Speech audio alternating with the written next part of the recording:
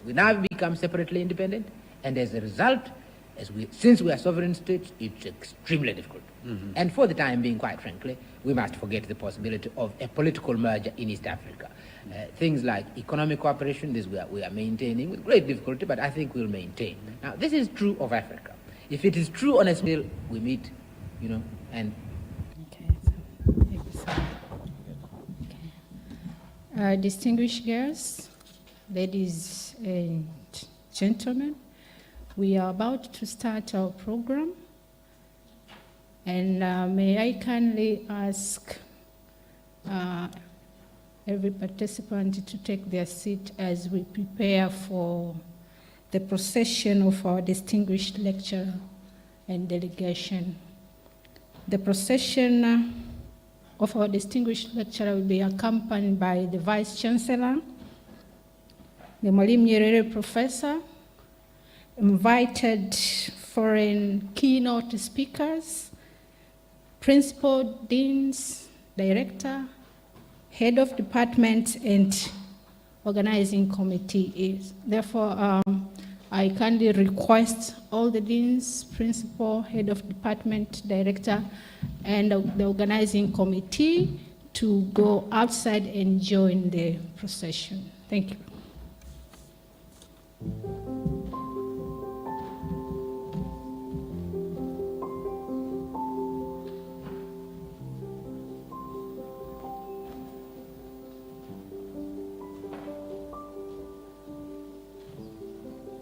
Ladies and gentlemen, welcome to History with Ijaz.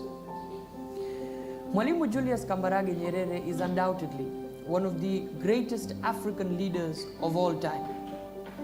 He had a profound impact on the African continent. He was born on the 13th of April, 1922, and passed away on October 14, 1999. And he was the first president of Tanganyika.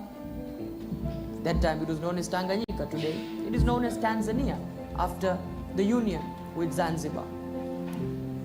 He was born in Tanganyika to a local Zanaki chief called Nyerere Burito. And many people tend to ask the question, why is he known as Mwalimu? Why the title Mwalimu? Julius Kambarage Nyerere was a teacher by profession, and therefore the title Mwalimu. Mwalimu is a Swahili word and translated into English as teacher. He was 12 years old when he started going to school, and he had to walk 26 miles to reach his school. Later on, he transferred for his secondary education to the Tabora Government Secondary School. Ladies and gentlemen, his intelligence and wisdom was so profound that many students from multiple schools knew who Julius Kambarage Nyerere was. Later on, he went to Makerere University in Kampala, Uganda, to train in order to become a teacher, and he returned back to Tanganyika and started teaching. For 3 years he taught, and then he went to Britain on a government scholarship to study political economy and history. He did a Master of Arts on History and Political Economy. Fun fact, he was the first Tanzanian to study at a British university called Edinburgh University, and only the second person in Africa to get a degree outside Africa. Quite a feat, quite an accomplishment for our first president and the father of our nation. On his return to Tanganyika, Nyerere was forced by the colonial authorities. What do you choose? Your political ambitions, your political activities, or your profession as a teacher? Mwalimu Nyerere was paid 500 shillings as a teacher. Now at that time, 500 shillings was a lot of money, was quite a sum. Today, for 500 shillings, we can even buy one soda, a Coca-Cola. At that time, 500 shillings was quite a lot of money. So he was given an option. But Mwalimu Nyerere, on the 23rd of March, 1955, decided to retire as a teacher and became a full-time politician. He was the president of TANU, Tanganyika Africa National Union. It is the principal political party that fought for sovereignty and independence in the East African state of Tanganyika. So this is the party that fought for the independence of Tanganyika. And Mwalimu Nyerere was highly influenced by Mahatma Gandhi. Mahatma Gandhi was the man who fought for the independence of India. And Mahatma Gandhi believed in peace, love, compassion, and ahimsa. Ahimsa means non-violence. And Mwalimu Nyerere was truly inspired by this great man, Mahatma Gandhi, who also fought for the sovereignty of India from the British rule. Further than that, he was inspired, Mwalimu Julius Kambarage Nyerere that is, by the works of John Stuart Mill. John Stuart Mill shed further light to the theory of utilitarianism. So Mill defines utilitarianism as a theory based on the principle that actions are right in proportion as they tend to promote happiness, wrong as they tend to produce the reverse of happiness. That means if you want to see which actions are appropriate, which actions are right to undertake, then know, will those actions produce happiness or will they produce sadness? And therefore Mwalimu Nyerere, under Mwalimu Nyerere, TANU espoused peaceful change, social equality, and communal harmony. And Nyerere traveled throughout the country, speaking to common people and tribal leaders regarding the fight for independence. Mwalimu Nyerere established himself as the national spokesperson for his country. In 1955 and 1956, he journeyed to the United Nations in New York City and asked the UN for a target date for the independence of Tanganyika. The British rejected this notion, but a discussion had begun. There were talks going on regarding independence.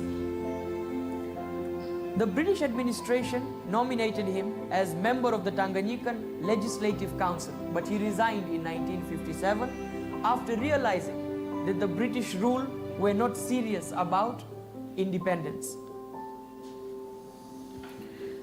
Then progression towards independence slowly started. More talks, more discussions, and there was mutual trust between Mwalimu Nyerere and Sir Richard Turnbull, the British governor during that time. And Nyerere was elected chief minister in 1960. And in 1961, for the first time, Tanganyika was granted self-governance.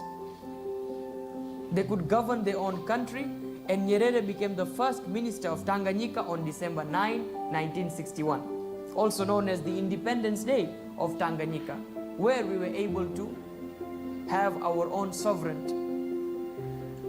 Ladies and gentlemen, according to an article from the New York Times written on October 15th, 1999, titled Julius Nyerere of Tanzania Dies, preached African socialism to the world.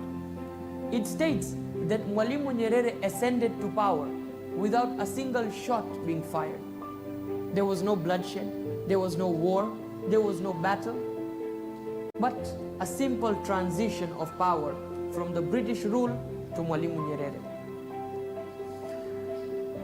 Ladies and gentlemen, members of the black community were blatantly and flagrantly mistreated. They weren't able to go to the best hospitals. They weren't given the best education.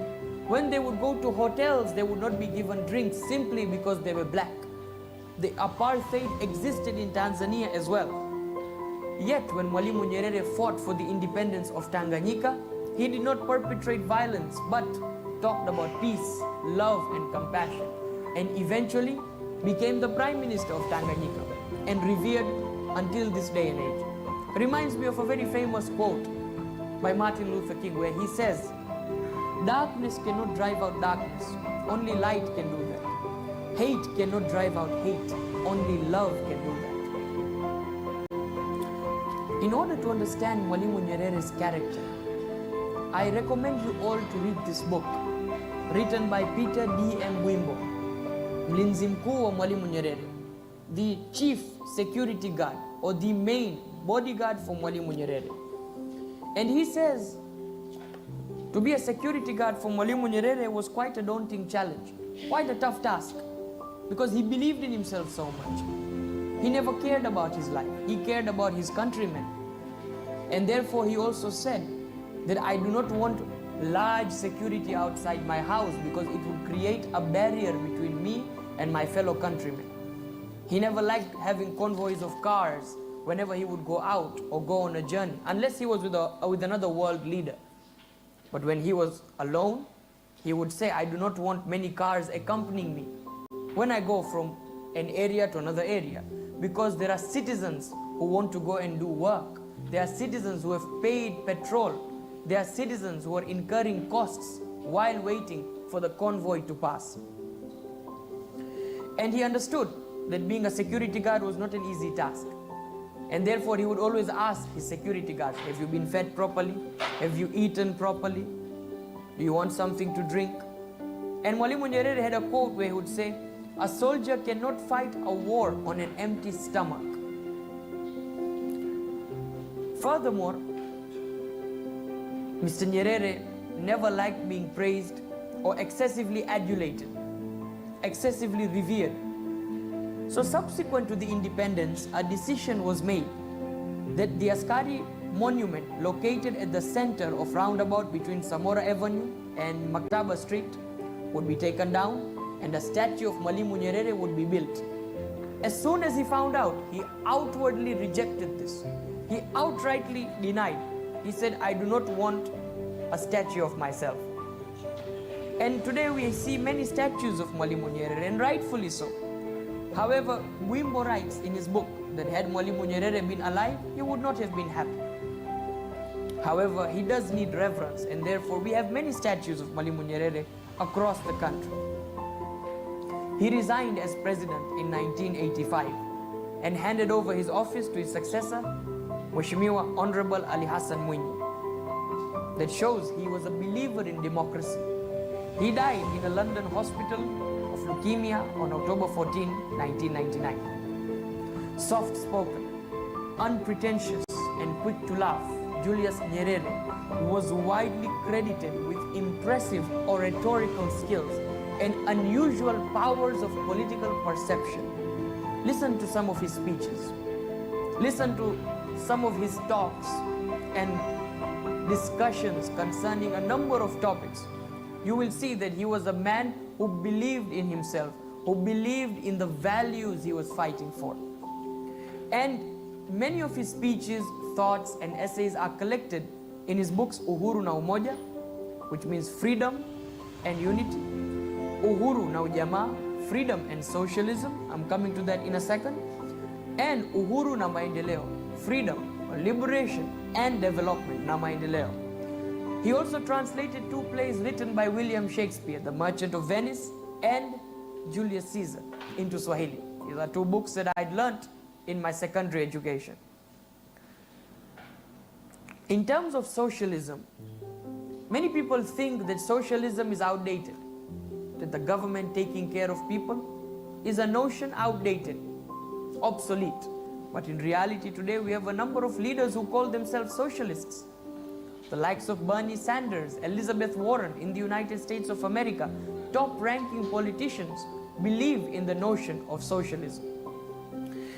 Ladies and gentlemen, I will read a few quotes of Mwalimu Nyerere, and I also recommend you to get this book, Julius Kambarage Nyerere, Nukuu za Kiswahili za Mwalimu Julius Kambarage Nyerere kutoka kwenye hotuba na maandiko. This book was written by Christopher Liundi. Beautiful book with a number of his quotes, speeches, sermons, thoughts. And also I recommend you to get this book written by Peter Bwimbo, his security guard. So he says, Mwalimu Nyerere, umaskini mbaya sana kuliko wote ni umaskini wa mawazo. Umaskini mbaya kuliko wote ni umaskini wa mawazo, ni mbaya sana. Duniani kuna kujitegemea na kutegemea. Unaweza kutegemea lakini kutegemea kokote ni kubaya sana. Page 24 of this book. Where he says, poverty is bad, but poverty in thoughts is worse. And he says that it's good to depend and rely on others, but to have reliance on every single aspect is a problem. So therefore, there should be self-reliance and a little bit of reliance, but not excessive reliance. And then he has another quote where he says, hakuna elimu isiyofaa, wala hakuna mafunzo yasiyokuwa na faida. Page.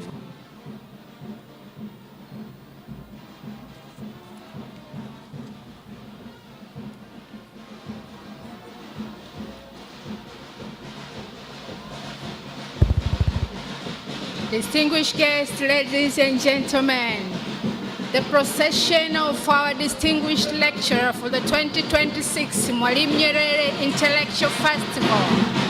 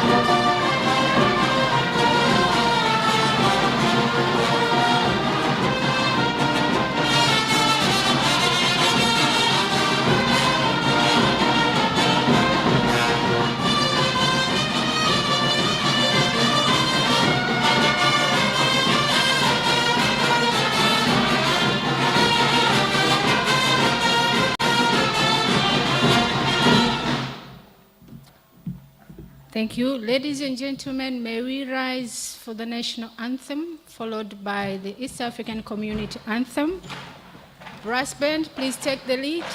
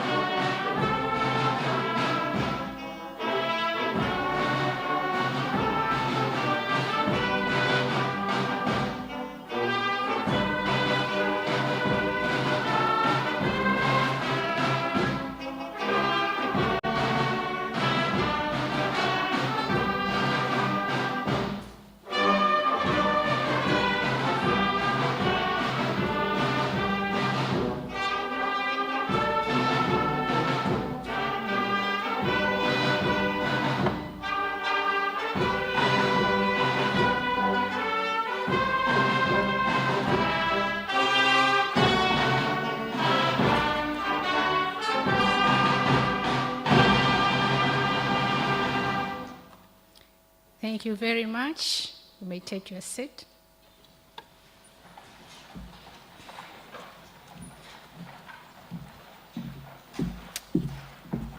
Professor William Mwanangise, Vice Chancellor, University of Dar es Salaam, Your Excellencies, Ambassadors, High Commissioners, and members of Diplomatic Corps, Professor Alexander Makulilo, Mwalimu Nyerere Chair, Professor Zakaria Mampili, Distinguished Lecturer, Professor Issa Shift, former Mwalimu Nyerere Professor, Professor Rose Upo, Deputy Vice Chancellor Academic, Professor Benedetta Killian, Deputy Vice Chancellor Planning, Finance and Administration, Professor Nelson Boniface, Deputy Vice Chancellor Research, Dr. Daniel Shayo, Acting Chief Corporate Counsel and Secretary to the Council, leaders and representatives of higher education institutions, government and public institutions,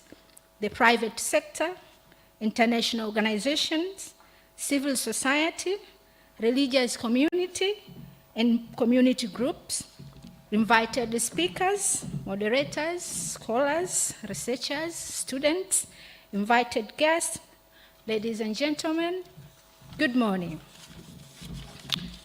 And welcome to the Mwalimu Nyerere Intellectual Festival 2026, which is organized by University of Dar es Salaam through the Mwalimu Nyerere Professorial Chair in Pan-African Studies. It is my honor to serve as your Dean of Ceremony in this very important intellectual event. My name is Dr. Hadija Mwenda, and on behalf of the organizing committee, I wish to thank you all for honoring this occasion with your presence. Karibuni sana. Ladies and gentlemen, and distinguished guests, it is my honor to invite Professor Nelson Boniface, Deputy Vice Chancellor for Research, to deliver the welcoming remarks.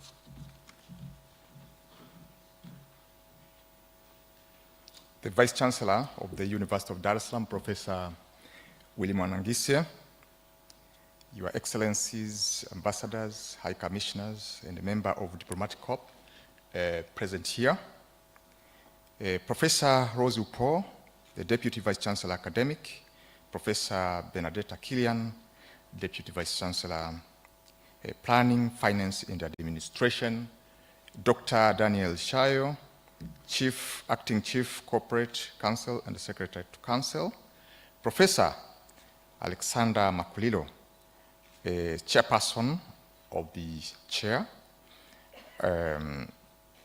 We have the former Professorial Chair of the same Chair, Professor Issa Shivji. I'm very happy to see you here.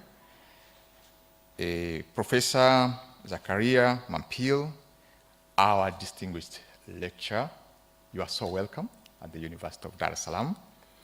Leaders and representatives of the higher education institutions who are present here, government and the public institutions, international organizations, civil society, religious communities, and the community groups who are all here, esteemed speakers, moderators, scholars, researchers, students, professors, invited guests, ladies and gentlemen, a very good morning. Habari ya asubuhi.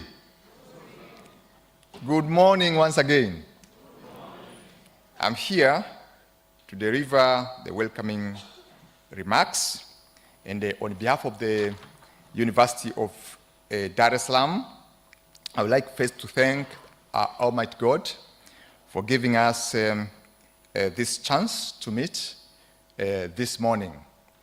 And the Office of the Vice Chancellor is saddened really this morning because we have a drastic and timely departure of our Public Relations Officer, Mr. Isdol. So before I proceed with a heavy heart, I'd like to invite everyone to stand up to honor the departed soul.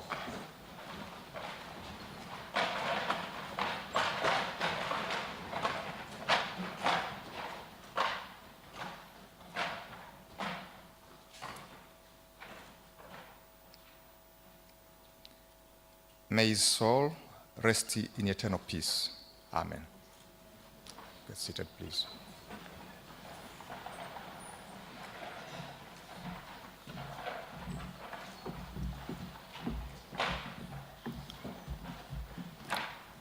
I warmly welcome every one of you to the Mwalimu Nyerere Intellectual Festival 2026. We are honored to receive you this morning at the University of Salaam for this important annual gathering.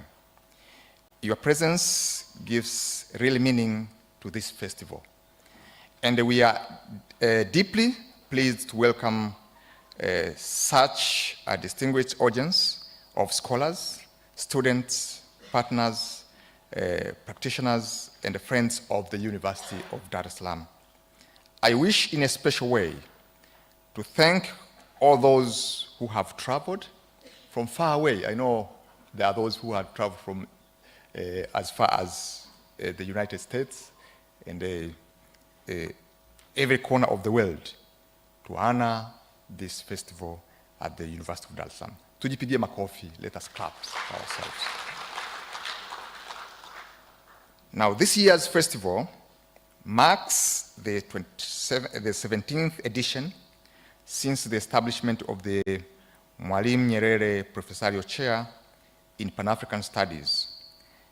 That continuity is really very important. It reflects the university's sustained commitment to creating space where serious intellectual engagements can take place on questions that matter to Africa and to the wider world. Over the years, this festival has grown into an important platform for reflection, exchange, and public dialogue. Ladies and gentlemen, we are also pleased to welcome you to the Mwalimu Nyerere campus. You could see the beautiful campus with rolling hills, well-preserved trees, animals. So please enjoy our beautiful campus. Ladies and gentlemen, the theme of this year is geopolitics, development, and a new vision for Africa. It is both timely and compelling. It speaks directly to the moment in which we find ourselves. Africa today is engaging a world that is changing in important ways. Global power relations are shifting, new partnerships are emerging, and old assumptions are being re-examined. In such a context, Africa must continue to think critically about its position, its priorities, and the future it wishes to shape. Ladies and gentlemen, my office, the Office of Deputy Vice Chancellor, close my remarks. I'd like to once again invite you and tell you, karibu sana at the University of Dar es Salaam. Feel at home. Hello, good morning. Your Excellency, Vice Chancellor Professor Professor Makolilo, distinguished guests, scholars, students, ladies and gentlemen. Again, good morning, karibu sana. It's a pleasure to meet all of you. My name is Katrin Voss. I'm the director of Rosa Luxemburg Foundation East African Office based here in Dar es Salaam. The Rosa Luxemburg Foundation is a German political foundation rooted in the tradition of democratic socialism and social justice. Our work across East Africa focus on political education, supporting spaces where critical thinking, civic engagement, and transformative ideas can grow. We believe that education is not neutral. It shapes how societies understand power, inequality, and the possibilities for change. It's therefore a genuine honor for us to be partner of the Mwalimu Nyerere Professor Chair in Pan-African Studies, the Kigoda, at this university. Mwalimu Nyerere himself understood that knowledge must serve the people, that intellectual work and political commitment belong together. This tradition we deeply share, and one that makes this partnership not just an institutional one, but a meaningful one. The festival is proof that critical, independent research is alive and well in Tanzania. And I want to say clearly that matters. Intellectual life. The next generation of scholars and thinkers from this continent must be able to engage and challenge global debates on their own terms. That requires investment in critical research and platforms like this, and the researchers themselves. Which brings me to something that I'm very excited to share with you today. Later this year, from the 30th of August to the 13th of October, the Mwalimu Nyerere Chair and Rosa Luxemburg Foundation will jointly organize and support the East African Youth Summer School 2026. This intensive program is designed for university students and recent graduates from Tanzania who are committed to the understanding of African challenges and imagining solutions. Participants will engage with scholars and leaders, take part in site visits, and develop both critical knowledge and practical skills. And as a feminist, I have to admit, female candidates are especially welcome to this program and encouraged to apply. The application text, your statement of purpose and your CV, you will find also the advertisement within the program of this event here. If you are in this room today, inspired by what you hear over the 3 days, then this summer school is for you. Apply, tell your colleagues, tell your students. Thank you, Asante Sana, for the opportunity to be part of this important gathering. We look forward for the 3 days of honest, rigorous, and forward-looking solutions. Thank you.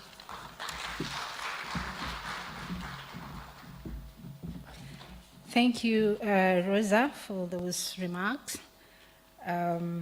Distinguished guests, please join me in welcoming the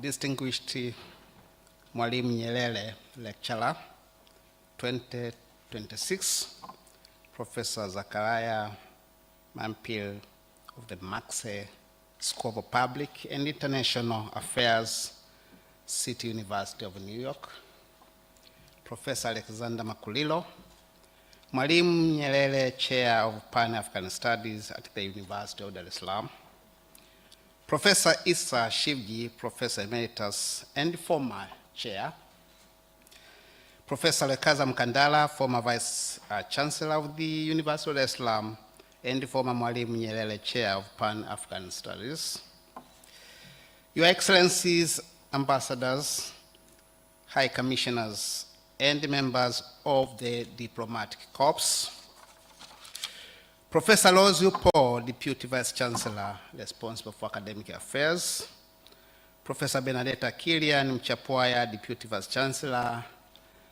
responsible for Planning, Finance, and Administration, Professor Nelson Boniface, Deputy Vice Chancellor responsible for Research and Innovation, Dr. Daniel Shayo, Acting Chief Corporate Counsel and Secretary to Council, Catherine Voss, Director, Rosa Lazarberg Foundation, East Africa, Professor Yunus Mgaya, former Deputy Vice Chancellor, PFA, and Professor Emeritus, representatives of the Director General NSSF, representative of the Resident Director Konrad Adenauer Stiftung, leaders and representatives of higher education institutions, representatives from government and public institutions, the private sector, international organizations,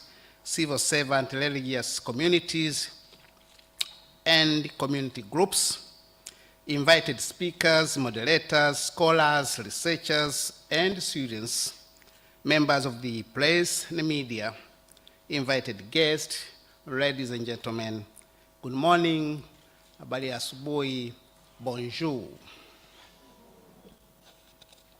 It is my great pleasure to welcome you all to the University of Salaam for the opening of the Mwalimu Nyerere Intellectual Festival 2026. I'm honored to join you this very morning as we begin the 17th edition of this important annual gathering, which the university has continued to hold since the establishment of the Mwalimu Nyerere Professorial Chair in Pan-African Studies. I wish to welcome you in a very special way to the Mwalimu Julius Kambarage Nyerere Mlimani campus, the main campus of the University of Dar es Salaam. It is fitting that we gather here for a festival held in the name of Mwalimu Julius Kambarage Nyerere, who, as the first President of the United Republic of Tanzania and the first Chancellor of the University of Dar es Salaam, played a pivotal role in the early development of the University of Dar es Salaam following its establishment in 1961. Ladies and gentlemen, that this festival has continued over so many years is in itself important. It shows the university's continuing commitment to providing a forum where scholars, students, leaders, and the wider public may come together to reflect on Africa, its place in the world, and the direction it must take in the years ahead. It also shows the value that the university attaches to sustained intellectual engagement on issues of continental significance through the Mwalimu Nyerere Professorial Chair in Pan-African Studies. This festival is also important to the University of Salaam itself. It reflects the place of this university as a leading forum for critical thought and public engagement on issues of national, continental, and global significance. That tradition is not new. The University of Dar es Salaam has long been recognized as an important center of critical African scholarship and debate, including the 1970s, when ideas associated with the Dar es Salaam School helped shape wider intellectual discussions on the history, political economy, liberation, and development in Africa. That heritage continues to remind us that this university must remain a place where important questions are examined seriously and with intellectual courage.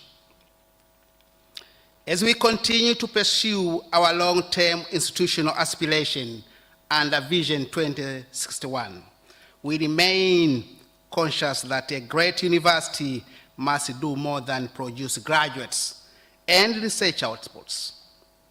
It must also help society think, question, interpret change, and imagine the future with seriousness and confidence. This year's festival is convened under the theme Geopolitics, Development, and New Visions for Africa. This is a timely and important theme. We are living in a period of major changes in the world.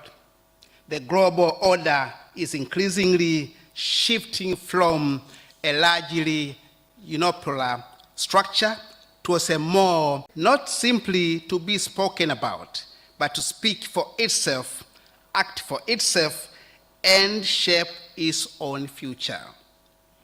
In many ways, this is consistent with the aspiration of Agenda 2063 and with the wider continental push for integration and transformation reflected in the African continent free trade area.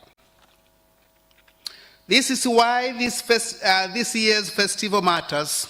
It gives us an opportunity to pause, reflect, and ask serious questions about the moment in which Africa now finds itself. It also reminds us that universities have an important role to play in helping society think more clearly about the future, especially in times of changes and uncertainties. Distinguished participants, the University of Salaam is proud to host this event through the Mwalimu Nyerere Professorial Chair in Pan-African Studies. Since its establishment, the chair has provided an important platform for reflection on Africa, Pan-Africanism, leadership, development, and social transformation. The festival has remained one of the most visible and meaningful ways through which that responsibility is carried forward. The flow of events prepared for this year's festival reflects that wider purpose. From the inaugural lecture and the distinguished lecture to keynote addresses, plenary discussions, roundbook discussion, the program has been structured not simply as a sequence of activities, but as a progression of ideas. It brings together reflection, debate, evidence, intergenerational exchange, and public conversations. That, in my view, is part of what gives this festival its continuing significance. At this important moment, allow me also to recognize the transition in the leadership of the chair. I warmly congratulate Professor Alexander Makulilo upon his appointment as the new Mwalimu Nyerere Professor and Chair in Pan-African Studies. At the same time, I wish to express a sincere appreciation to Professor Lwekaza Mkandala for his dedicated service and valuable contribution during his term. The university remains grateful for the commitment and the leadership with which he carried this important obligation. Although this year's theme is not centered exclusively on Mwalimu Nyerere, his thought and public example remain relevant to many of the conversations before us. His commitment to African unity, dignity, self-reliance, justice, and people-centered development continues to speak to major questions that Africa must confront today. In that sense, this festival honors his legacy, not simply by recalling his name, but by engaging seriously with the matters that continue to shape Africa's future. I'm also particularly pleased that this festival continues to bring together established scholars, policymakers, institutional leaders, and younger generations of thinkers and students. That the intergenerational character matters because the future of Africa will not be shaped by one generation alone. It must be thought through, debated, and built across generations with the openness of mind and the seriousness of purpose. Ladies and gentlemen, I'm also particularly pleased to welcome this year's distinguished lecturer, whose connection with the University of Salaam gives this occasion a special significance. I therefore encourage all participants to take full advantage of this festival.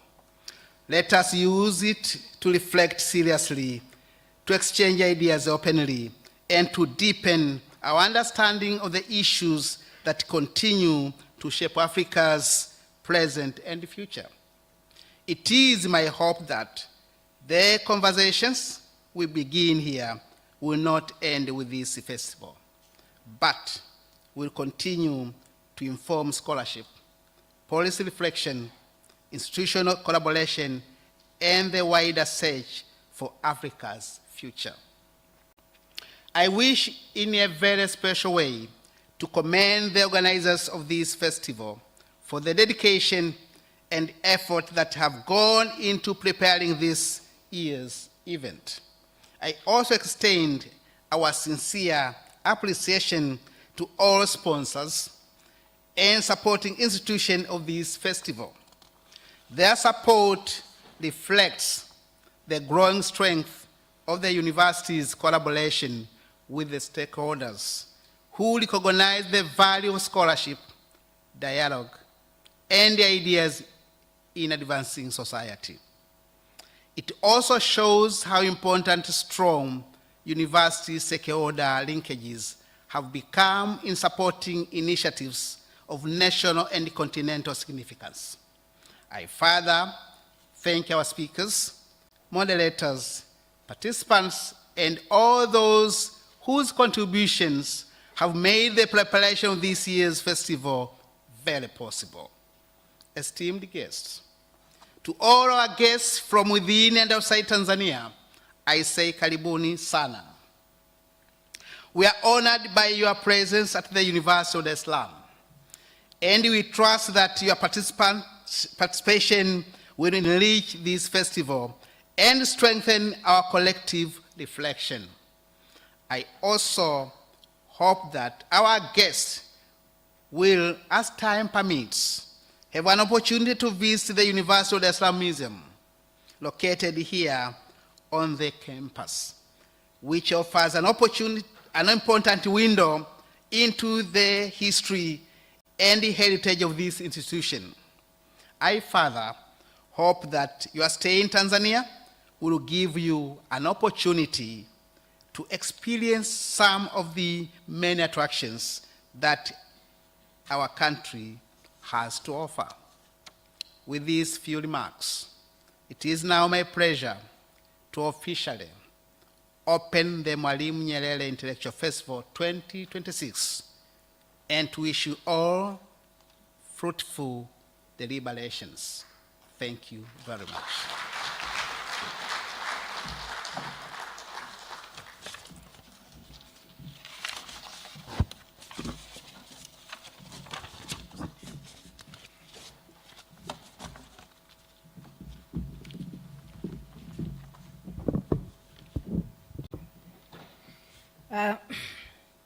Thank you, Vice Chancellor, for the opening remarks. May I now invite Professor Benedetta Killian, Deputy Vice Chancellor, Planning, Finance, and Administration, to present the citation of the Mwalimu Nyerere Chair.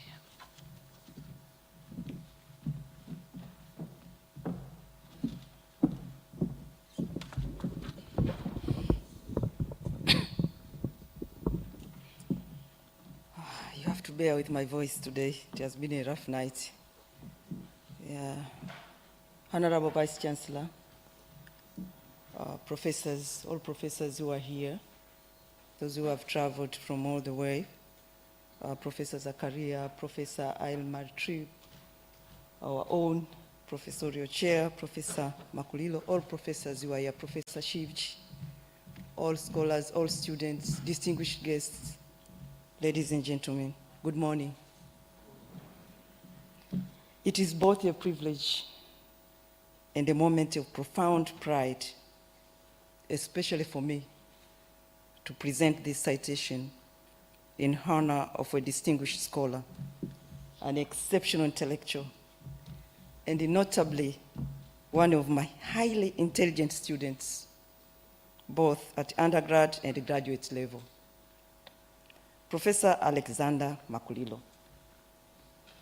Watching his remarkable academic journey evolve from a promising student into one of Africa's leading political scientists has been deeply gratifying and inspiring.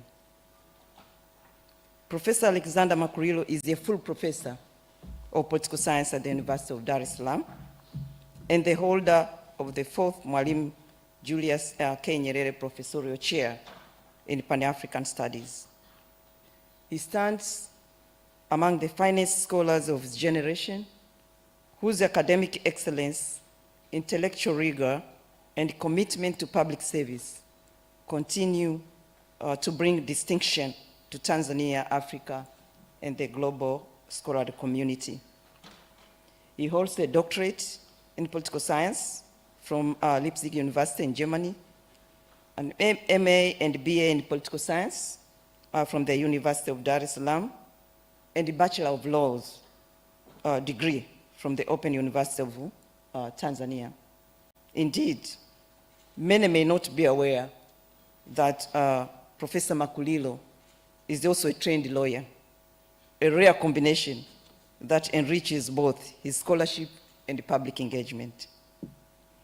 Professor Makulilo is an associate fellow of several internationally respected institutions, including Arnold Bergstresser Institute of Germany, the African Center for Transregional Research, University of Freiburg, Germany, the French Institute for Research in Africa, and the Thabo Mbeki African School of Public and International Affairs at the University of South Africa. His research focuses primarily on democracy, comparative politics, governance, and development studies. Over the years, he has distinguished himself as a prolific scholar, publishing approximately 95 academic works in some of the world's most reputable publishing outlets, including Oxford, Springer, Taylor & Francis, Cambridge, Johns Hopkins University Press, Bill, and Palgrave Macmillan. Professor Makulilo has authored and co-authored 5 books. His latest work, co-edited with Professor Frederick Muiya Nafuko of Texas A&M University, is titled Handbook of Research on Nurturing Industrial Economy for Africa Development. It's Global Publishing USA. This is a 2021 book. He's currently undertaking 2 major scholarly projects. The first one is the Oxford Handbook of Tanzanian Politics, co-edited with Professor Rwekaza Mkandala and commissioned by Oxford University Press. And another project is titled Why Ruling Parties Lose, Tanzania and Zambia Democratization in a Comparative Perspective, a monograph commissioned by Palgrave Macmillan. Professor Makulilo is a recipient of numerous prestigious awards, fellowships, and grants, reflecting the international recognition of his scholarship and intellectual leadership. These include the European Union Erasmus Mobility Project, the German Academic Exchange Service, DAD grant for scientific writing, the British Academy International Writing Workshop Award, the George Foster Research Fellowship Award, and several other distinguished academic honors from Europe and beyond.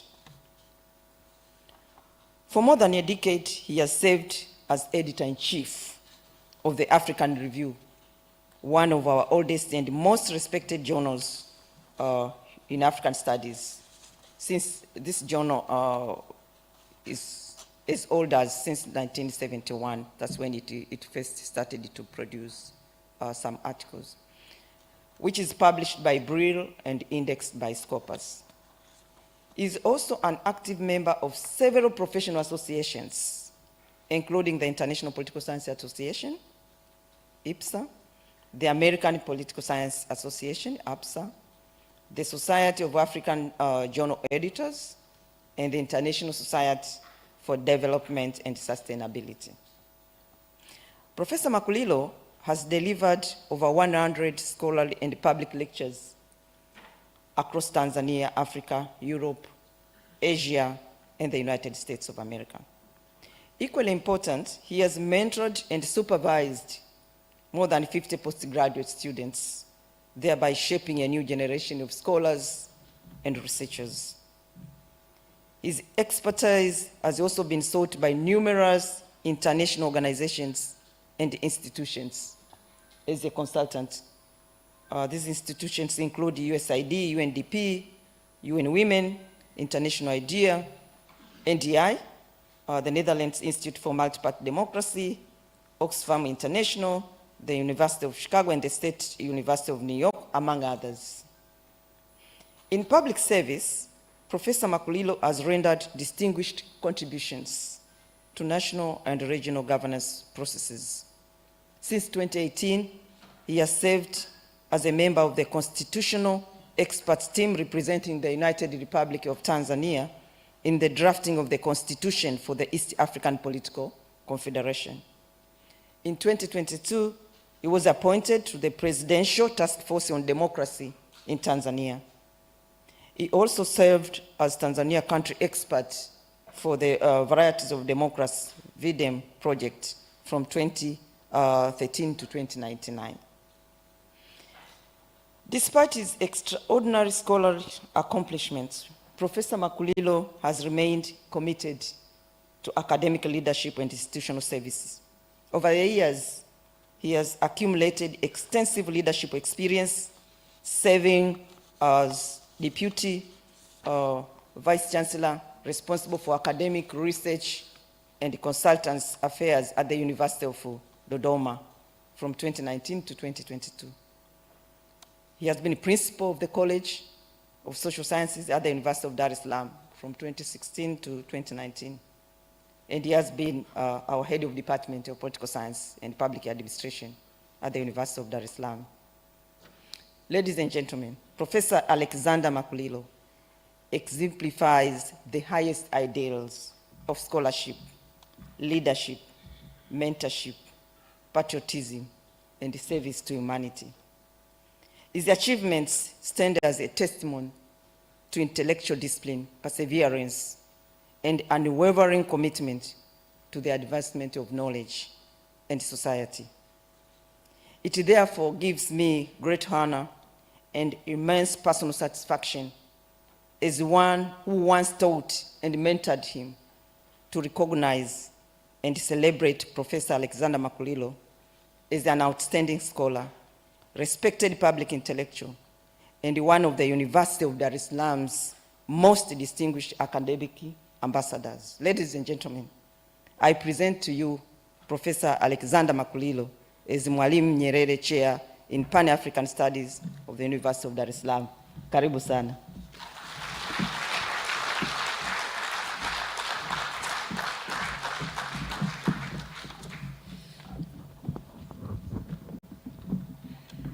Ladies and gentlemen, today we witness the installation of the fourth chair of the Mwalimu Nyerere Intellectual Chair in Pan-African Studies. It is my honor now to invite the Vice Chancellor, Professor William Manangise, to officiate the installation of the new chair. The new chair will receive three important instruments: the UDSM Vision 2061, the UDSM Research Policy and Operational Procedures, and the Policy for the Establishment of the University Research Chair.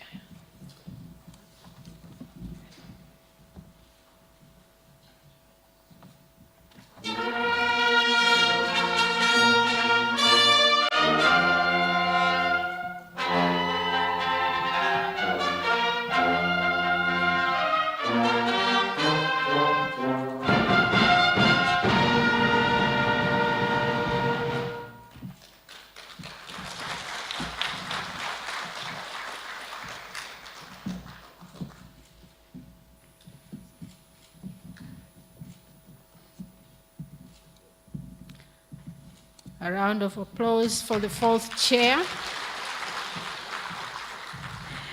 May I now invite Professor Rose Paul, Deputy Vice Chancellor Academic, to deliver the vote of thanks.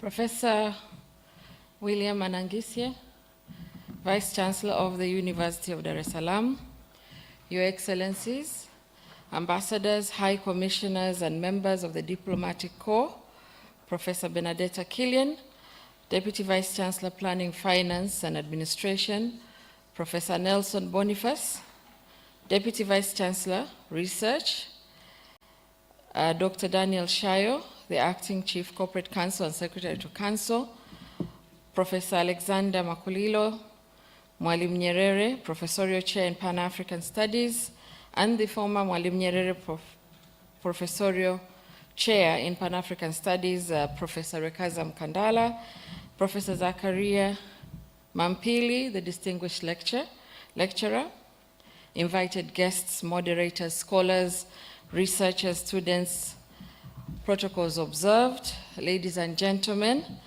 It's still morning, so a very good morning to you all. A very good morning to you all. Okay. I've been asked to deliver the vote of thanks on this occasion, and on behalf of the University of Dar es Salaam, I wish to express our sincere gratitude to all of you for being here with us this morning at the opening of the 17th Mwalimu Nyerere Intellectual Festival of 2026. I would like also to convey our heartfelt appreciation to the Vice Chancellor, Professor William Anangisye, for his opening remarks and for officially opening this year's festival. We are grateful for your leadership and for the encouragement that he has continued to give to the organization of this important intellectual tradition of the university. I also would like to thank our distinguished guests and participants for honoring this occasion with your presence. Your attendance this morning means a great deal to the university and also to the organizers, and we are deeply encouraged by your continued support and by the value you attach to this important gathering. Our special appreciation also goes to the distinguished lecturer, Professor Zakaria Mampili, and to all speakers, moderators, panelists, and participants who have accepted to contribute to the program. Your willingness to share your ideas, experience, and time adds great value to this festival and to the conversations that will continue unfolding over the coming days. But allow me to take this special opportunity also to congratulate Professor Alexander Makulilo upon his appointment. And I join ranks with the Vice Chancellor and the previous speakers who have also congratulated him for this deserving installation. But I also want to thank the former chair, professorial chair, for the dedicated service and his contribution during his term. We appreciate, we here at the University of Dar es Salaam deeply appreciate your commitment to this important transition. Ladies and gentlemen, as I continue to thank everybody here, there's the organizing committee that has made this possible. Behind what you're seeing today has been several meetings, meetings with sponsors, meetings with the organizing committee, sending out invitations, everything. That's a lot of hard work. So if the organizing committee is in here, can you all please stand up so that we can clap to show our appreciation. All members of the organizing committee, wherever you're seated, please stand up.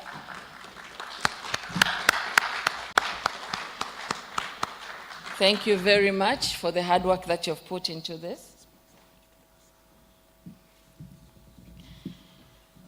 But yet again, the organizing committee would have not done a wonderful job without the sponsors. Our sponsors, we are really grateful for your contributions. And I would like to thank the organizing committee for making sure that we show them clearly, you know, on the plaque that's right behind us here. As you have supported us for this particular event, the University of Dar es Salaam is open to further support in the future. Let this not be the last one as we go further. But we look forward to more cooperation and partnerships with you all. Thank you very much for the good job that you have done for us. The hand claps are not enough.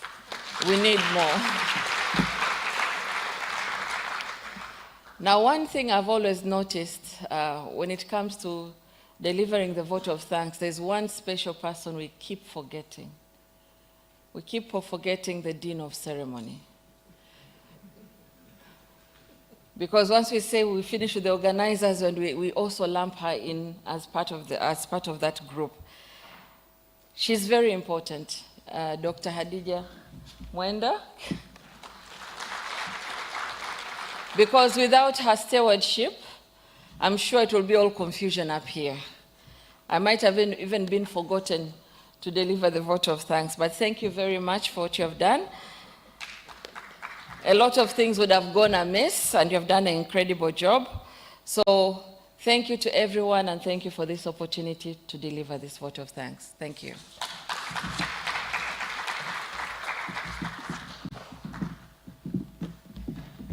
Thank you, Professor Rose Upo. Na mimi nimekumbukwa. To enrich this occasion artistically, please join me in welcoming Mr. Hamad Khatib Faki for a poetic performance.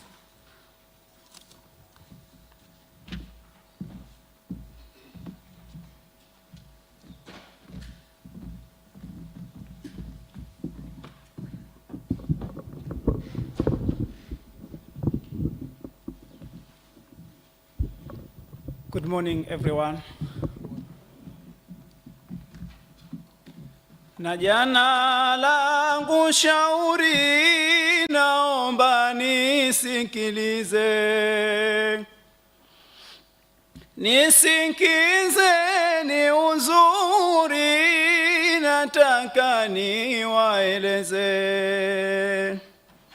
Hili jambo ni la kheri ni vyema tuendeleze.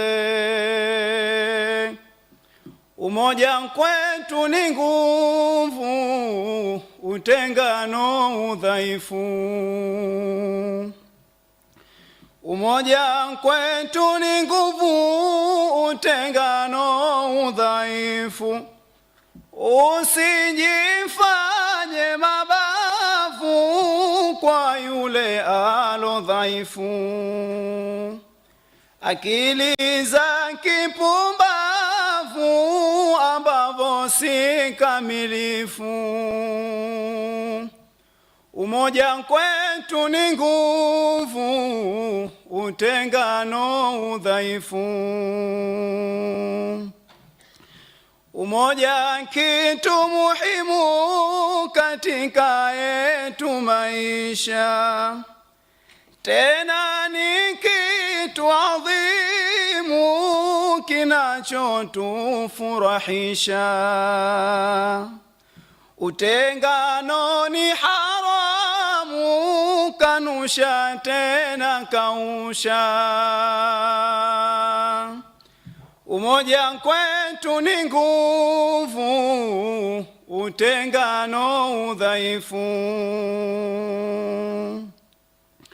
Umoja ni ngao bora ambayo tumeachiwa, tena ni ngao imara vyema ya kushikiliwa. Mambo yetu yatang'ara, tena yataenda sawa. Umoja kwetu ni nguvu, utengano udhaifu.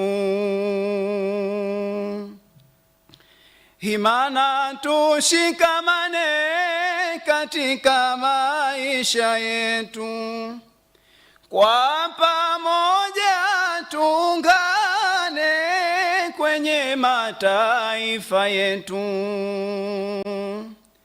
Pia tusaidiane kwenye changamoto zetu.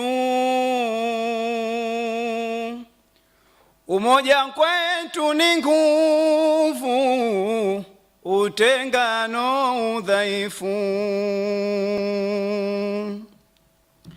Unapohisi amani huenda ikatoweka, bora kujishusha chini, kamwe hutodharurika.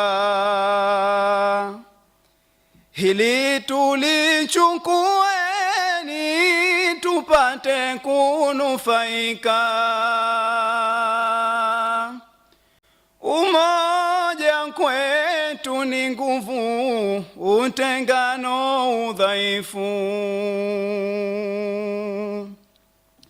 Tushikamane daima kwenye yetu mataifa, awe baba awe mama, kwa furaha na maafa. Tutazipata neema kuongeza maarifa. Umoja kwetu ni nguvu, utengano udhaifu. Hongera wanakamati kwa mulichokiamua, mukapanga mikakati, mambo yakawa murua. Na wapigia saluti, na wapa yenu maua. Umoja kwetu ni nguvu, utengano udhaifu. Pilau bila viungo ladha haipatikani, uzazi bila mpango uzee upo njiani. Nyumba bila ya mlangoni kasheshe kwa jirani. Shairi lenye vionjo furaha masikioni. Maongezi ni marefu nitamalizia kesho, akijali ya Raufu ninafanya hitimisho. Maneno ninayo elfu, lakini hapa ndo mwisho. Kwa heri ninawaga, inshallah tutaonana.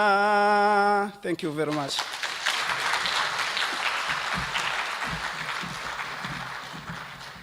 Thank you. Thank you very much, Mr. Hemedi Hatib Faki, for a very beautiful poem. For our distinguished guests who are not Swahili speakers, the organizing committee has promised that they will share with you the English version of the poem. But in the meantime, you can ask our distinguished lecturer, Professor Zakaria Mamphili, the meaning of the poem, because I'm told he's an excellent Swahili speaker. Ladies and gentlemen, we now proceed to the professorial chair inaugural lecture.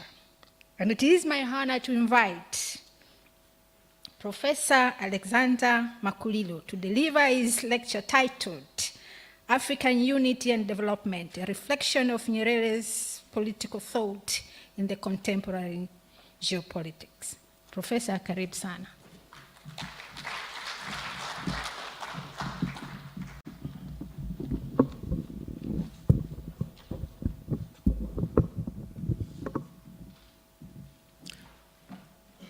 Professor William Anangisye, the Vice Chancellor of the University of Dar es Salaam, distinguished guests, professors, students, invited guests, ladies and gentlemen.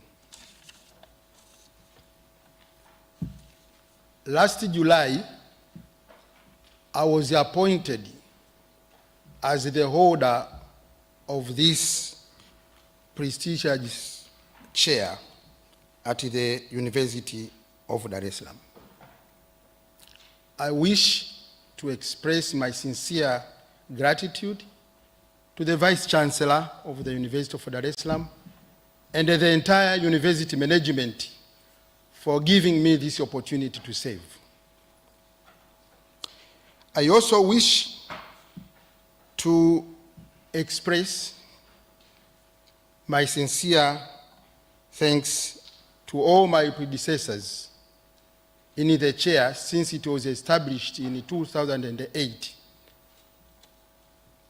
Professor Issa Shivji, Professor Penina Mlama, and Professor Rukaza Mukandala. I'm standing before you today on the occasion of installation of holder of the Mwalimu Julius Nyerere Professorial Chair in Pan-African Studies. To occupy a chair bearing the name of Mwalimu Julius Kambarage Nyerere is not merely an academic appointment. It is a call to responsibility. It is a summons to think deeply, speak honestly, and save Africa with intellectual courage and moral conviction. I'm delivering this inaugural lecture at a moment when Africa is once again being forced to define itself in a rapidly changing world. The theme of the 17th Mwalimu Nyerere Intellectual Festival, that is geopolitics, development, and the new visions for Africa, is not only timely, it is urgent.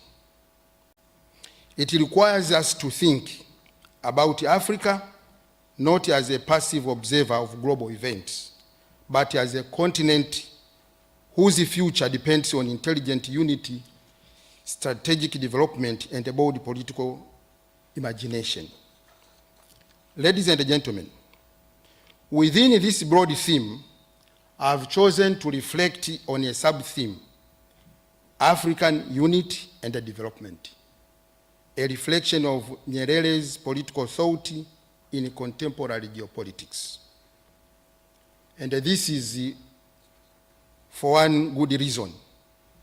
In our contemporary times, the question of African unity is no longer a romantic ideal reserved for speeches and anniversaries. It has become a practical necessity. The pressures of global inequality, climate change, debt dependence, geopolitical rivalry, migration, insecurity, and technological exclusion make unity not only desirable, but urgent. The wisdom of Nyerere remains remarkably relevant because he understood that African unity was never about symbolism alone. It was about power, dignity, self-reliance, and the ability of African peoples to shape their own destiny. Mwalimu once used a simple Zanaki story about a rabbit that declared it was going to kill an elephant. When he asked whether that was possible, the rabbit answered, "I will try and try again."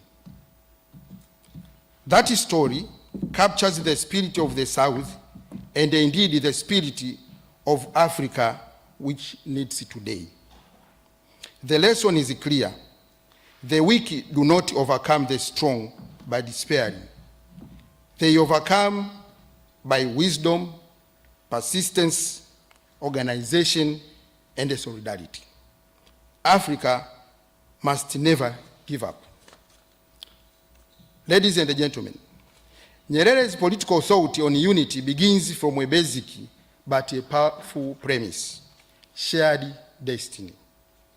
He understood that the peoples of Africa are connected by history, geography, culture, and above all, by a common experience of colonial domination and underdevelopment. Unity, therefore, was not a decorative slogan. It was a strategy for liberation and development. It was also a moral project. For Nyerere, unity was inseparable from equality. He saw socialism and African unity as deeply linked because both aimed at overcoming domination and building a community of mutual responsibility. This is why the union between Tanganyika and Zanzibar in 1964 was not, in his understanding, a mere administrative arrangement. It was an expression of shared heritage and a practical act of national building. Likewise, his commitment to the East African Federation reflected his belief that African states were stronger together than apart. He feared that newly independent countries, if left alone, might fall into competition, suspicion, and the illusion of superiority. Unity for Nyerere was a safeguard against fragmentation and a route towards common progress. At the continental level, the organization of African unity was important, not simply because it represented the African states, but because it served as an instrument of liberation. It helped to sustain solidarity with the peoples of Southern Africa who were still struggling against colonialism and apartheid. In this sense, unity was not inward-looking. It was outward-looking in the best possible way. African unity was tied to the freedom of all Africans. Ladies and gentlemen, the deeper philosophical foundation of Nyerere's unity lay in Ujamaa. Ujamaa was never just a development policy. It was a vision of human society. It rested on the belief that human beings are bound to one another by mutual obligation, and that the purpose of politics is to organize society in a way that reflects that moral truth. Nyerere refused the idea that development could be measured only by accumulation, consumption, or imitation of the rich. He urged that African societies should organize themselves around human needs, social justice, and dignity. That position is strikingly relevant today. In the contemporary world, the language of development is often dominated by numbers: growth rate, flows, debt ratios, export volumes, and the gross domestic product. These indicators matter, but they do not tell us the whole story. A country might grow while its people remain poor, insecure, excluded, and dependent. Nyerere warned against development that merely distributes poverty or imitates the lifestyle of the wealth. He challenged the poor nations to stop trying to ape the rich. That message remains radical because too much of our development discourse still defines success by how closely we can resemble the industrialized North. Nyerere's thought is also valuable because he understood unity as a means of strengthening bargaining power in an unequal world. He described the third world as resembling a trade union of the poor. The image is powerful. A trade union succeeds not because each worker is strong individually, but because collective organizations gives weak individuals the ability to negotiate with much stronger power holders. In the same way, African countries cannot hope to command a fair place in the world economy by acting as isolated fragments. Alone, many of our states are too small, too dependent, too vulnerable. Together, they can begin to shape markets, institutions, and rules. This brings us to the contemporary geopolitical context. Africa today exists in a world of intensifying competition among major powers, unstable supply chains, contested minerals, climate shocks, and a widening inequality. The world is increasingly multipolar, but multipolarity does not automatically mean justice. New centers of power may emerge, yet smaller and poorer states may remain marginal unless they are organized, strategic, and united. Ladies and gentlemen, this is precisely where Nyerere's warning about undemocratic global power becomes important. He was deeply skeptical of international systems that claimed legitimacy while functioning in the interest of the powerful. He questioned why democracy should be considered indispensable within states but optional in international relations. That question still haunts the global order today. African countries are expected to comply with the rules they did not design, to service debts they did not fully contract on fair terms, to absorb the costs of climate change they did not primarily cause, and to navigate sanctions, aid conditionalities, and trade regimes shaped by others. The problem is not merely political. It is also moral and developmental. International institutions often speak the language of equality while reproducing inequality. They claim to promote development while locking many countries into dependence. They speak of peace while tolerating interventions, proxy conflicts, and a strategic competition that leaves smaller states destabilized. Nyerere's insistence on dignity and fairness remains a powerful reminder that global order must be judged not by the elegance of its rhetoric, but by the justice of its outcomes. One of the most lessons from Nyerere for today's world is that development must be rooted in local realities. He rejected the assumption that there is one universal path that every society must follow. He understood that African countries possess different resources, different histories, different cultural inheritances, and different capacities. Land, water, minerals, skills, institutions, and social traditions all matter. Development, therefore, must not be treated as a one-size-fits-all formula imported from outside. It must be grounded in the capacities and the needs of our own people. This is especially relevant in the age of climate crisis. The environmental question is now inseparable from the development question. Africa is among the regions that contribute least to global emissions, yet it suffers most of the severe consequences of climate change. At the same time, in many parts of the continent, energy poverty forces people to depend on environmentally destructive forms of fuel and production. Nyerere's thought helps us to see that development is not simply about catching up with the industrial north. It is about finding social justice and environmentally sustainable pathways suited to African conditions. In practical terms, this means rethinking our development priorities. It means investing in public transport rather than aspiring only on private car ownership. It means strengthening food systems, local manufacturing, value addition, and regional trade. It means building industrial capacity that serves human needs rather than export dependence. It means designing economies that reduce vulnerability to external shocks. Above all, it means rejecting a model of growth that celebrates consumption while ignoring justice. Ladies and gentlemen, Nyerere also understood the strategic importance of South-South cooperation.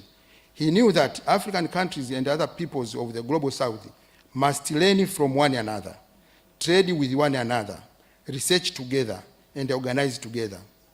The South Commission reflected this conviction. It was not simply an intellectual gathering. It was an attempt to generate practical alternatives to the dominance of the World Bank, the IMF, and the wider structures of global capitalism. It was a recognition that intellectual dependence is also a form of dependence. That insight matters today more than ever. African universities and research institutions must become sites of strategic thought for African development. We cannot continue to outsource our thinking to others and expect to solve our own problems.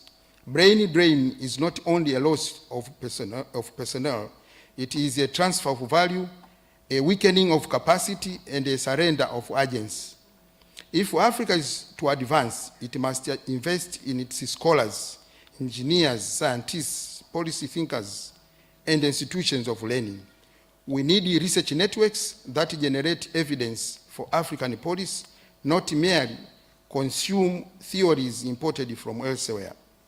In the same spirit, regional integration must be given more serious content.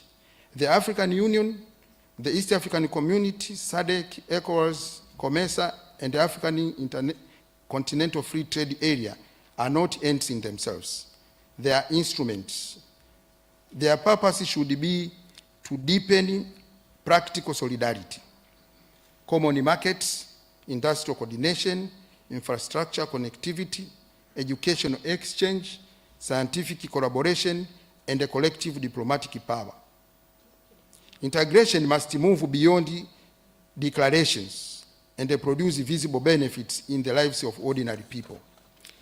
Ladies and gentlemen, at this juncture, it is important to emphasize that Nyerere's thought was never naive about the difficulties of unity. He understood that unity is not achieved by speeches alone. It requires detailed planning, patient institutional building, and a sacrifice.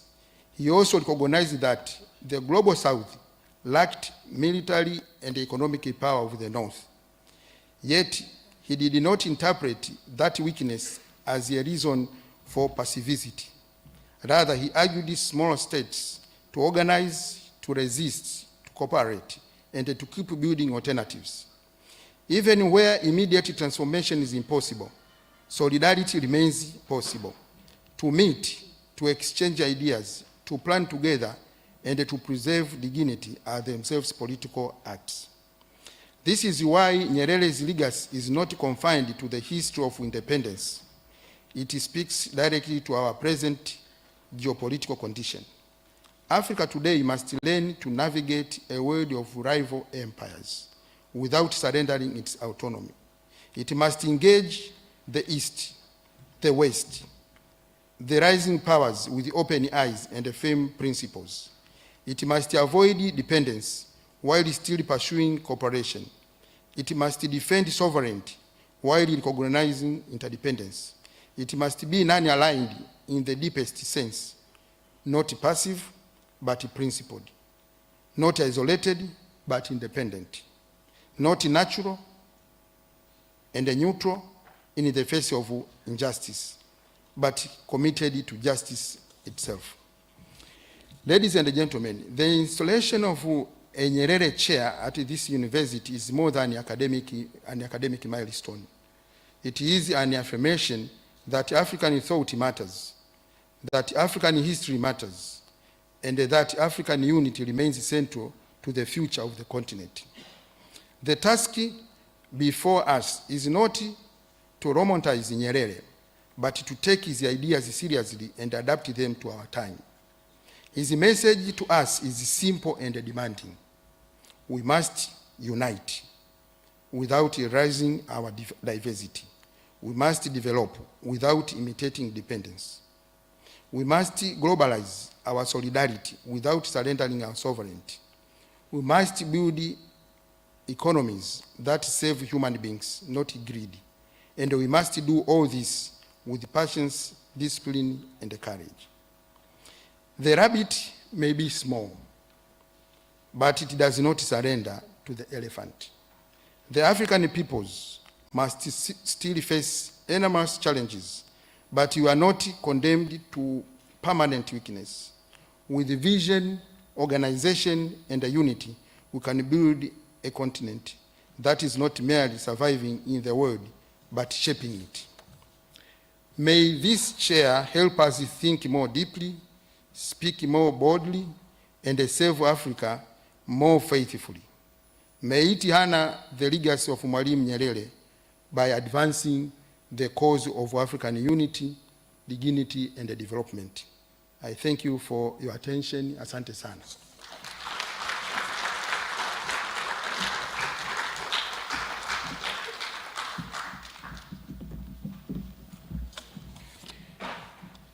Thank you for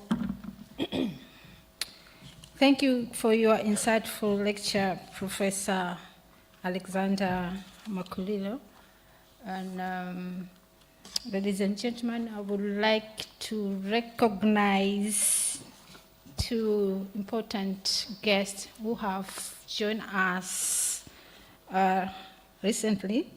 I would like to recognize the presence of Honorable Ado Shaibu, a member of Parliament for Tunduru North. I would also like to recognize the presence of Ambassador Ami Ramadhani Mpungwe. Karibuni sana. The next item in our program is the citation of distinguished Mwalimu Nyerere lecturer. But before that, I would like to give 2 or 3 minutes to Mr. Faki for a very short poem while Professor Makulilo takes a breath. Naja kwenu hadharani, lengo kuelimishana, wenye akili kichwani kusudi kuelewana. Tutoke kule gizani kusokuwa na maana, tutumie kwa makini mitandao kijamii. Kweli uhuru tunao tena tunautumia, twatumia mitandao vile tunojisikia. Simu zetu sio zao, hilo twawakubalia. Tutumie kwa makini mitandao kijamii.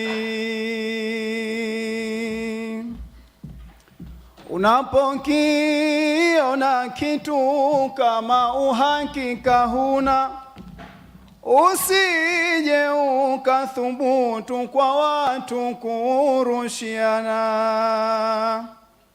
Kiulize mara 3 marefu hadi mapana.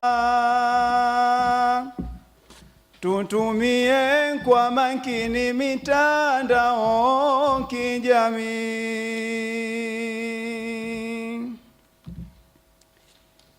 Tusifate matatizo ambayo yametulia, tutajitia mizozo kuingia kwa hatia.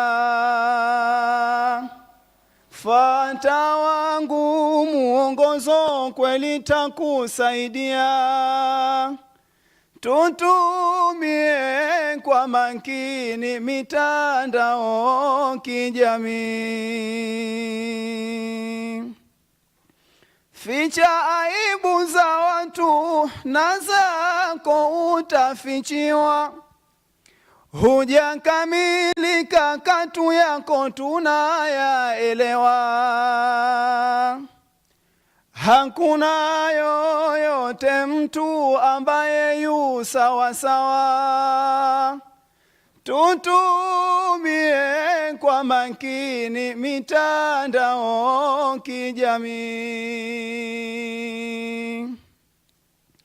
Kuendelea siwaezi kadi tamati tungoni, zinatosha beti hizi ziwangie akilini.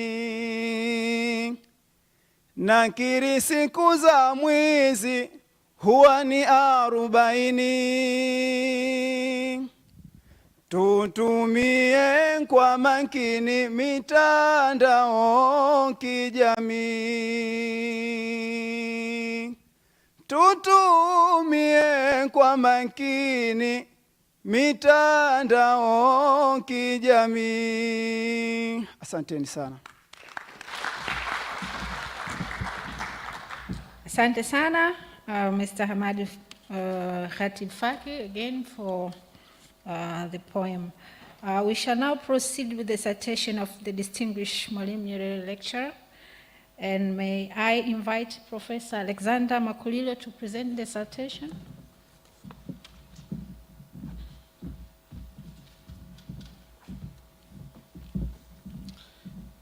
Ladies and gentlemen, it is my honor and a privilege to present the citation of our distinguished Nyerere lecturer, Professor Zakaria Cherani Mampili. Professor Mampili is the Austin Marx Endowed Chair of International Affairs at the Marx School of Public and International Affairs, City University of New York, and a co-founder of the Program of African Social Research. He is internationally recognized as a leading scholar of African politics, political conflict, social movements, and international affairs. His work speaks directly to some of the most enduring questions of our time: how political authority is formed, how power is contested, how ordinary people resist domination, and how societies emerge and imagine more just, democratic, and emancipatory futures. His intellectual journey is deeply connected to Africa. Over the years, he has undertaken extensive research and field engagement across the continent, including in the Democratic Republic of Congo, South Sudan, Uganda, and Kenya. Importantly, his engagement with Africa is not merely scholarly, but also experimental. During his undergraduate studies, he spent time at the University of Dar es Salaam as an occasional student from 1997 to 1998, and later returned to Tanzania at the University of Dar es Salaam as a Fulbright visiting research professor in the Department of Political Science from 2012 to 2013. That connection with the University of Dar es Salaam is particularly significant for this festival. The University of Dar es Salaam has long been a home of rigorous debates on liberation, development, socialism, Pan-Africanism, decolonization, and the place of Africa in the world. It is therefore fitting that Professor Mampili returns to this intellectual community as a distinguished lecturer, bringing with him a body of work that speaks powerfully to the questions that have animated this university for generations. Professor Mampili is a prolific scholar and a researcher whose contributions have significantly shaped contemporary debates on conflict, governance, and the popular struggle. He is the author and editor of 4 major scholarly books, including The Rebel Governance in Civil Wars, published by Cambridge University Press. In addition to these, Professor Mampili has published numerous journal articles alongside numerous book chapters, policy studies, essays, reviews, and public commentaries. His scholarship has appeared in respected academic outlets and has contributed meaningfully to debates on insurgent governance, civilian agents, African protest movements, peacekeeping, post-conflict politics, and the changing nature of political authority. His work is widely read because it combines conceptual clarity, empirical depth, and a commitment to understanding politics, not only from the perspective of states and institutions, but also from the lived experience of communities, movements, and the people struggling for justice. At the core of Professor Mampili's scholarship is a consistent and a compelling concern with how ordinary people, social movements, and the non-state actors shape political authority, challenge domination, and reimagine systems of governance beyond conventional state-centric frameworks. This central theme runs across his work on rebel governance, popular protest, and global political change. It invites us to rethink where political power resides, how it is exercised, and how it can be transformed from below. Beyond the academic, Professor Mampili is a public intellectual of remarkable reach and clarity. He has made significant contributions to global debates through leading international platforms, including foreign affairs, to which he has contributed. His writings have also appeared in the Washington Post, Al Jazeera, The Conversation, and other major outlets, allowing his scholarship to travel beyond university lecture halls and into wider public conversations on democracy, conflict, justice, and global politics. Across this body of work, Professor Mampili's research, writing, and public lectures consistently challenge the assumptions and the limits of the neoliberal order, especially in relation to democracy, inequality, governance, and social justice. His scholarship does not merely describe political crises. It interrogates the structures that produce them and the possibilities through which people contest and transform them. At the same time, his work contributes to the decolonization of knowledge by centering African experience, voices, histories, and epistemologies in global scholarship. Rather than treating Africa as a passive site of external intervention, his work foregrounds Africa as a producer of theory, political imagination, and a transformative practice. This is especially important for an intellectual gathering, especially inspired by Mwalimu Nyerere, whose own life and thought insisted that Africa must think, speak, and act from the ground of its own historical experience.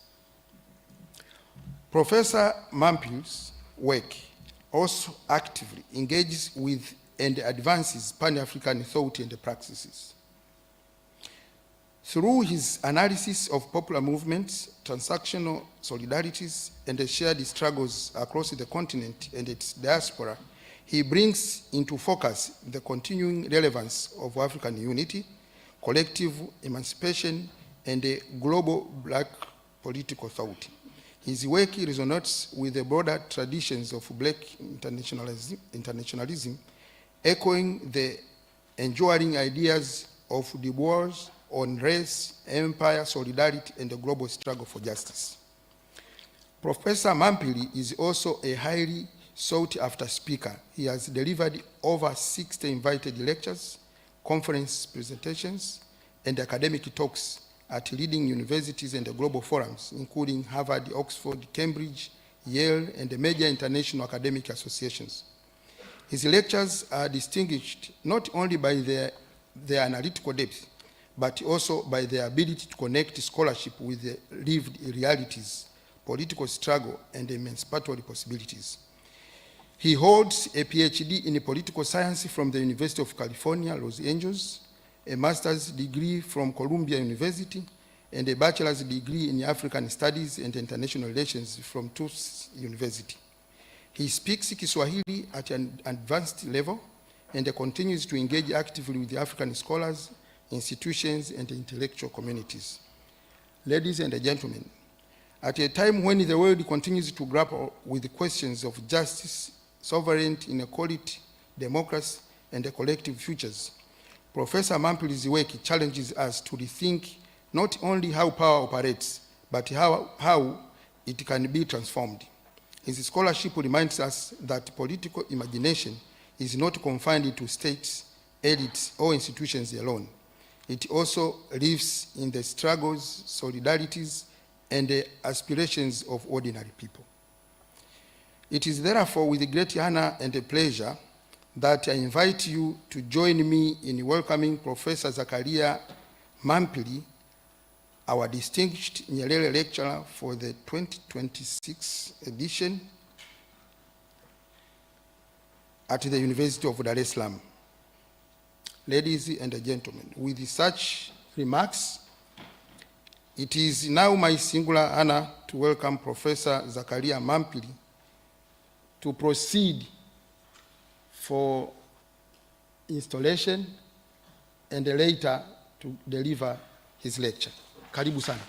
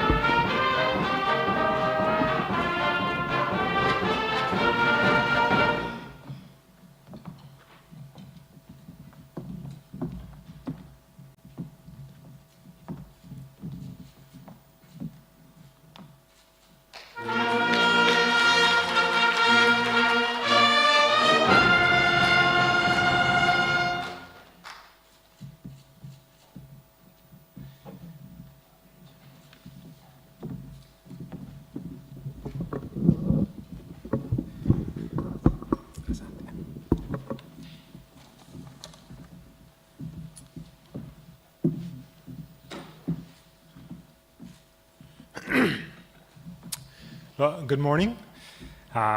Thank you all so much for having me here today. It is an extremely biggest honor of my life, I would say, to be back on this campus at the University of Dar es Salaam. I came here 30 years ago as a visiting student in 1997. I lived over in Hall 4, and I remember this place fondly. I was back here again 15 years ago as a professor. So it really is a for me to be back here as the distinguished lecturer for this symposium. So I appreciate the honor, and I want to share some thoughts with you about my journey, but also about where we are and what the university can do in this moment. Let me begin by thanking the organizers for this very generous invitation, to the Vice Chancellor in particular, also Professor Alexander Makolilo, the Nyerere Professorial Chair in Pan-African Studies, for organizing this gathering and for having me here. I want to offer some reflections on the idea of African knowledge production after the end of the liberal world order. Knowledge production is the key to social and political change. Political and social change also shapes knowledge production. These are elementary observations, but they're useful for framing my comments today. It goes without saying that Africa has long been one of the major sources of knowledge globally, from ancient times to the present, share to the wealth of human knowledge. But such a longue durée perspective may ignore the Titanic in the ways Africans produce knowledge across eras. The current picture is grim. Over the past few decades, higher education in Africa has faced several existential crises. Among these were a massive increase in the number, all of which Paul Zeleza documented over 20 years ago. The impact of these changes are clear. Most dramatically, African faculty at places like the University of Dar es Salaam, who once were at the forefront of debates around development and the global economy, have disappeared from global scholarly conversations.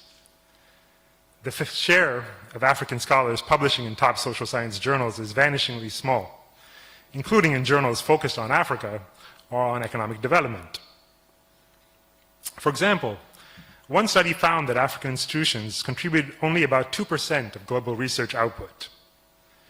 Surprising as it is, this low figure is actually a testament to the creativity and diligence of African intellectuals, as African governments only contribute about 1% of global research and development expenditures. This suggests that African scholars are twice as productive as the financial figures alone would suggest. Still, there is no reason to doubt that Africa is underperforming globally. But beyond the sheer level of output remains the questions of what kind of knowledge is Africa producing? What role is it playing in the development of functional governments and societies for African peoples? And how is the ongoing transformation of the global order impacting African knowledge production in the 21st century? I want to begin by providing an outsider's perspective on the transformation of higher education in Africa, shaped primarily by 2 wonderful years spent at this illustrious university, years apart. I first arrived at Chuo as a young 20-year-old with little knowledge of the continent. It was 1997, and these were exciting if uncertain times for the region. The afterlife of the Rwandan genocide still percolated throughout East and Central Africa, and the First Congo War had brought needed change, even as it bogged down in familiar patterns. I was lucky to study under the real giants of the African intellectual community during my year on campus, including Professors Wamba Diawamba, Itandala, Kimambo, and Nirabu, among others.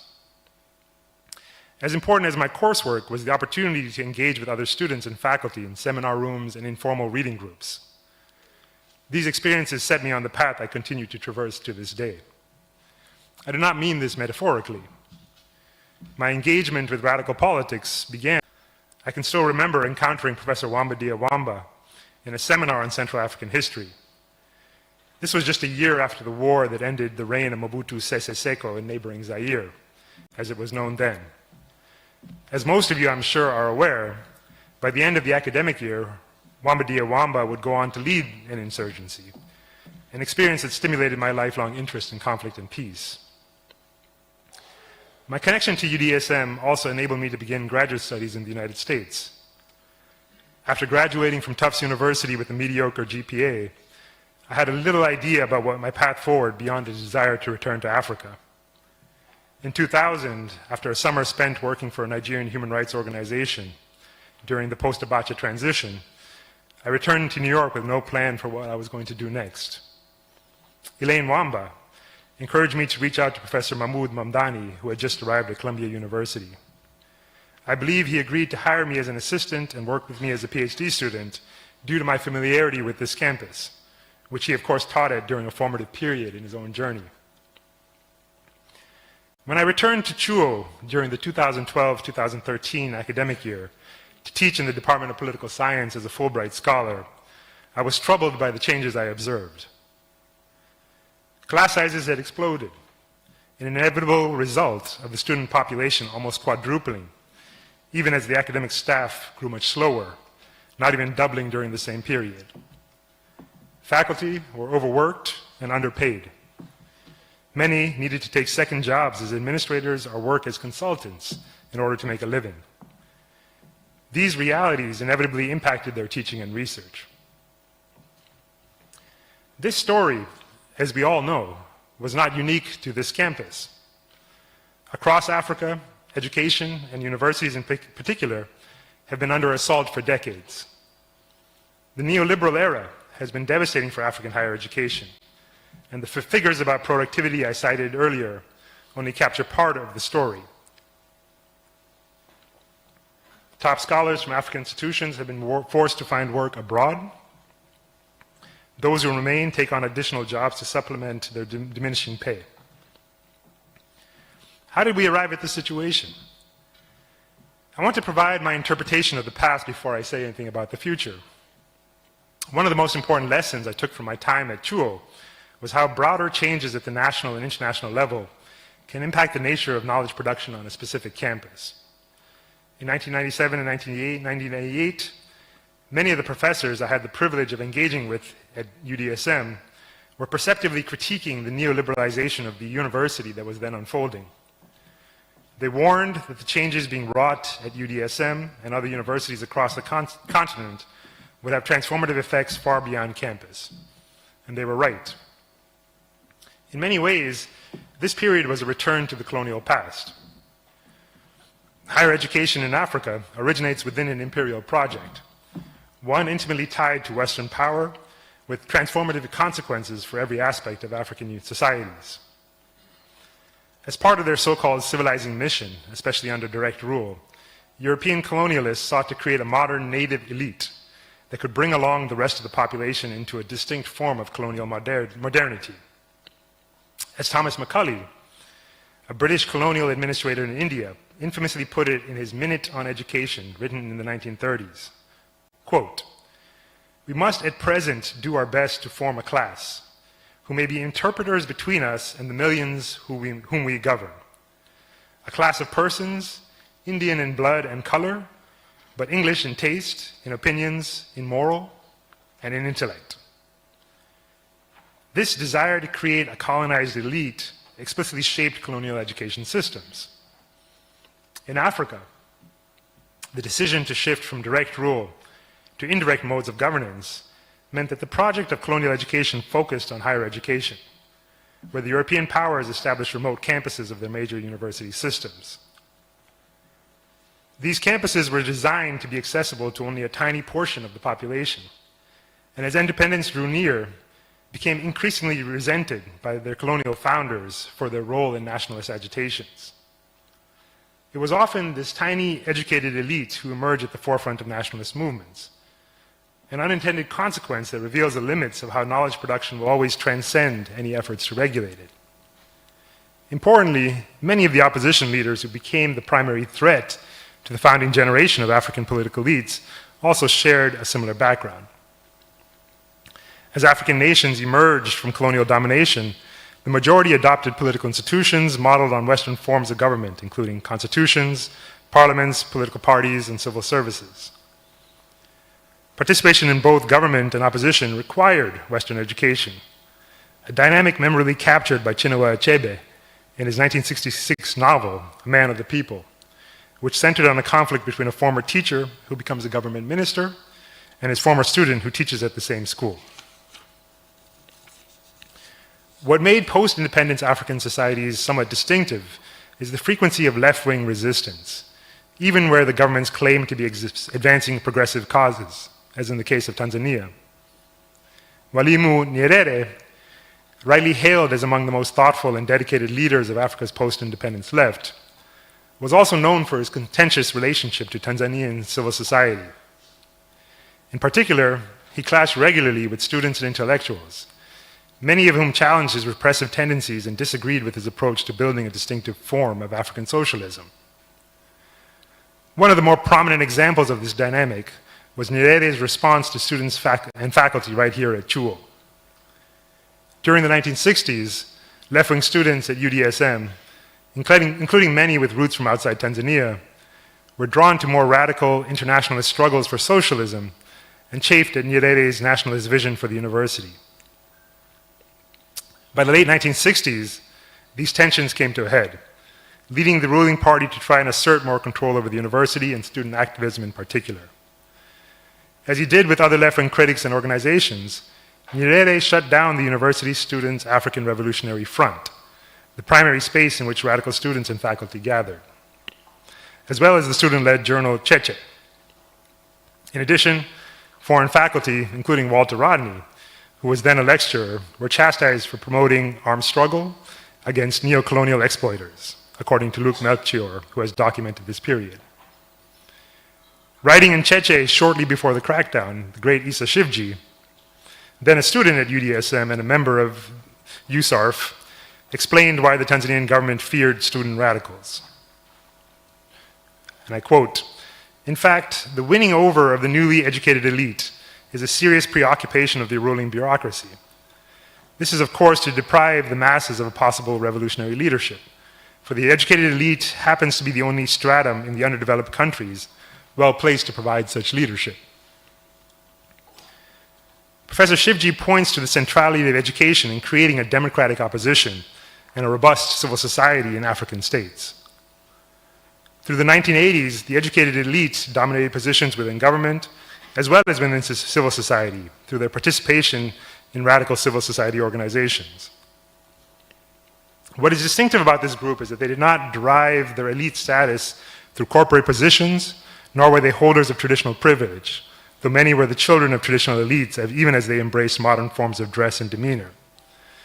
Rather, they share more in common with what has been referred to in Western society as the meritocratic elite, in that they derive power from their presumed acquisition of valuable skills as demonstrated by their ability to complete a university education.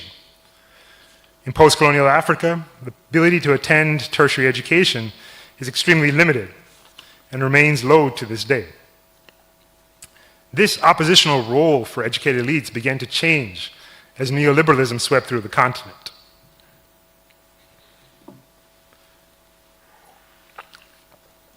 The story of neoliberalism's impact on African society and politics is well known by now. Faced with the growing debt crisis triggered by the surging cost of oil in the 1970s, African governments borrowed heavily from both international financial institutions and private sources. In exchange, most were required to engage in austerity programs that dramatically slashed public spending for state-provided services. Governments that once pursued ambitious development programs were critiqued as corrupt and ineffective. With structural adjustment, money left to African governments was earmarked to service the debt burden, leading to massive cuts in social spending. The impact of these policies were felt widely, but particularly at institutions of higher education. As the public sector shrank, foreign donors and international NGO agencies redirected their funds to non-governmental organizations, NGOs, that came to function as a replacement to the university-led civil society of the immediate post-independent period. As Africa's educated populations were turned away from a diminished and reoriented academy in neoliberalism's wake, they found sustenance in the sprawling NGO sector. NGOs, flush with cash from state development agencies and private donors, required a broad and qualified labor source. Initially, expatriate workers from North America and Europe flooded in, setting up expansive and segregated communities within desirable locales across Africa's urban metropolises. But as the sector exploded, the combination of lower wages required for hiring local employees and the perceived neocolonial dynamics of having Westerners taking the lead in African development led to a push for what has variously been called localization, indigenization, or Africanization of NGO workforces, ultimately pressuring the sector to hire more educated Africans. This demand for educated African labor produced an exodus away from other civil society sites that Africa's elites once populated, including the university. As Yen explains, quote, NGO development has served as a safety net for the African petit bourgeois to survive and maintain their livelihood in the midst of the most appalling economic conditions. The question we must ask is, how has the NGOization of civil society in Africa and the corresponding diminishment of the university as the premier site of opposition impacted larger trends in African political and economic life? To appreciate the replacement of universities by NGOs within African civil society, it is useful to ask what role civil society is theorized to play versus its actual impact on African political life.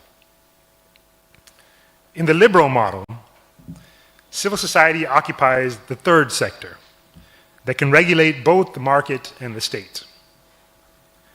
Civil society, it is claimed, draws its power not from the monopoly on violence, like the state, nor from its control over economic life, like the market. Rather, civil society is claimed to derive its power from the people and serves to mediate the relations with the other two sectors. In its idealized form, civil society is viewed as a cornerstone of democratic life through its role in enhancing popular representation. bringing in the voices of the marginalized, monitoring government and corporate activities, transforming cultural norms, and most impactfully, providing a locus for active citizenship. In these ways, and in contrast to the hierarchical structure of government and the market, civil society is imagined as a horizontal space in which individuals derive power from their positions as representatives of an imagined community of citizens. It is the only space in which class is no longer relevant, or more accurately, a space that favors the marginalized due to it being the only sector where they are not actively prohibited from participation. A number of scholars and activists have long bemoaned the impact of the rise of NGOs on African politics and society. Feroz Manji and Carol O'Coyle, for example, argue that NGOs operate in a fashion akin to the missionaries who supported the European colonization of Africa. In their view, NGOs have, quote, taken the missionary position. Service delivery, running projects that are motivated by charity, pity, and doing things for people, implicitly who can't do it for themselves.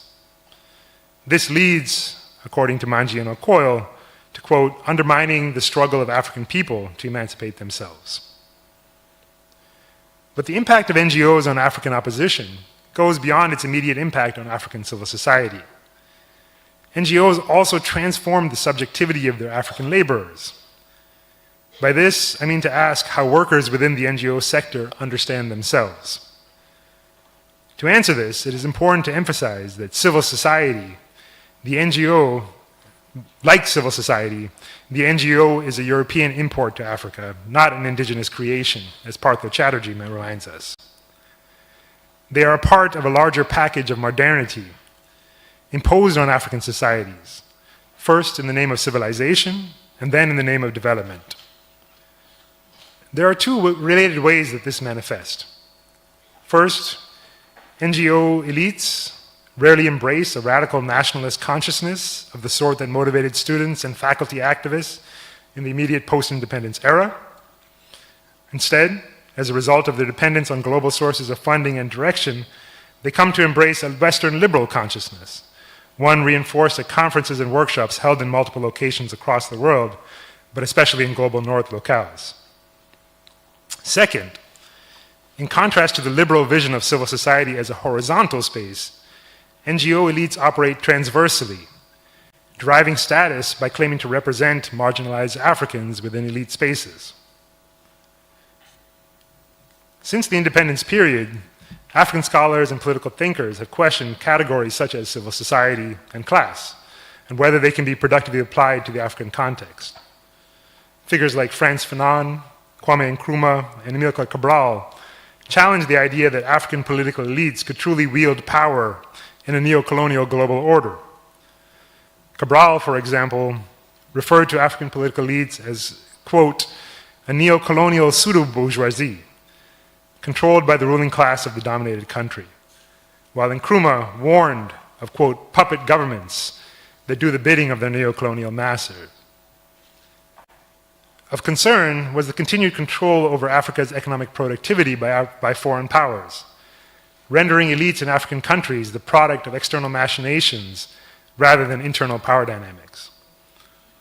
As Professor Shivji summarized in 1973, quote, when one talks about class struggle in Tanzania, one cannot but analyze the international scene. Elites are often understood as individuals or groups of individuals who acquire resources that enable them to exert disproportionate amounts of power and influence within a society. In African countries, where access to higher education remains a valuable and scarce resource, educated individuals have long benefited from elite status.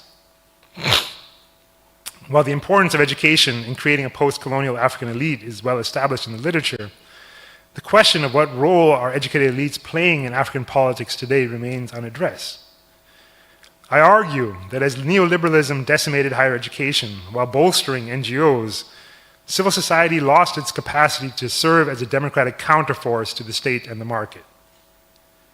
In contrast to earlier eras, educated elites in Africa today are more likely to be found within the booming NGO sector rather than participating in other civil society sectors, which have witnessed a corresponding decline in their influence.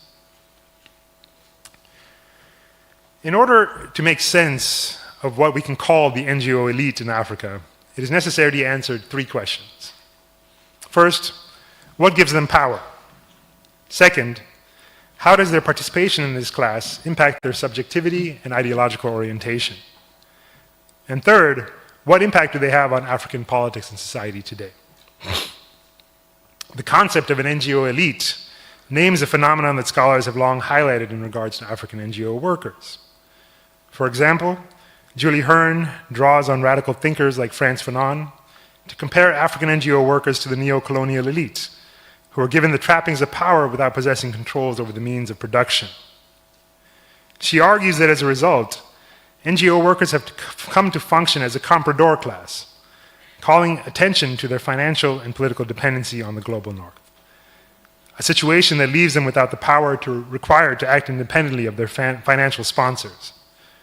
For Hearn, the quote, lack of an independent source of funding and status for NGO workers, and the fact that they play a quote, key intermediary role linking the North and South, ideologically and materially perpetuates Northern domination.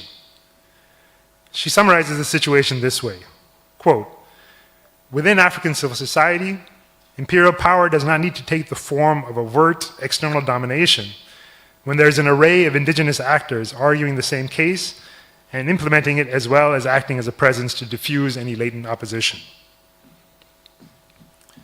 This structural assessment of the role of NGOs does not address a common objection, often articulated by African NGO workers.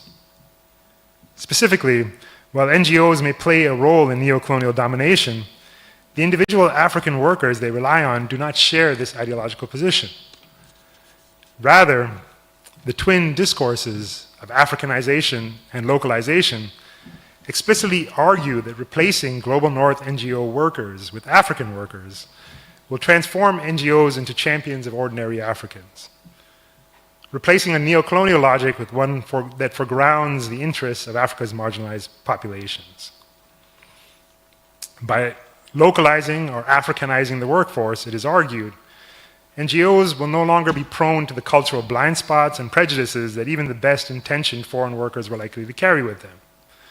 These include the excessive costs of paying foreign workers, their limited capacity to respond to the numerous crises unfolding, the hierarchical nature of funding, the long-term sustainability of NGO projects, and most relevantly, the paternalistic nature of the aid enterprise itself, by giving Africans a greater say in their agendas. The core claims of advocates of localization is that African NGO workers possess a distinct subjectivity that would allow them to redress some of the critiques leveled against NGOs run by foreign workers. By hiring Africans to replace foreigners, NGOs would be more nimble, efficient, politically engaged, and better capable of subverting some of the hierarchical logics that led to the accusation of NGOs operating in a neo-colonial fashion. In addition, while the idea of white saviors transforming African societies easily evoked images of colonial missionary societies, the idea of Africans helping themselves through the work of NGOs alluded to a nationalist consciousness, especially prominent during the post-independence period, in which replacing foreign workers with locals was perceived as a necessary step towards decolonization and popular sovereignty. Yet, despite the hype around the localization agenda, there are reasons to question this narrative. Most directly, the promise of localization, both during the post-independence period or more recently, overstates the political potential of what is fundamentally a form of representation politics. The idea that the mere presence of black and brown faces will inevitably lead to political change. As figures like Nkrumah and Cabral warned in an earlier era, replacing Europeans with Africans does nothing to change the political economy driving Africa's marginalization and democratic backsliding. African NGOs remain reliant on external funders, who themselves must abide by the national policies implemented by the governments of countries they seek to work in. More African NGO workers does nothing to transform this reality. Promoters of localization also fail to account for the impact of organizational socialization on workers, regardless of the color of their skin. At a basic level, it has long been recognized that newcomers to any organization undergo a process through which they acquire the requisite knowledge and social norms to be successful by the organization's standards. In other words, how to become an insider. To be clear, this begins prior to hiring. A key force in the transformation of African universities discussed above was a desire to turn African students into productive workers within a globalizing economy. The rise of management programs and other technocratic departments at African universities in the wake of structural adjustment produced a generation of workers with skills demanded by the private sector. But due to the relatively small number of jobs available in African corporations, such technocratic workers more commonly found employment within development and humanitarian-focused NGOs. As they enter the NGO workforce, these workers are further transformed in subtle but often substantive ways. For example, NGOs often claim to rely on technocratic approaches that transcend political divides. The development discourse, in particular, is rife with language that eschews political engagement in favor of what works, by which they mean programs designed to avoid the complications of entering the political realm in favor of projects that maximize individual livelihoods. Even rights-based organizations work to shift the subjectivity of their workers. Many NGOs rely on discourses of human versus civil rights and orient their workers to make claims not on national governments, but towards unaccountable international bodies. Finally, localization advocates do not pay attention to questions of class. Again, it is useful to return to earlier concerns about the intersection of race and class and how this shapes political subjectivities, especially on the left. For example, in his 1970 book, Class Struggle in Africa, Kwame Nkrumah reflected on what he called the class-race aspect of the African workers' struggle, arguing that it, quote, tends to blunt the awareness of the workers to the existence of indigenous bourgeois exploitation. For Nkrumah, xenophobia against Lebanese, Indian, and even other African workers of the sort that we are seeing in South Africa today resulted from the misplaced anger directed towards foreigners rather than African elites, thereby preventing the emergence of an indigenous working class consciousness that could unite groups across racial and national boundaries. Nkrumah's writing follows many scholars and political thinkers of the time in assuming that the burgeoning post-independence African elite drive their power by taking over political and economic positions left behind by European colonizers. Nkrumah's discussion of the post-colonial elite more accurately describes the material position of today's NGO elites compared to dominant liberal theories. The imagined horizontal nature of civil society is at odds with the reality of employment in the NGO sector, which is often understood correctly as a route to the African upper classes. Entire economies ranging from schools, gated communities, and businesses have emerged to cater to the NGO elite in African cities. Only rarely do NGO workers understand themselves as part of Africa's marginalized masses, favoring instead a self-perception that aligns them with the globalized civil society elite that is increasingly prominent in countries across the global south. The incorporation of educated Africans into global civil society networks has transformed opposition politics on the continent. Rather than the crude repression favored by governments or economic exploitation pursued by corporate leaders, NGO elites contribute to the depoliticization of African political struggles by advancing technocratic approaches designed to uphold the inequitable incorporation of African societies into the global economy. In contrast to earlier eras, when many of Africa's educated elites gravitated towards institutions of higher education or varying forms of oppositional politics, today's professionalized elites are more likely to be ensconced in privileged NGO networks that advocate fundamentally reformist approaches that undermine Africa's rich history of radical oppositional struggles.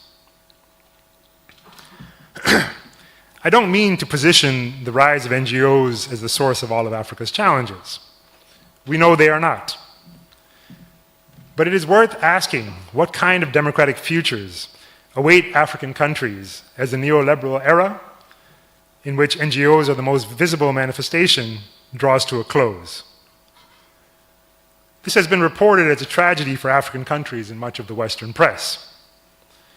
The underlying assumption is that African countries require Western intervention in order to address the basic needs of their populations. I want to offer a different take. My own sense is that with the waning of global North support for the NGO sector, most dramatically evident in Donald Trump's impulsive decision to shut down the United States Agency for International Development, is that we are entering a new era where African knowledge producers must reassert their premier position within African civil society. The end of American hegemony globally and the decline of foreign aid in Africa specifically will define the next era for African intellectuals. It is a fraught moment that could witness a further retreat of Africa's democratic energies and supercharge the extractive logic that have fueled Africa's growing inequality problem. Yet, there is an alternative. African intellectuals have the potential to rejuvenate African knowledge production by grounding it in the popular struggles currently unfolding across the continent. These struggles, often dismissively referred to as Gen Z protests, have been ongoing for almost 2 decades now and show little signs of slowing down. The activists who bravely take to the streets are hungry for intellectual engagement, direction, and solidarity from intellectuals within civil society. And yet, in too many cases, they find themselves alone. Examining the role of NGO workers in recent African protests helps illustrate the gap between their populist rhetoric and their actual engagement with popular movements. Even as African NGOs claim to advance democracy, human rights, and development, they have rarely participated directly in the recent wave of popular social movements that have erupted in African countries over the past 2 decades. This contrasts poorly with the role of university faculty and students in the immediate post-independence period that I discussed earlier. For example, in places like Senegal, Congo, Uganda, South Africa, and beyond, NGOs have generally avoided directly supporting popular movements that have sought to challenge creeping authoritarianism, economic inequality, and state violence. This is not incidental to NGOs, but structural, as they could face severe consequences to their legal status or funding arrangements if they are perceived as supporting popular movements. Indeed, among Africa's recent protest wave, it is only in countries where NGOs have had a limited presence due to international sanctions that we see educated elites participating directly in mass movements. Sudan's 2019 protests that led to the overthrow of the authoritarian regime of Omar al-Bashir, for example, harken back to an earlier period in which educated elites aligned with the masses to advance radical agendas. Professional associations, including those requiring elite education, such as associations representing journalists, doctors, and lawyers, were regular participants in the 2019 protests through the auspices of the Sudanese Professionals Association. In contrast to much of the continent, Sudan's decades-long status as a pariah state insulated it from the pressures of neoliberalism. Without access to loans from international financial institutions and cut off from the rise of NGOs due to internal government restrictions, the country's educated professionals never transformed into an NGO elite. But outside of such cases, the more common story of NGOs' role in recent African popular movements is to pressure protesters into concessions with backsliding and authoritarian regimes, or to avoid involvement altogether. This has not gone unnoticed, as my research on youth activism reveals. Indeed, in many countries, new forms of oppositional politics that are replacing the older NGOs and political parties are beginning to congeal as a result.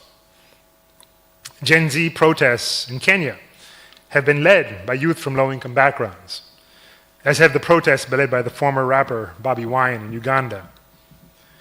Earlier social movements in places like Burkina Faso, Cameroon, Nigeria, and Senegal were also led by musicians, despite the prevalence of NGOs in each. In Kenya, the backlash against NGOs led to the development of a network of over 40 social justice centers that explicitly reject the NGO model. This network has been at the center of recent agitations, while more mainstream organizations have avoided direct involvement with the protests. As Kinuthia Ndungu, a Kenyan intellectual and activist with the Kasarani Social Justice Center, notes, and I quote, Kenya's human rights organizations that partner with international donors and Western embassies engage professional consultants to conduct background assessments and develop strategic plans for social movements. This is aimed at controlling and sabotaging the formation of formidable, radical social and political forces from the grassroots. The aims of these donor NGOs, operating under the guise of human rights is freedom, is to diffuse political anger and blunt the edges of political resistance. Similarly, in the Democratic Republic of Congo, leaders of Lucha, a youth movement that has been active for over a decade, reject collaboration with or even comparison to NGOs, which they view as central to the functioning of Congolese civil society. As Rebecca Kabuo, a Lucha leader, explained to me in a 2023 interview, quote, if we take money from NGOs, we have to follow their rules. We have to put up their banners. We don't need to depend on NGOs because we have our own ideology, and they have theirs. In recurring conversations with African activists over the past decade, the overwhelming consensus towards NGOs is that they dominate African civil society today so thoroughly as to be synonymous with it. NGOs and their African workforce are regularly perceived by activists as eschewing involvement in national politics, ensconcing themselves in elite and global networks instead. They are also portrayed as serving to demobilize radical energies, particularly among the youth, by discouraging more direct forms of popular agitation. Engagement with the NGO sector is perceived as a necessary evil, and many refuse any relationship outright. Indeed, disagreements between activists around collaboration with domestic and foreign NGOs is a frequent source of tension within many of these movements, particularly for resource-poor groups who would benefit from the funding streams controlled by Africa's NGO elite. The overwhelming picture by activists that I've spoken with is that NGOs cannot play the role of a democratic opposition amidst increasing authoritarianism across the continent. The re-emergence of popular movements that explicitly reject the neoliberal NGO model is a call from the streets to imagine a new and rejuvenated role for African civil society amidst the decline of the Western liberal order.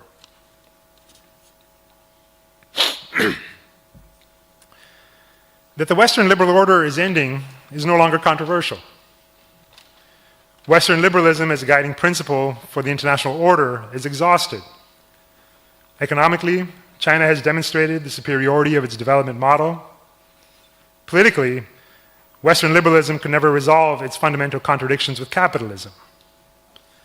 Liberalism's failed attempt to reconcile political equality with economic inequality has reached a dead end.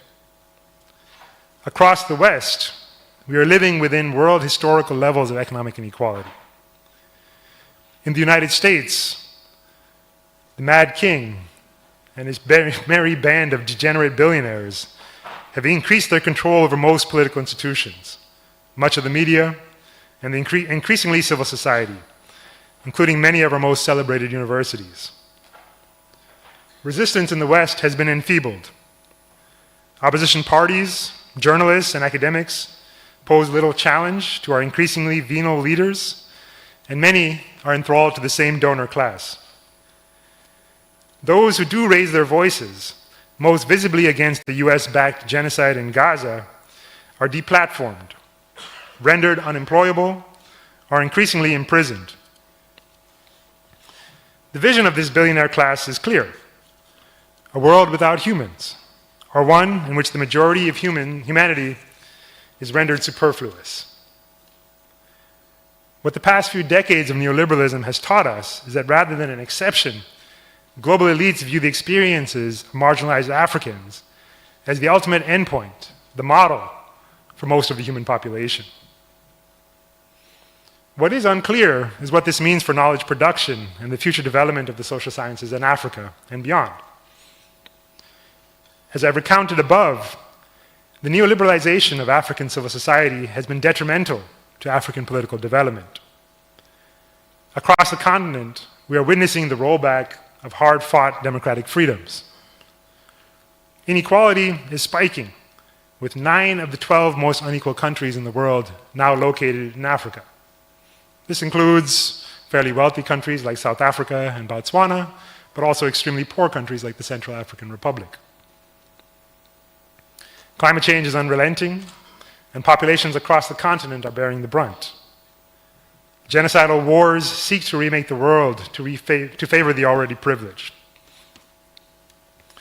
But I wouldn't be here if I thought the future was predetermined. The great Nigerian musician Fela Kuti always said, quote, "Africa is the future." This was an ambiguous statement at the time, and is perhaps even more so now. But I always believed that Fela was correct in recognizing that the future of humanity, just as the past, is African. Demographically, this is obvious, as Africa continues to grow unlike almost every other continent in the world. By 2050, 1 of every 4 humans on the planet will be African. The future of African knowledge production, then, is the future of human knowledge production. As the West recedes deeper into a seemingly irreversible structural crisis, African intellectuals must develop new and better ways for understanding our shared social and natural worlds. Here is where I think African knowledge producers, both within and outside the university, and ideally working together, can begin to stitch together the nationalist and Pan-Africanist coalitions that came together to overthrow European colonialism in the first place. Coalitions which continue to inspire progressive movements around the world to this day. Neoliberal education is designed to funnel workers into the capitalist system by attempting to resolve the tension between capitalism and democracy. Capitalism produces inequality as the rewards of a capitalist system inevitably accumulates to the capitalist class. The fear for elites in a capitalist society is that a growing and permanent inequality can fuel political resistance. Neoliberal education works to train workers to fill positions as managers of capital. Such a system is designed to reward individuals by enabling them to rise above their birth status. But it cannot reconcile the underlying contradiction between capitalism and democracy.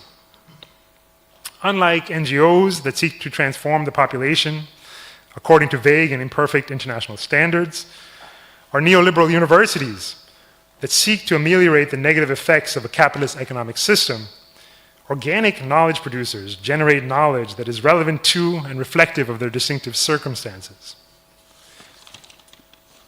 They are socially embedded within the societies that they seek to represent, and the knowledge they produce reflects the values and the norms of the societies they participate in. As it did during the struggle against colonialism and in the immediate post-independence period, African higher education must reconnect with these distinctively African forms of knowledge production. These never disappeared, but rather moved onto the street and other sites unfavored by neoliberal policies. In Kenya, the Organic Intellectual Network works to build connections across popular struggles and historical eras by producing and self-publishing texts on the nationalist era and their relevance for today. I have seen and participated in similar initiatives undertaken by popular movements in Senegal, Nigeria, and even the Democratic Republic of Congo. The goal is not to publish papers in Western academic journals that erect expensive paywalls that limit the dissemination of ideas beyond privileged institutions. Rather, it is to demonstrate to ordinary people how knowledge shapes the social world, and hence how access to knowledge in all its forms is the only proven method for upending a world order that is determined to drive us all towards collective destruction.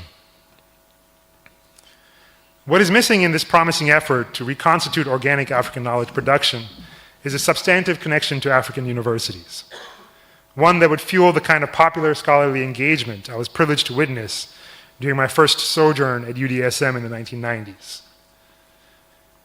African knowledge production must no longer be shaped by the needs of Western capitalism. African universities must move away from a purely technocratic approach designed to soften the effects of neoliberal capitalism towards one that reinforces its central position within a distinctively African civil society. African knowledge producers must find ways to challenge the dominance of Western ideas and ideals that have far too long limited the horizons of the human imagination. They must build relationships across colonial borders, class and linguistic divides that prevent truly Pan-African collaboration and networks. And they must engage with knowledge production emanating from other marginalized sites in Asia, Latin America, and among minoritized populations in the West. These are tall orders, and the stakes have never been higher. But the infrastructure is improving. For the past 5 years, I have worked with colleagues in Africa and beyond through the Program on African Social Research, one of very many initiatives working to reconstitute and disseminate African knowledge production globally, including those run by CODESRIA, the Social Science Research Council, the West African Research Association, and many others. This work has taken me across Africa, where I've been privileged to see a reemergence of debates around the politics of knowledge production, and importantly, organic initiatives designed to bridge the street and the university. The challenges are great, but our commitment must be greater. As the hegemony of the West recedes further into the past, we must not allow a new hegemonic power, whether China or anyone else, to simply take its place. Knowledge production must serve humanistic and progressive goals that rescue our species and the planet from the forces of nihilism and greed. We must continue to build African and Global South networks that insist on the fundamental social role and functions of institutions of higher education. Thank you so much.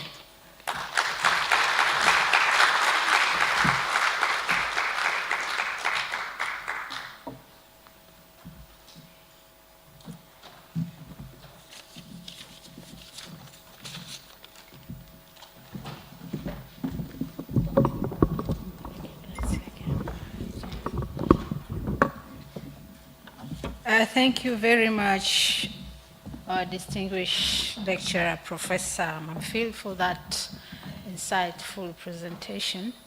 And we shall now proceed to the plenary discussion session, which will be chaired by Vice Chancellor Professor William Anangise. And for the benefit of time, we are reducing the time for discussion from 1 hour to about 30 to 40 minutes. Thank you. I hope the ushers are ready.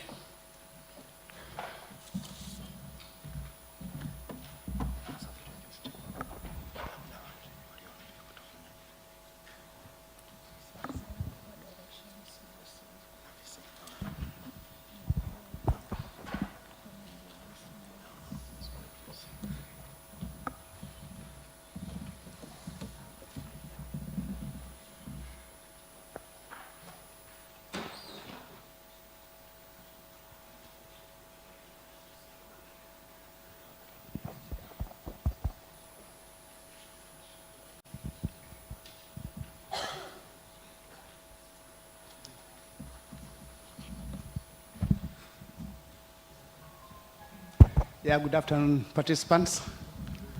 Yeah,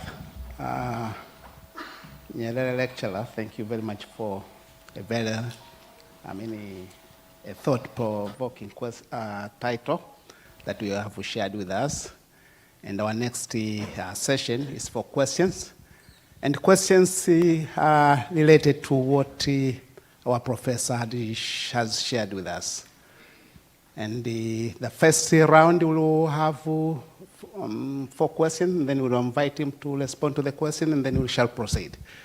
Welcome, guys. Yes. questions must be related to what our professor has shared with us. Thank you. Thank you, Professor. I appreciate your speech. It's good for the benefit of Africa. My question is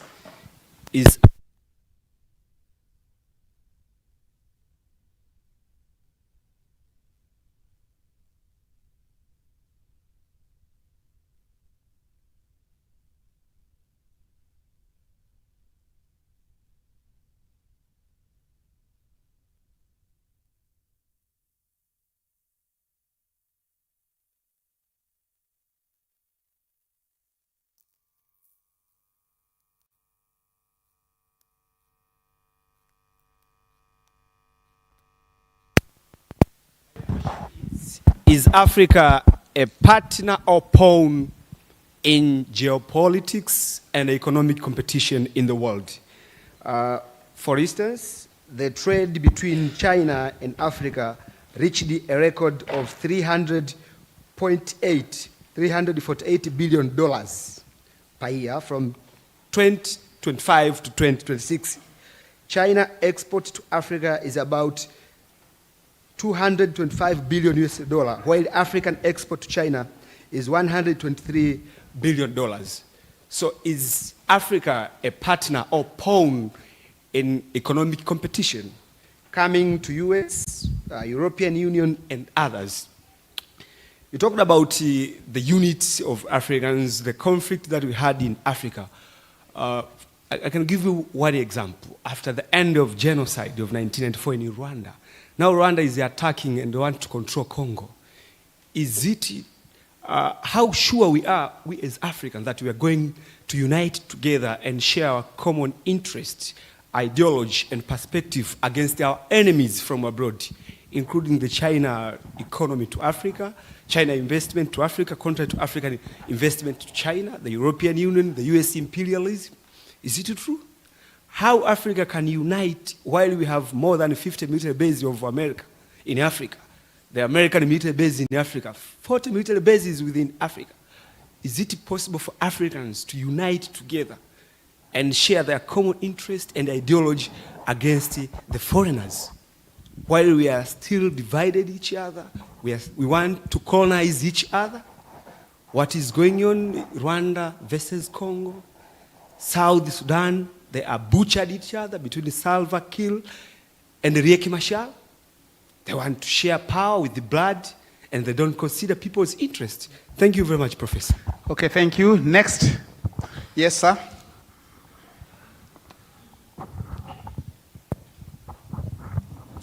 Try to be brief, guys. Okay, thank you very much for that very interesting speech. It's difficult for me to rise here.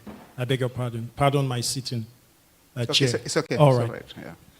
Yeah. You mentioned authoritarianism in the context of your interventions on the role of the NGO operating as opposition to government in what you called a democratic space. My concern is, you spoke of authoritarianism of the Bashir government in Sudan, for example. And you talked of increasing authoritarianism on the continent of Africa as well. You even hinted at authoritarianism in terms of Nyerere's performance when he was in office. You do not use the term in regard to the West. You don't. I find that very problematic. Even when you speak of America's responses very recently in the US to people who protest, and you didn't mention Europe, but you spoke about the US, the very brutal responses that the US government has meted out to US citizens, students on campuses, when they protest. My problem is that because we're talking about knowledge production and the liberal order, don't we run the risk of assuming the very defective, very hypocritical Euromodernist conceptions of democracy, of civil space, and authoritarianism? Isn't there the risk that we are reinforcing that impression in your deployment of these terms to characterize the societies? Then the next point, just a simple point, is I like this suggestions you give for the university community in Africa. But shouldn't we think more of knowledge production from Africa, even in the past, now, and going forward?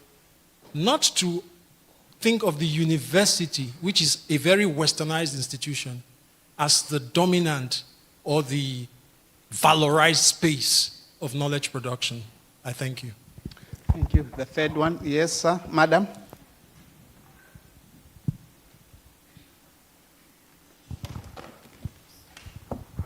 Thank you so much, Vice Chancellor. My name is Esther Deus from TBC, and my question will still stick in African unity.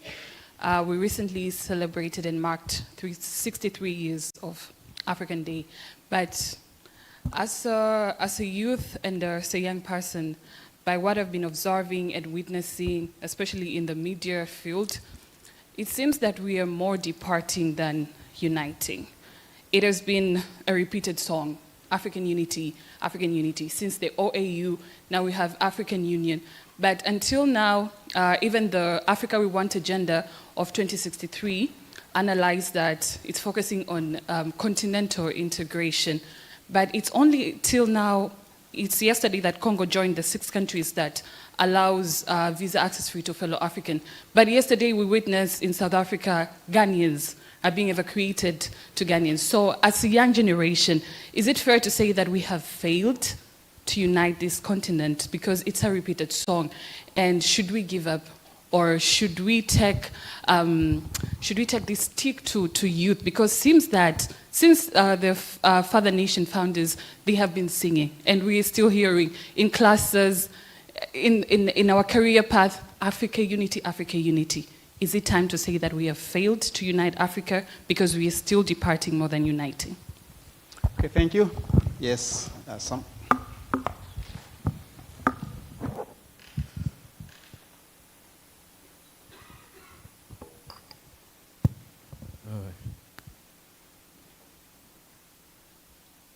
Good afternoon, everyone. Steven Akankwasa is my name. I'm a researcher from Uganda. So in a continent where I believe that geopolitics has been taken over by neocolonialism, development overshadowed by issues like brain drain, new visions for Africa taken over by individualism and selfish interests, situations whereby very few countries have taken up policies of minimum wage, whereby we have failed to unite, take up solutions such as African currency, backed up by the minerals we are blessed with. In other words, we know our African problems and we know the solutions, but how best can we implement the solutions to see the geopolitics, development, and new vision for Africa at the brim? Thank you. Yeah, thank you. It's time for our Nyerere lecturer to respond to the 4 questions.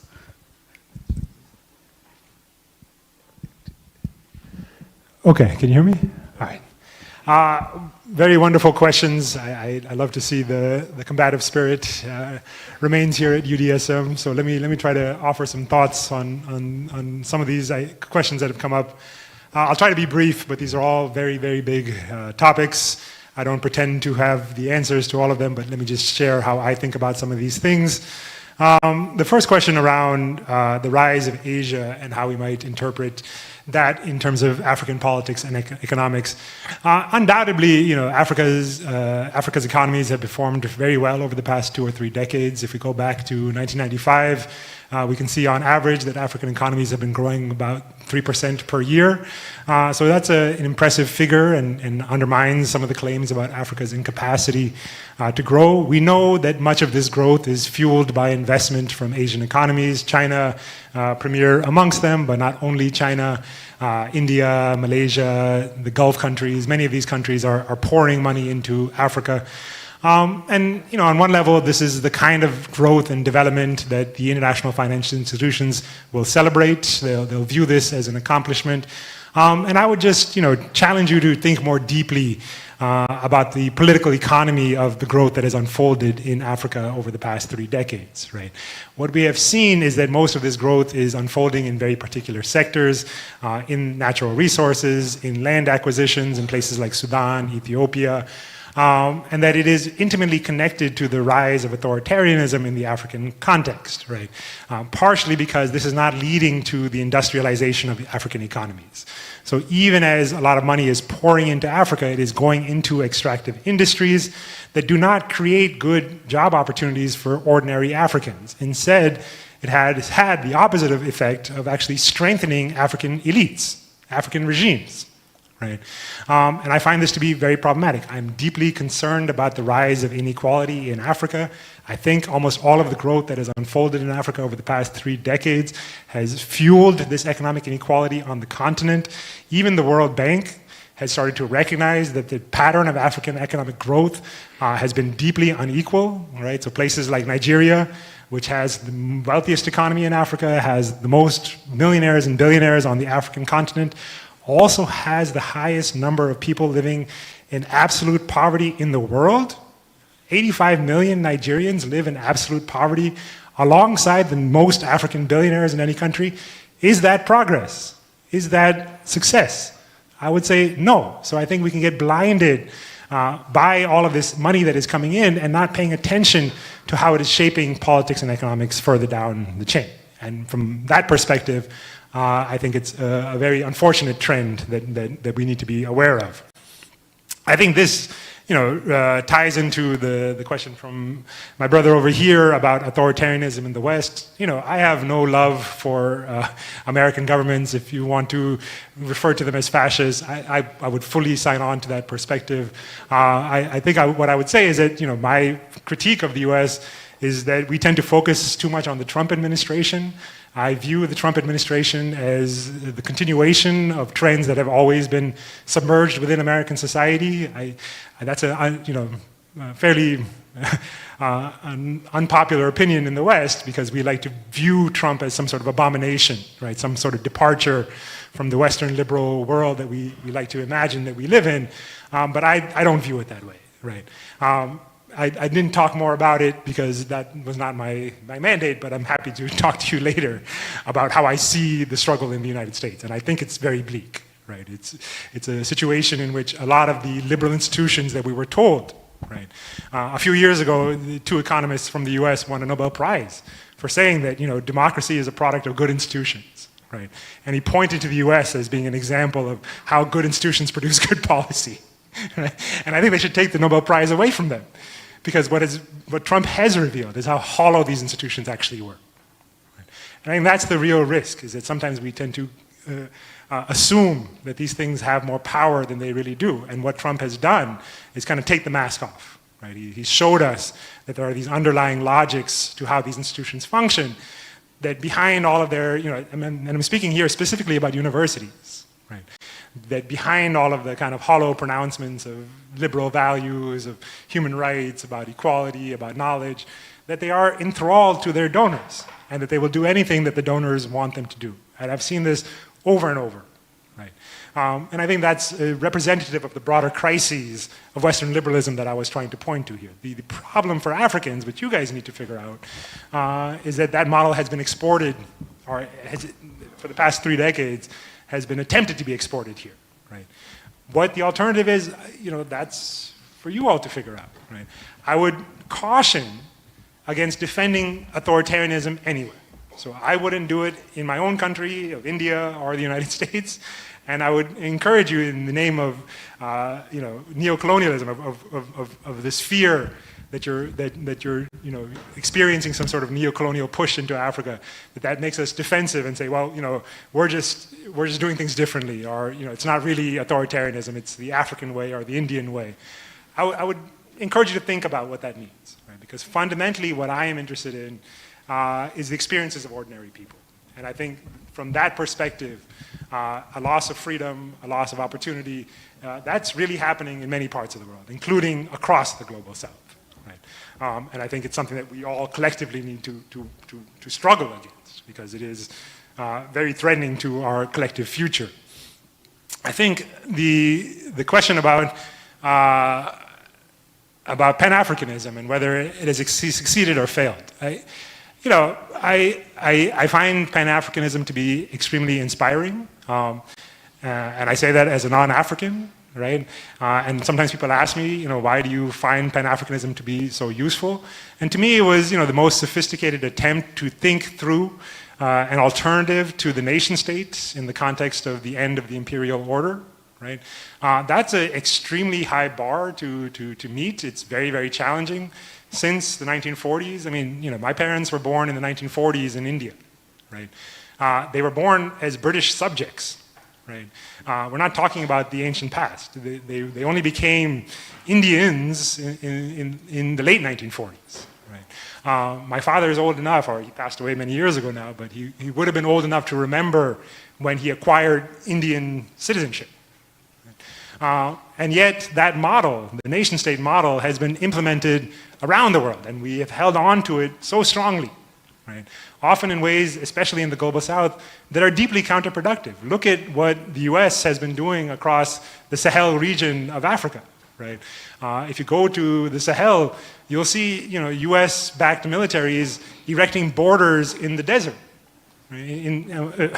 Among sand dunes, right? They're putting up military installations to prevent peoples who have moved freely for millennia from traveling across these artificial borders. You see this in many different parts of Africa. You see it across Asia.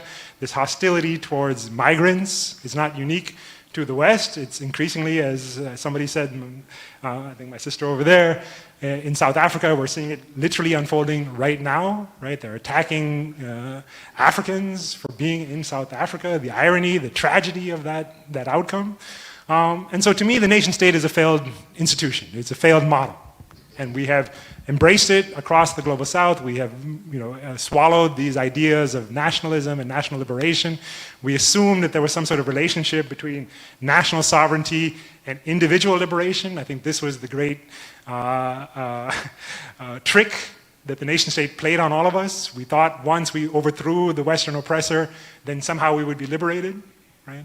And I think 7 decades later, we have to ask ourselves, has that actually been the trajectory of the nation state? Or has the nation state failed to offer that liberation that we were promised? Right? So I am not somebody who thinks Pan-Africanism has been a great success, but I think it's still the best model that exists anywhere in the world and has come further, especially from the bottom up. Right?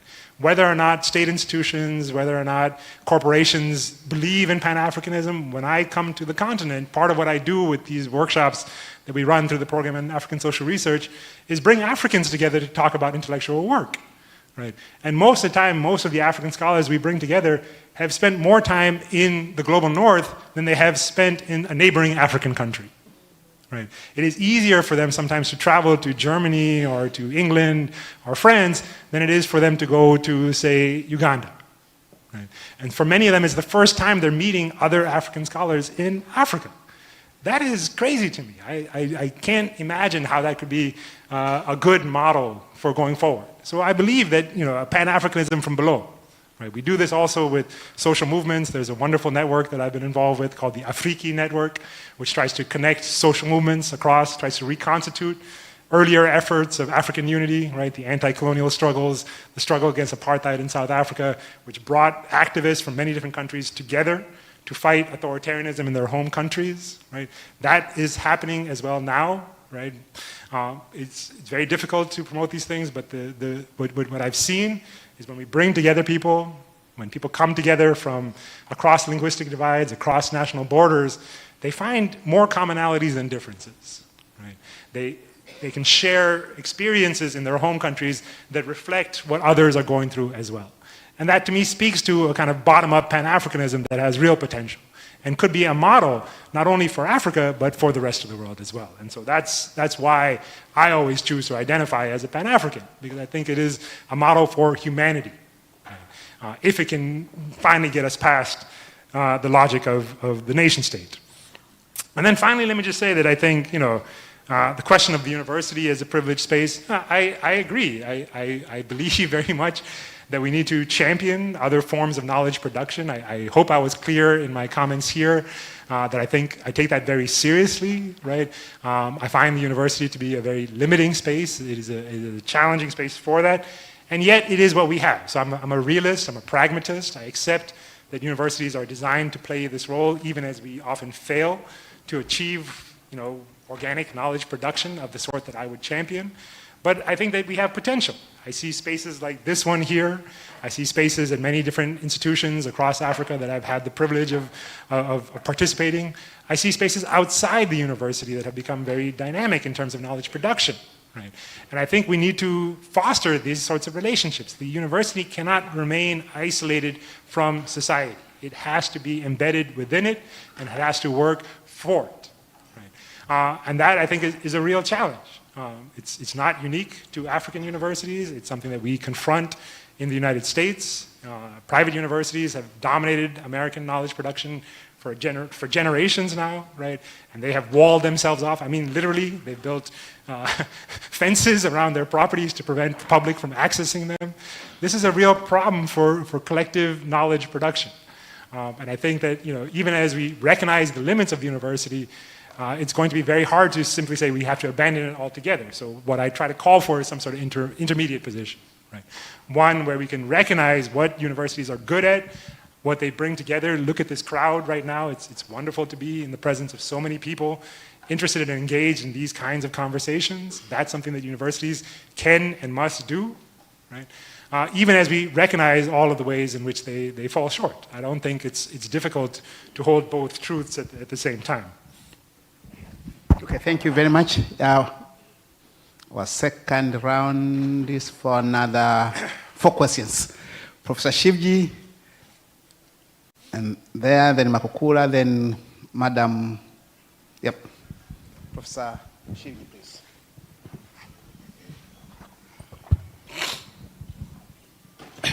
Thank you very much for that lecture. You have brought many, many ideas, and one wonders where to start. But I would like to start on a more optimistic idea that you touched on towards the end of your lecture. And this is, I think, a new form of politics that we are witnessing, which we could not envisage in our writings. A new form of popular politics, the Gen Z uprisings. And I see that this Gen Z uprising cannot simply be characterized as popular politics. I think it's more than that. I approximately or call it insurgent politics. Insurgent politics. And if you take the example of Kenya, the Gen Z uprising in Kenya did not come out of the blue. There was a background of a period of the movement of social justice centers, originating in Mathare slum area. The first social justice center was Mathare Social Justice Center, in a slum area. From the people, lower petty bourgeois, who actually were living there. Okay, and they were the ones who started. So I think the point I'm trying to make is that we are witnessing something new, and which cannot be captured by the categories that we have used to. And I see, or maybe I'm too optimistic, I see in this insurgent politics a possible trajectory for revolutionary politics. And maybe that is why it has faced massive violent repression from the state. We have seen the killings in Gen Z, Kenya, that happened. Okay? I don't know the other countries that you have mentioned because I don't know much about it. And we witnessed the same thing last year here, a massive killings and repression, because it has the potential for a trajectory of revolutionary politics. That's one point. The second point, quickly, I would like to make about site of knowledge production. We are used in a sense, probably self-centered to talk of universities as the site of knowledge production. Fine. But aren't we also witnessing a shift in sites of knowledge production? From the university campuses to streets. Okay? Like, for example, the Organic Intellectuals Network of Kenya. They're producing knowledge from real life experiences. And they're reclaiming the history of struggles. Like, for example, their pamphlet on Pio Gama Pinto, or for that matter, on Mau struggles. Okay? Reclaiming those struggles, or on NGOs, a very critical publication on NGOs. So aren't we witnessing a shift in the sites of knowledge production to street universities? I'm not saying that is the end of university as a site of knowledge, but maybe university intellectuals would have to learn something from those new sites of knowledge production. Thank you.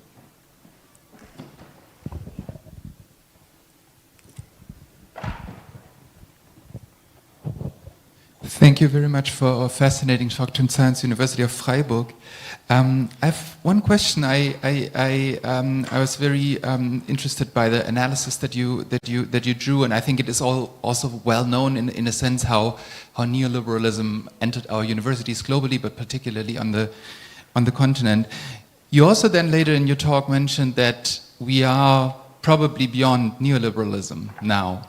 And I would like to hear your view relating it to the theme of the conference as well.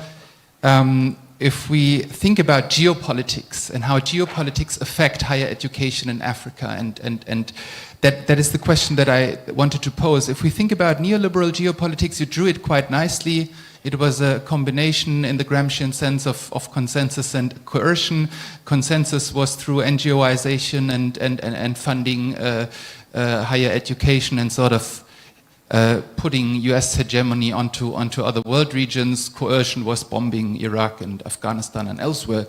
But now, as we move into arguably a new era of geopolitics, call it state capitalist geopolitics, call it in a more Marxian sense inter-imperialism, we see on this continent, probably more than in any other continent, inter-imperialism resurfacing in the economic sphere, in the diplomatic sphere, but also in the educational sphere. I mean, we are sitting in a building funded by a great powers. And I mean, mainstream IR scholars would call it soft power. We could also look at it as inter-imperial competition. Now, my question is,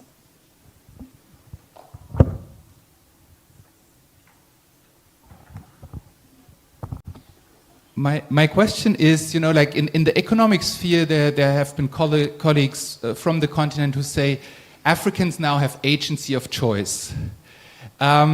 If you would look at it in higher education, is this competition also this ideological competition on African campuses?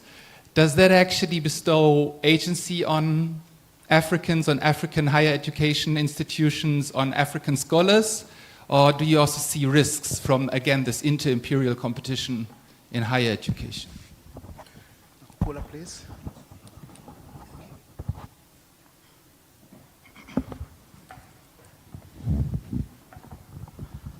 Yes, thank you very much, Professor, for a very inspiring lecture. I've enjoyed much of what you have shared with us.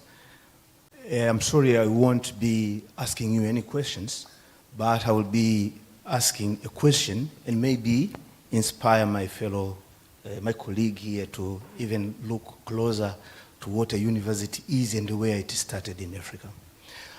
A professor once from the Department of Arts in the University of Salaam said, man created the word and the word grew bigger than the man who created it. Between the words you were crafting in asking the professor your questions, you sprouted something like a university is a westernized institution.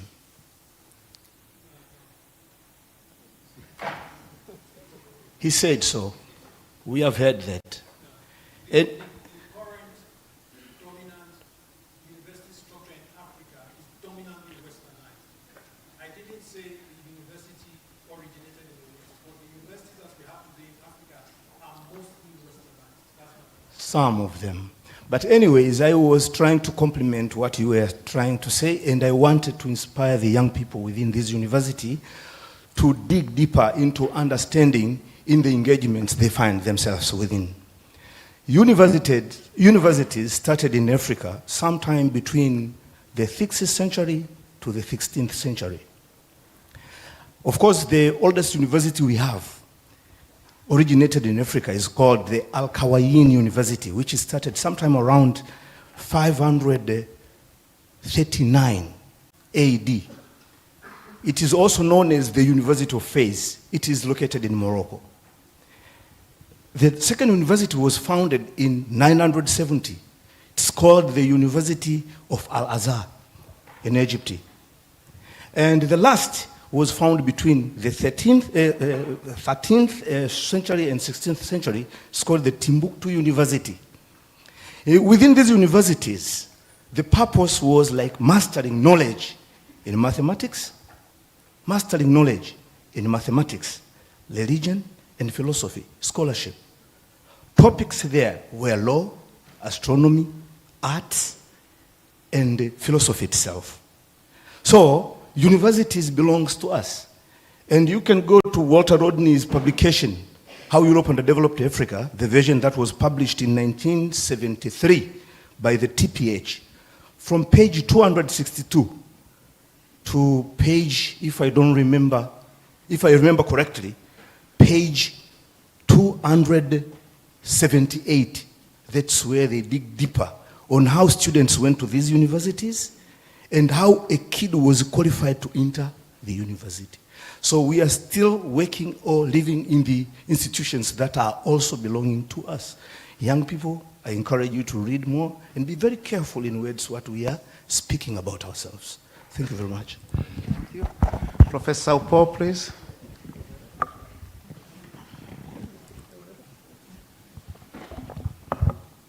Thank you, Professor Zakaria, for your lecture. It was really interesting. I asked myself so many questions, but this goes on in relation to the discussion that we had prior to your lecture. And I also want to probably ask you to distill 2 or 3 key areas that I want to ask about anyway. First of all, you've talked about the end of the liberal global order, right? Now I'm trying to think in terms of where we are right now. Now, if you look at this particular point where we are, I wanted to know from you, what do you think, what concrete strategies should African universities adopt to strengthen the epistemic sovereignty of knowledge, knowledge production? And while we're doing that, we would want to remain globally engaged and academically competitive. So if you can distill that to 2, 3 key strategies that you can advise. But also in the same line, you've mentioned a weakening while we're coming towards the end of the liberal order. Now, because of its weakening, I wanted to ask you this. Do you see that as an opportunity for African universities, or do you think of it as a risk? A risk, because you've also mentioned the issue of dependency, So I'm thinking, do you look at it as a risk of us replacing one form of dependence with a different form of dependence? Those are my 2 questions. Thank you. 2 more questions, please. Yes, there. And okay. So 3, Sambaika. Yeah, good afternoon. My name is Gerson, and mine is rather not a question, just a reflection. If I borrow the word of the late Comrade Moore, a BBC journalist, he said, Africans are in a better position of telling their own story. And that should be a reflection maybe to all of us who are here, that if we really want to produce knowledge in Africa, African knowledge production, as the title of your topic says, maybe we should rather fund our universities in terms of research, you say only 1%. And if people from the global north kind of get more fun to do research and doing research in Africa, then you find someone from Greenland who is an expert on Africa studies rather than African themselves. I think we can tell, we are in a better position as Africans to tell the story or to generate that knowledge about the continent. So if we are in a global discussion and something is about Africa and Africans themselves can't tell their story or can't share that knowledge coming from their research because of the little funds that they are receiving from their own institution or government, so to speak. So if we really want to create knowledge, create research that is useful here and in the global stage, I think that percent you are sharing, you just cited, should be increased so that it will remain relevant. Yeah, thank you. Next, Madam. Thank you very much for your inspiring talk. My name is Chinwe from University of Freiburg. A lot of things have been said around the question I want to ask, but I'll make it brief. It's about the Pan-Africanism. It's even from the colonial times, our colonial fathers like late Nyerere and others, they've really tried to come together for United States of Africa and the unity of Africans. I really love the idea of Pan-Africanism. I even teach Ubuntu philosophy of leadership in the University of Freiburg. But looking at the colonial legacies in some African countries, how they still live towards the legacies of their colonial masters, it is called path dependency. Do you really think that Pan-Africanism is possible? There's been a lot of protests, a lot of social movement about it, and then in some part of Africa there's been conflict, insurgency, all because of colonial legacies, depending on colonial legacies. So my question is, after all this has been done, do you think, what are the strategies you think that can be used to achieve Pan-Africanism? And lastly, do you really think that Europe can come in terms with what colonialism has done in the continent of Africa? Thank you. Dr. Sambailo, please.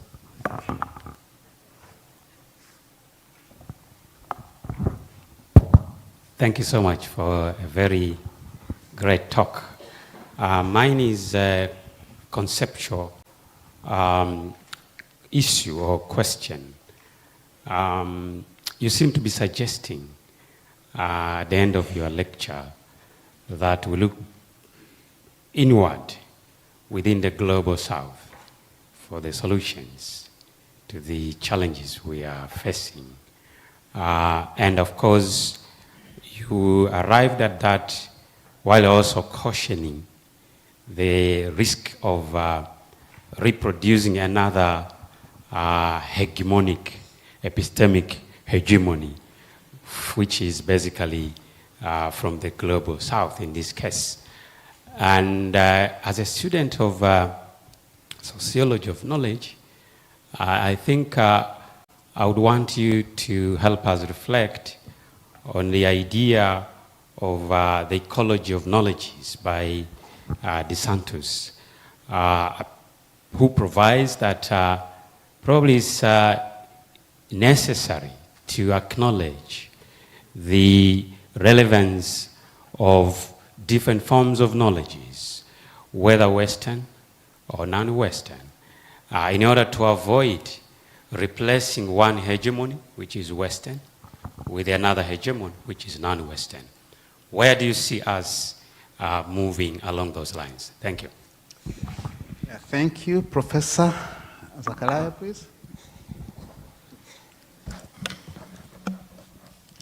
Okay, some very challenging questions, and I will try to offer very partial answers here, hopefully just as a way for further critical reflection. I think that's the purpose of what this symposium is trying to do, and clearly the organizers are successful in bringing together an important group of ideas to be contested.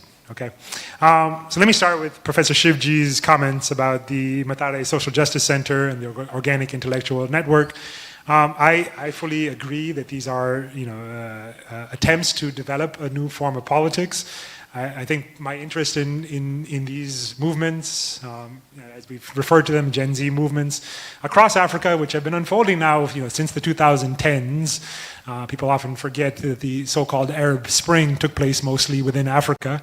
I think they are really, really important things to study. And as somebody who has been paying attention to what's been unfolding, mostly through ethnographic work with different movements, I can tell you that there isn't a coherent or cohesive ideology that unites these different movements in different parts of the continent, right?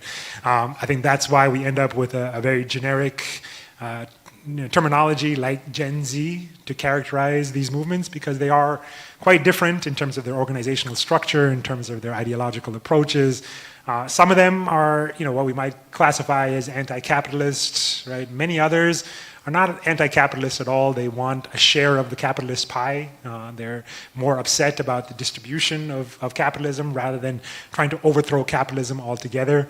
And these are our realities, right? These are, I wasn't around during the anti-colonial struggles, but I imagine that I know for a fact that there were different tendencies within those struggles as well. And so part of our task, I think, to come to some of the points about the role of the university, is to facilitate these conversations, right? To give opportunities for young people in particular to work out the limits and the contradictions of their own approach. Young people generally, which is a wonderful thing about them, often have a lot of certainty, right, about the strategy that they are pursuing. And there is a learning process that occurs. And what I have found with activists in particular is that they are hungry for dialogue. They want to learn from each other. That is always the best form of learning, peer learning, learning from other movements in particular. But they also want to learn from experts, people who have studied historical movements. This is why I think the Organic Intellectual Network has been so good at bringing back some of these earlier historical debates and showing their relevance for what's happening today. Right. And I think universities can be sites where we facilitate those types of conversations. The reason that I am so adamant about the limits of the Western model, I don't know how many of you have been studied in Western universities, but things have really gone off the rails. Right. In my own discipline of political science, you can see very clearly the neoliberalization of the university. Right. So when I am talking about neoliberalism and its impacts on the university, I'm not just talking about African universities. I'm talking about universities in the United States. Right. The fundamental question that keeps getting asked here is, what is the purpose of the university? Right. Is it knowledge production? Is it a space for thought as a kind of a site where societies can think through our collective problems? Not in the U.S. Right? There are good people, good departments doing good work, but the focus of what universities are becoming in the U.S. is professionalization. Right? That is the goal and endpoint of what a university degree is supposed to do. It is supposed to be a site where young people can come, learn an employable skill, and immediately go find a job in the capitalist economy. Right? That is the endpoint. They are literally in the United States now cutting humanities departments. Right? They are slashing ethnic studies, they're slashing area studies. And this is not just the government that is doing this is university administrators, this is university faculties. Right? And the only metric that is becoming relevant for what a Western university is does this lead to employment in the private sector? Right? The problem with that is that the private sector is collapsing. So for the past 2 decades, there have been all sorts of programs in the US that have tried to teach coding to underprivileged children, right? There's coding for girls, there's coding for kids from the hood. And now, all of a sudden, after 2 decades of all this money pushing kids to take computer science and learn how to code, that field is disappearing, right? They're like the coder, the entry-level coding jobs that were supposed to bring people out from their low-income status and put them into the middle classes. Those jobs have disappeared. People with masters in computer science degrees from Stanford are struggling to find employment in the current economy, right? And now they'll come along with something new. So now it's artificial intelligence. That's the latest trend. And now they want to push that again into the high schools, into the middle schools. And the universities will play a role. Because there's always this idea that the only role that the university can play is to train workers for employment in the capitalist sector, in the private sector. Right? There's not space to ask the very basic question that I think universities should be asking. How do we organize our societies? What is the appropriate role of the state? What is the appropriate role of the market? Right? I have strong views on these things, but I don't want you to accept my version of what I think is correct. I want to be challenged. I want to be debated. And that is what a university at its best can do. Right? That is not what's happening in the United States. And I don't think it's happening across too much of the global South, because the push of neoliberalism has always been professionalization, not knowledge production. Right? And I think that's a real threat, because it fundamentally is transforming what the role of a university within society is supposed to be. Right? So what are concrete strategies for African universities? You know, I think we've talked about these things. They can be challenging, but I think, you know, in this moment, we as university professors, people part of university communities, must do a much better job of breaking out of our gilded cages, right? We must engage with the politics that's happening on the streets. We need to pay much more attention to these kinds of popular movements.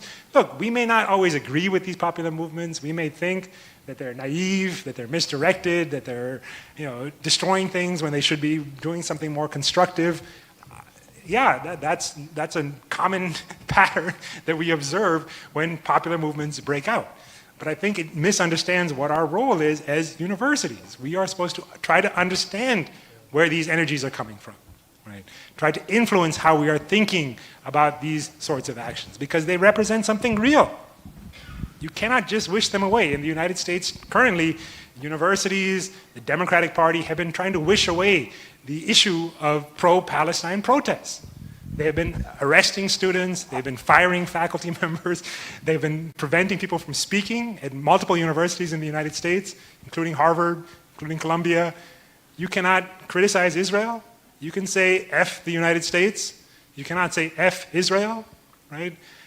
That is crazy to me. I don't understand it. It is embarrassing to me that these sites that are meant to represent liberal values of academic freedom, of free speech, have chosen instead to implement what I think is correctly referred to as a fascist agenda, to take away our right to speak, to take away our right to think.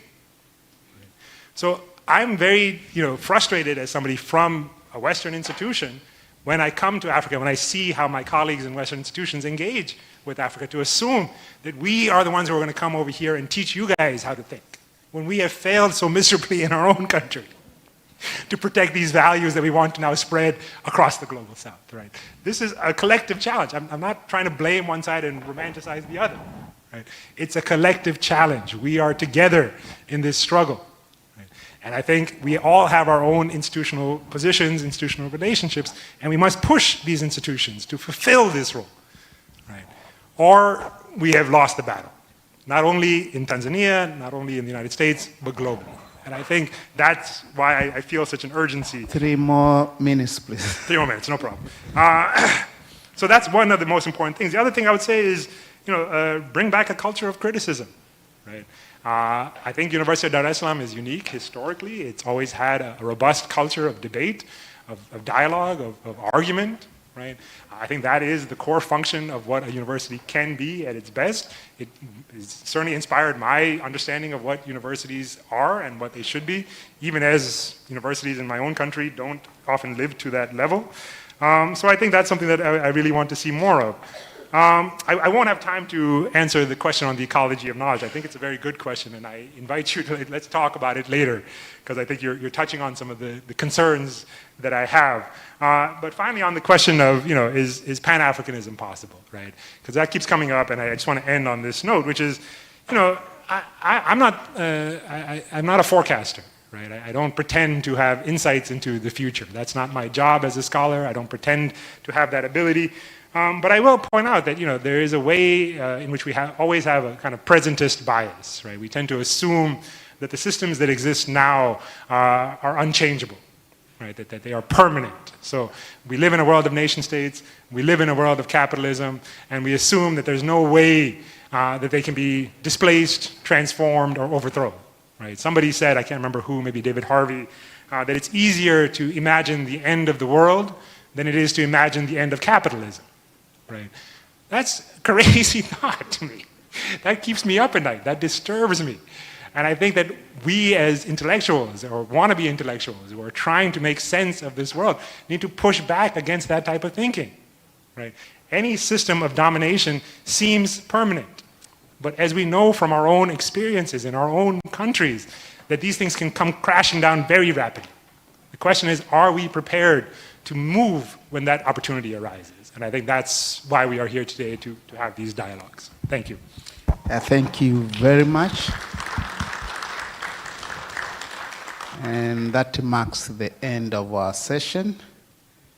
And I would like to invite Dr. Adija to proceed. Karibu. Thank you, Professor, for chairing this session. And thank you to all participants who also engaged in the discussion.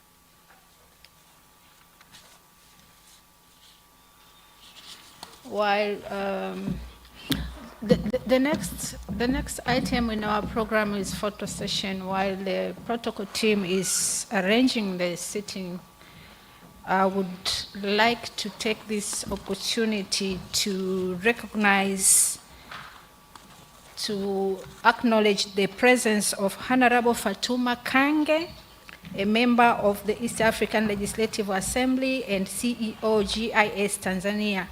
We are honored by your presence, Honorable.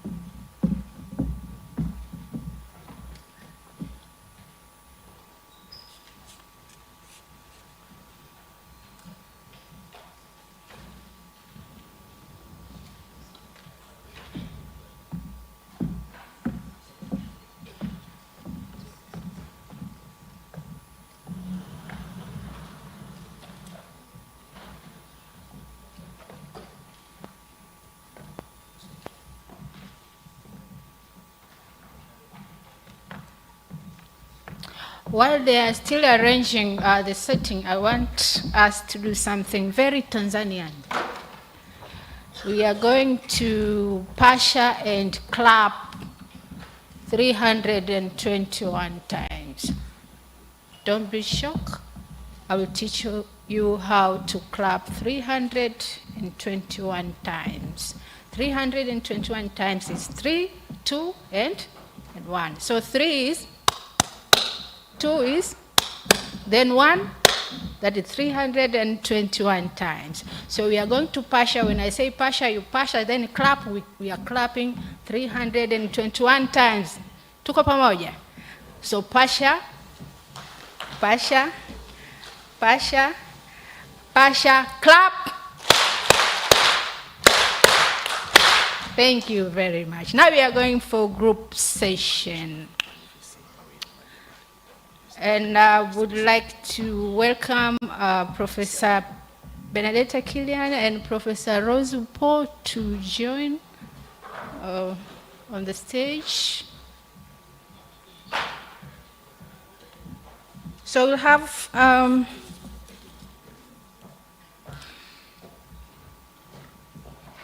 so the photos will be taken in 6 categories. The photos will be taken in 6 categories. Number 1,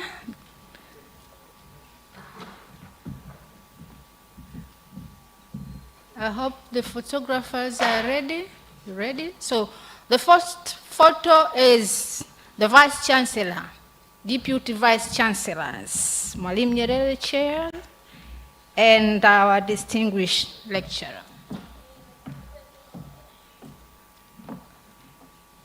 The second photo is the high table and all keynote speakers, panel chairs, and paper presenters. Keynote speakers, panel chairs, and presenters.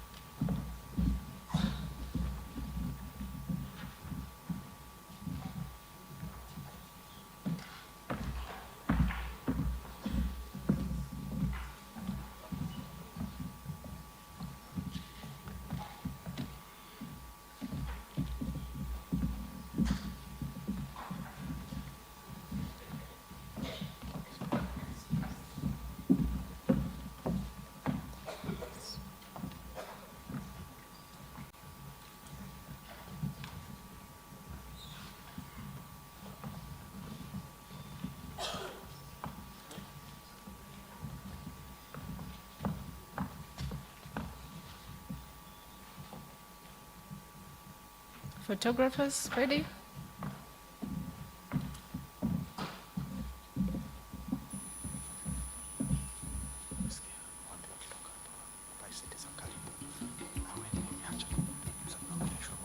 Okay. Thank you. The next photo, former University of Dar es Salaam management leaders and former Mwalimu Nyerere professorial chair. Former University of Dar es Salaam management leaders and former Mwalimu Nyerere professorial chair.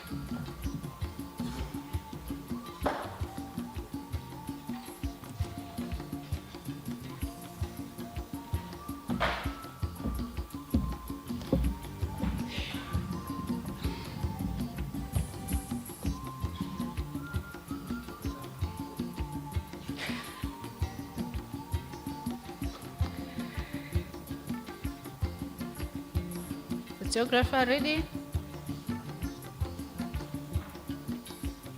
Thank you.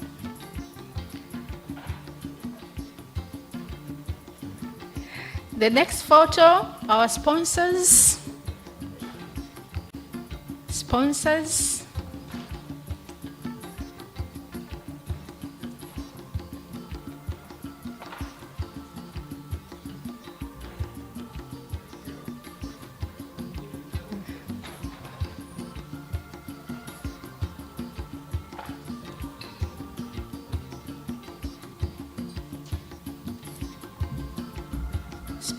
Sponsors.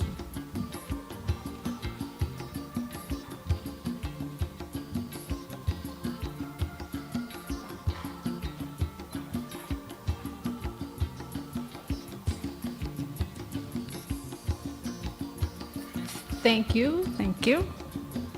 Next photos, members of parliament. Honorable Shaibu, Honorable Fatma Kange, members of parliament.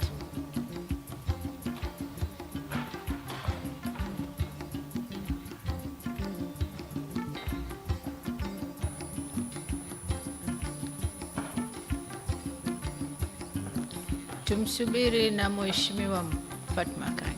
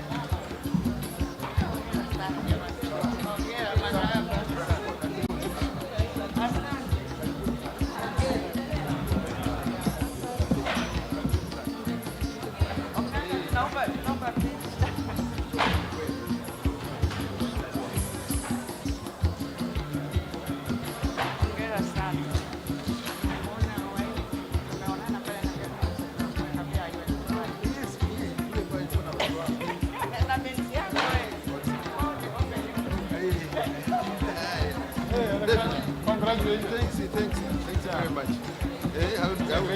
Yes. Yeah. But how do you find it so far? How is it going? Oh, very well. Oh, very well. Very well. So, I think it's... Oh, okay. This one. Chinwe, come for a photo. We are together in Freiburg. Oh, okay. Oh, yeah. okay. Good afternoon. So, can you... Hey, excuse me, buddy, guys. Can you take a picture of my phone?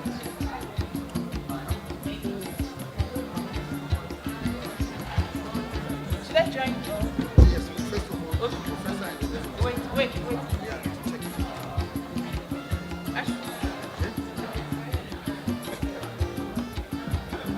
Come. It's now your turn.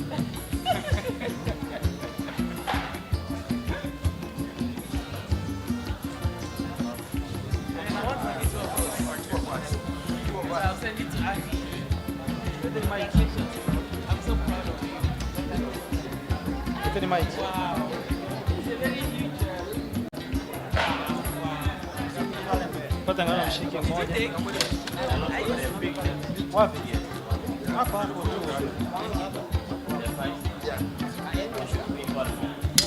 Take one steady one. We are just okay. Let's just take one. Done.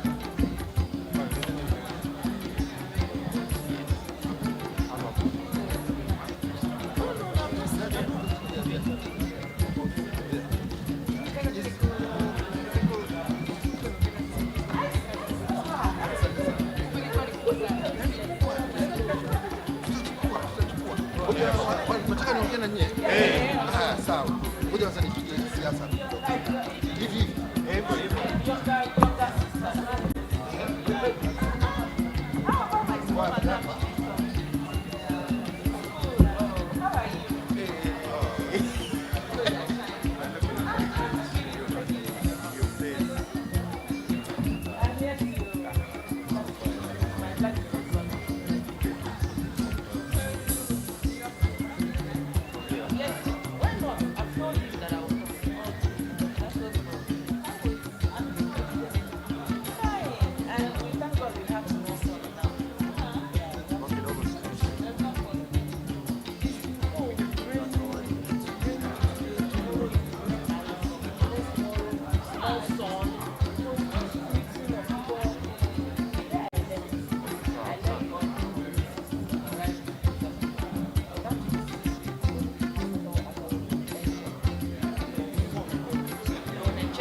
Kama natembea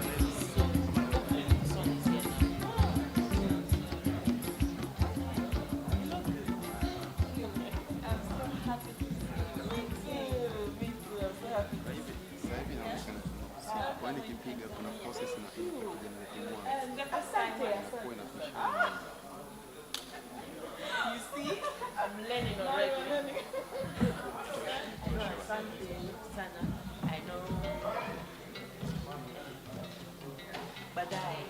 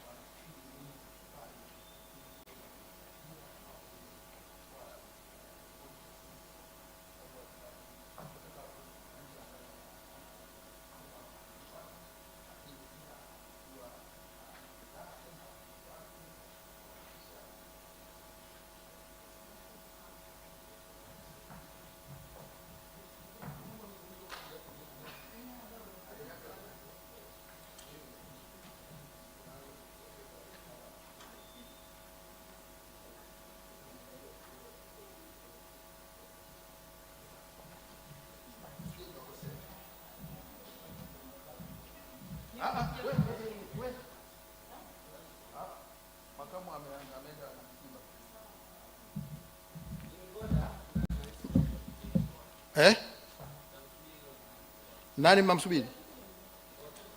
Nani? Mgoda? Mgoda ndio nani? Mwenyekiti wa Kigoda ndio mnamuita Mgoda. Sasa Mgoda gani? Unless mnataka Mgoda, mnamtaka Shivi. Mnaweza mkaongea lakini na Shivi aliyopita wa miaka mingi.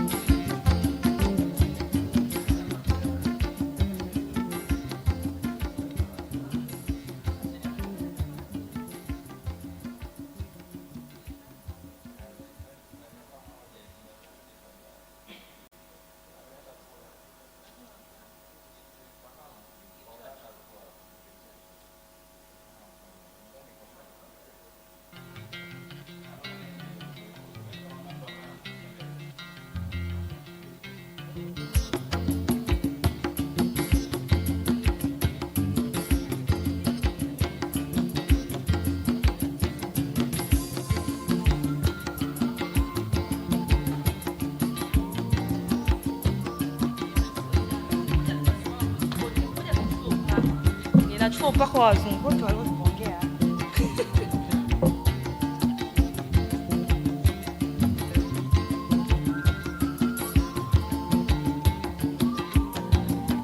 Sasa mbona unataka kama nilikosa kwa ajili ya ngoja.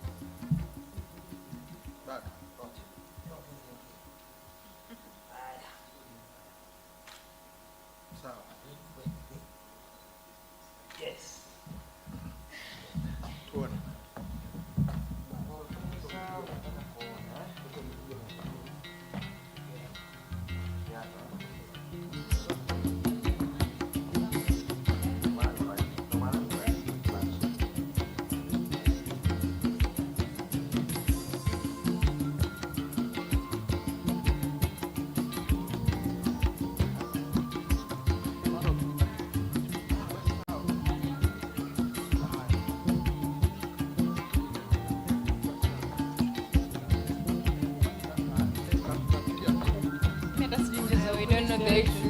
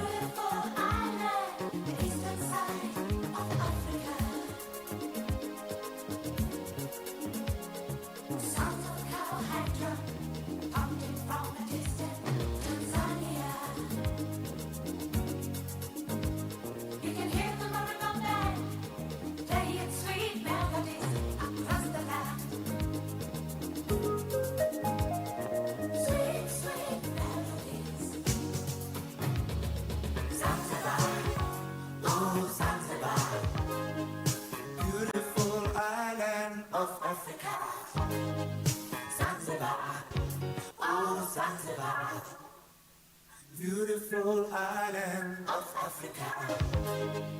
Zanzibar, oh Zanzibar. Beautiful island of Africa.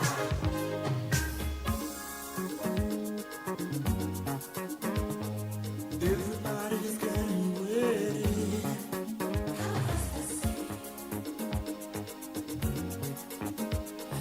Now is the time to sing and dance.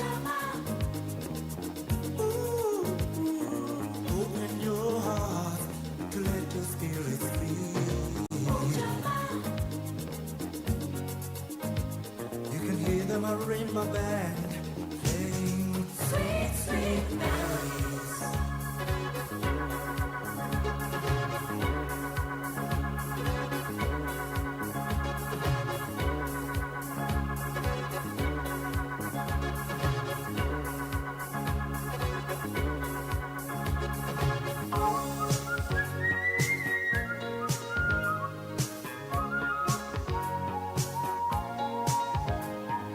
Zanzibar.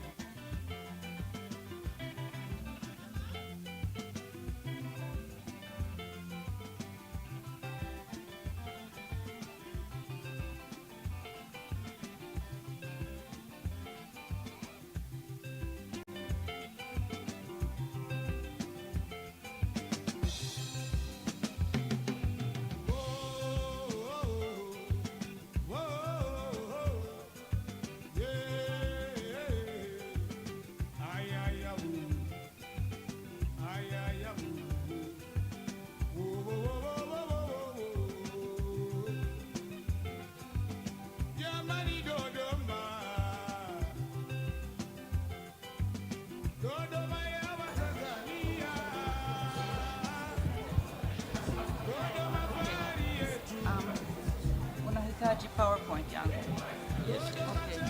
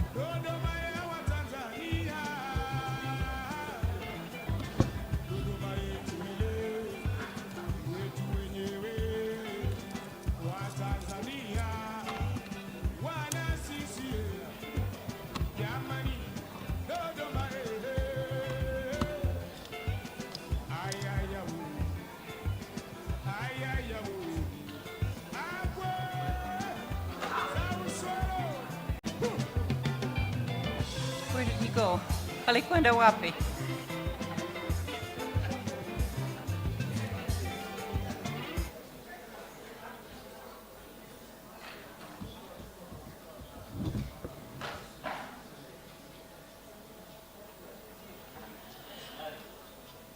Who is helping me? I can't. Oh.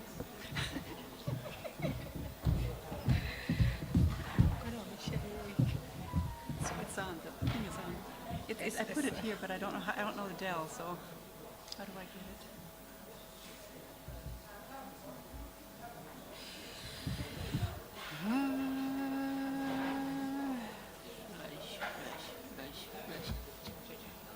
Anakuja.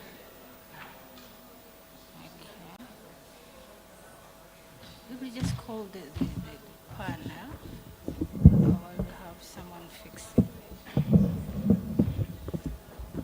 But I can't see the guy that was helping. Oh, yeah, there he is, yeah.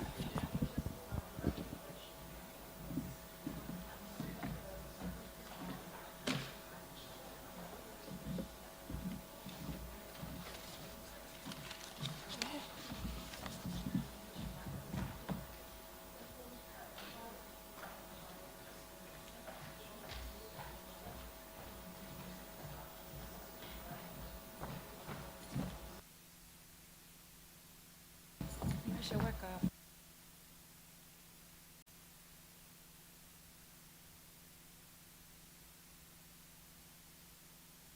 So I don't know.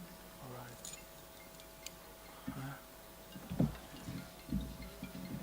Is that? Is this how? It's working. Can you open? Can you find it for me? Because I don't know how to get into this. Into this. I don't use a Dell.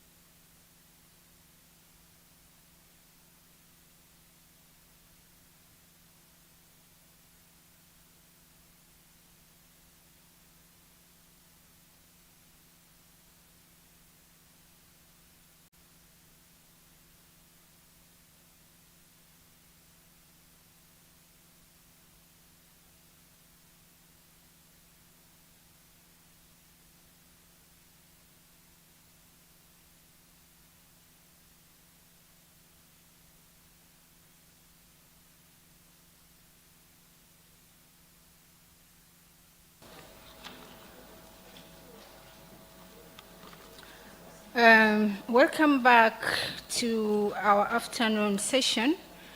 And now we are moving to the keynote presentation. And I would like to invite all keynote speakers to come forward. Professor Aili is present here. Johannes Sebahene, Dr. Dominicus Makukula, Dr. Leio Sengo.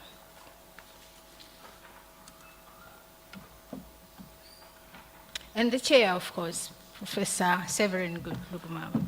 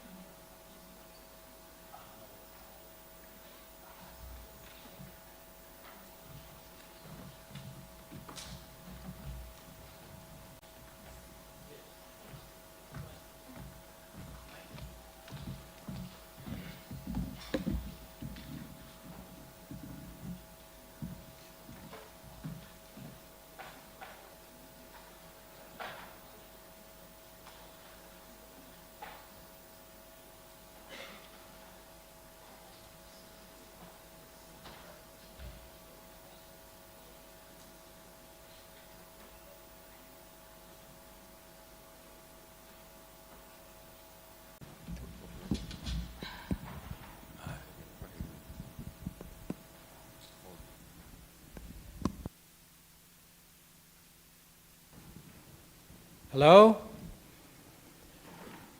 Good afternoon, ladies and gentlemen.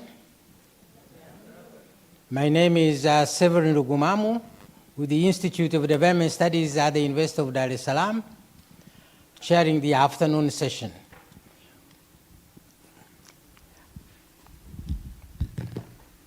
The general theme is reimagining Africa in a changing global order. And our first speaker is Professor Ali Mari Tripp. Professor Tripp, have it a go.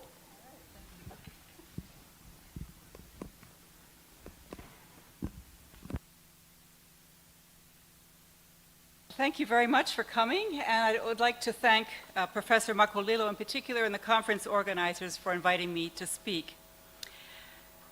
So, over the past 40 years, the world has made remarkable progress in advancing women's rights.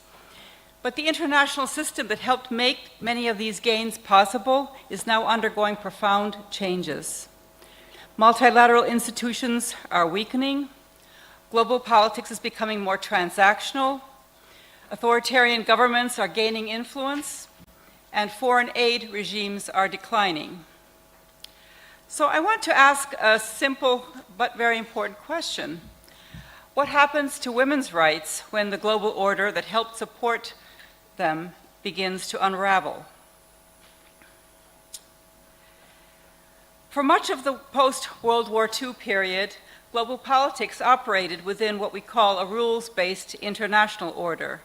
The system was built around multilateral institutions, around international law, alliances among democratic states, and shared commitments to human rights, including women's rights. That order was never perfect. It did not benefit all countries equally. It was often deeply political, as countries like the United States sought to extend their power.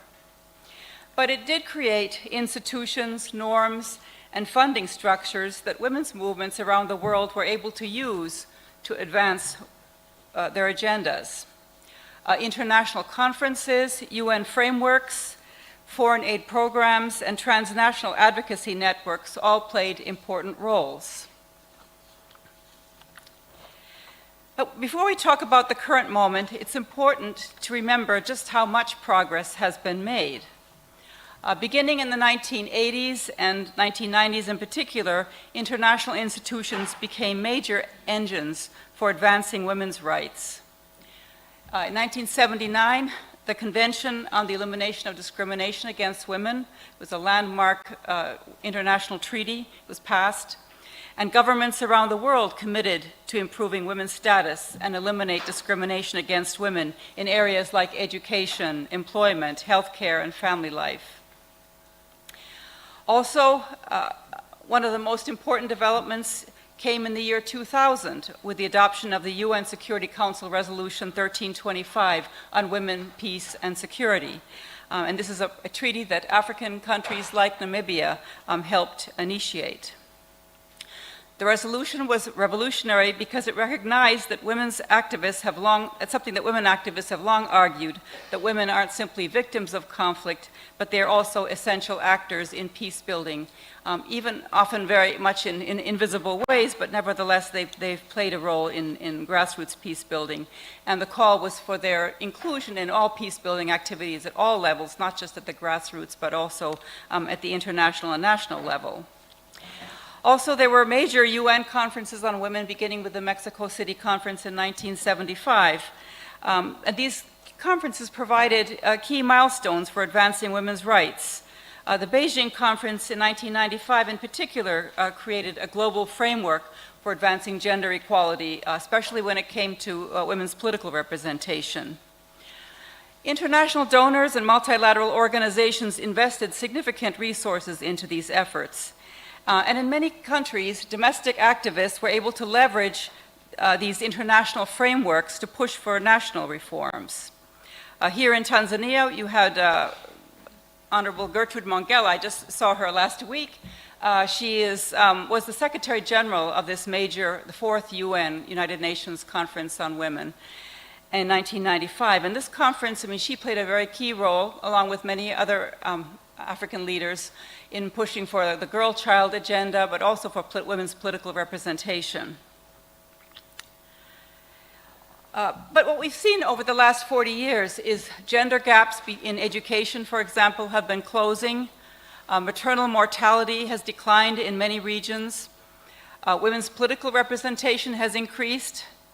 And there's been much more awareness of gender-based violence. I mean, you can hardly open up a newspaper here in Tanzania without seeing an article on gender-based violence. So, you know, this was not the case. I've lived in Tanzania for a long time. I grew up here, and if you go back to my youth, you know, the Daily Standard is what we read, and there was no such article. So, you know, you can tell that things have dramatically changed in terms of women's rights and awareness of them, at least. But now we're at a different moment, and you know, we had the UN Charter after World War II that was a treaty that provided an overall framework for the United Nations system, a foundation for international law governing the use of force, peaceful settlements of disputes, arms control, and other important functions to help maintain peace and security at the international level. The UN Charter calls for universal respect for and observance of human rights and fundamental freedoms for all, without distinction as to race, sex, language, or religion. But now all of these values and norms are being openly questioned, including by the very actors who once helped shape and uphold that framework. And here I'm talking about the United States in particular, which was a major force for you know, the creation of the system, the multilateral system that we have had for so long. And the international system was built, at least, on the understanding that restraint and self-restraint served the collective interest of states. Of course, it was never lived up to. It was an ideal, but that understanding and the premise, at least, is no longer now widely shared. And instead of long-term partnerships that built around shared values, the international relations are now increasingly organized around short-term deals and strategic interests. And these have profound implications for gender equality, among other issues. And so what we're seeing now is a world that's increasingly characterized by multipolarity, but the question is what kind? I mean, when we're kind of at a moment where we're asking, you know, what kind of multipolarity? The world was multipolar from the beginning of the 1900s to end of World War II. Then it became a bipolar, you know, U.S.-Soviet world between 45 and 1991, and then became kind of more unipolar after 91 up until 2008. And since 2008, it's been, you know, more, you could say, a multipolar world. And some would argue that the competition is between China, Russia, and the United States. But other voices are saying, no, this is a moment to really rethink this world of ours, and that it should shift, and it could shift towards the global south, with countries like India playing a critical role in determining that future order. And some see a future that's much more, you know, based on cooperation and a multilateral system that's based on rules rather than simply raw power, which is what we're seeing now today. And so one vision is that the power would be distributed across networks rather than a single hegemon through a series of global alliances and groupings. But all of this remains very much in question, and the future is you know, very much a question mark. And right now, a lot of what we see are the dangers of where we're heading. And these changes have resulted in record levels of militarization and military spending, military priorities taking over humanitarian concerns, which all have serious implications for women. So one of the consequences of this changing order is the rising number of regional and other conflicts and coup d'etat, electoral repression, and the rise of big power, strong-arm policies taking over. Multilateral cooperation is very much, you know, in question. And, you know, this is a system. So And the US, for example, is acting increasingly unilaterally. The US pulled out of 66 multilateral organizations, including UN Women and UN Population Fund. It abolished the US Agency for International Development, and now it's withdrawing its traditional commitments to women's rights, women's peace building, and human rights more generally. Pulled out of all kinds of major UN organizations, the World Food Program, UNICEF, UNHCR, WHO, and I can go on, suspending operations in many cases. The UN agencies have had to suspend operations or scale back their services and cut staff. And all of this has affected women, refugees, migrants, children, vulnerable populations. As a result of, in part, as a result of US activities, European countries have also reduced development and humanitarian aid, partly to redirect their budgets towards military budgets. And then, of course, some have taken a more right-wing turn, like Sweden and Netherlands. So the future of aid is very volatile at best. The developing countries have cut aid by 23% just in the 1 year between 2024 and 2025. Germany, United States, UK, Japan, and France accounted for the bulk of this, 96% of this total decline that we've seen. And US drove 3/4 of that decline. So this has now made, by default, Germany the world's largest donor. But it too has cut aid by 17% and plans to cut more. Sweden. The other thing that we see is the aid is becoming much more transactional and very explicitly geopolitical. Of course, it's always been that way, but now it's explicitly so.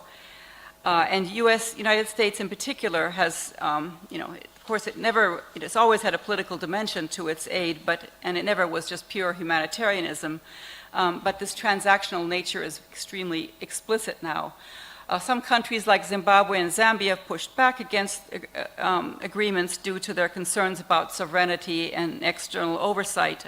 I think the High Court in Kenya also put the health aid on hold because U.S. is just asking, we'll give you health aid, but then we want your minerals and your health data, for example. So 80% of USAID programs were terminated or suspended when USAID was dissolved. And aid priorities, to the extent that they still exist, are focusing really on national security interests and economic interests rather than human rights or gender equality, for example. And in other areas, U.S. has taken out the term gender, it's banned it from all federal policies. We've had to take it out of all of our grants that we get from the government. U.S. rejected the UN Sustainable Development Goals, the SDGs, including the one on gender equality. So the consequences of this, it's affecting everybody, all of us. And one of the consequences has been that women's organizations now are facing severe funding cuts. And a recent survey by UN Women shows that the large majority of women's organizations, about 80%, have had to reduce their programming or suspend their programs. They've resulted in layoffs. They can't plan long term. And basically, they're operating under what some call a survival mode. In Tanzania, we may be seeing the collapse of the NGO sector altogether. Maybe that's too extreme, but at least it's being very seriously affected. And in general, USAID cuts have severely targeted women-focused programming. In particular, 88% cuts to maternal and child health funding, 94% to sexual and reproductive health funding, 80% cut to gender-based violence programs. And this is not to mention all the general programs that also affect women in particular, who have to take 10 to the households and get water and so on. At the same time, women are also affected by the rise in militarism and with the increase in military spending and the cuts in funding for peace building. Several peace peacekeeping programs have been cut or pulled back significantly.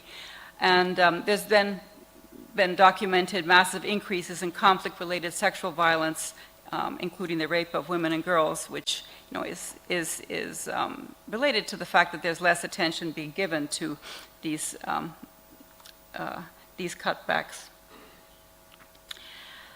In Tanzania here, I've been talking to different women's organizations. I'm in the middle of a project looking at what's happening here, and it's a pretty dire situation from what I can tell. USAID used to contribute 2.64 trillion Tanzanian shillings to national development per year. And 85% of the organizations here that relied on foreign funding have experienced major impacts. Staff suspensions, terminations, budgets have been reduced by 90% in some cases, leading to office closures, halting of projects, weakening of community engagement, and critical setbacks in the PEPFAR HIV/AIDS initiatives and programs targeting women and other vulnerable populations. There's been a suspension of governance programs like USAID's Siasa, and this is undermining women's and youth political participation. I'm not finding much evidence of the government stepping in to fill in the gaps, and many organizations are finding it hard to find alternatives. And also the cuts were so abrupt, they came overnight, there was no way to even plan. But as elsewhere in the world, women's organizations have been hit very hard, especially in the health sector, legal aid, economic empowerment, and civic and political participation programs. So, where does this leave us? It leaves us with a question. I have more questions than I have answers, but it's a moment to really ponder and think about where we go from here. One consequence is that we're going to have to rely much more on grassroots activities of women's organizations. And we're going to have to think up new models that perhaps emphasize this local leadership, local solutions to problems, grassroots solutions to problems. Already we're seeing this in the countries that have been affected by war, that some of the most vital solutions are coming from these grassroots peace-building organizations that really are, you can find all over. Also, there'll have to be more domestic resource mobilization. And there the onus is on the state, perhaps, to direct that. Deeper partnerships between states and civil society where possible. A lot of organizations are talking about collaborating to build efficiencies, but more coordination between organizations. But that, again, is difficult at a moment where everybody is now competing for whatever other funds are available. But I think that people are talking much more and thinking ahead in terms of how do we build more sustainable financial funding mechanisms and not to be so donor dependent. And many organizations were dependent almost entirely, like 80% of some of them were entirely dependent on USAID or other donors. And so, I think that there's been much more discussion. But at the international level, there also have to be changes, and I think that these point to the need for more voice to the global south in the United Nations and in other global institutions. The pressures for UN Security Council reform have never been more important. Revising global trade and financial institutions, all of these are critical to address. But right now, we really are at a crossroads, and it's an important time for institutions like the University of Dar es Salaam to have a discussion about, where do we go? How do we think about how we move ahead? Can we rethink old paradigms? Can we reset the way that we've considered questions of donor-partner relations? And it's a real moment to think creatively about how we move ahead. So thank you very much.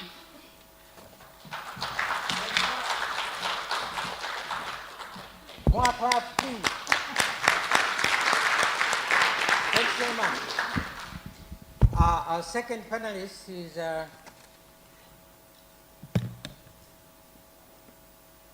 Joan Sabahene, please.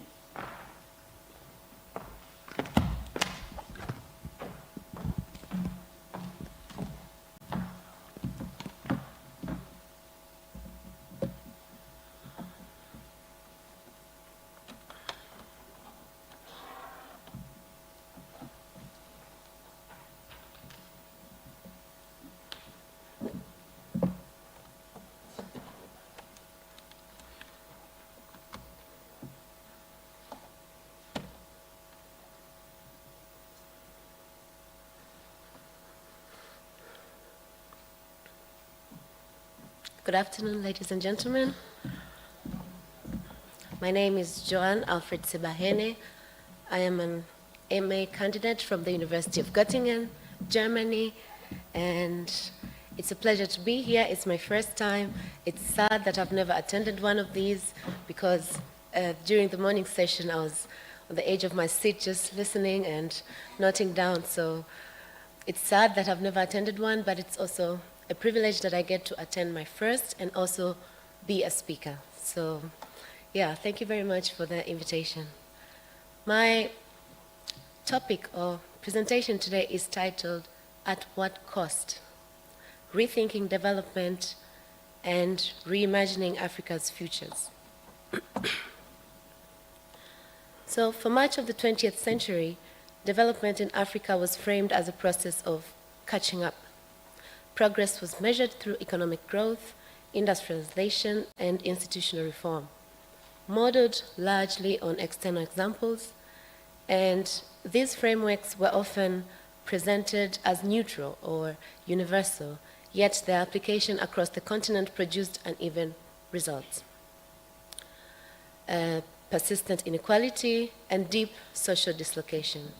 As a result, development came to be experienced less as a collective advancement and more as a recurring process that unfortunately is defied. The weight of historical experience also influenced development thinking itself.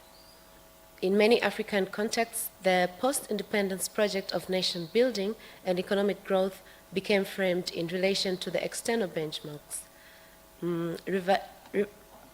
rivaling Western models of industrialization, modernization, and economic planning, rather than cultivating indigenous strategies rooted in the local knowledge, resources, and social priorities.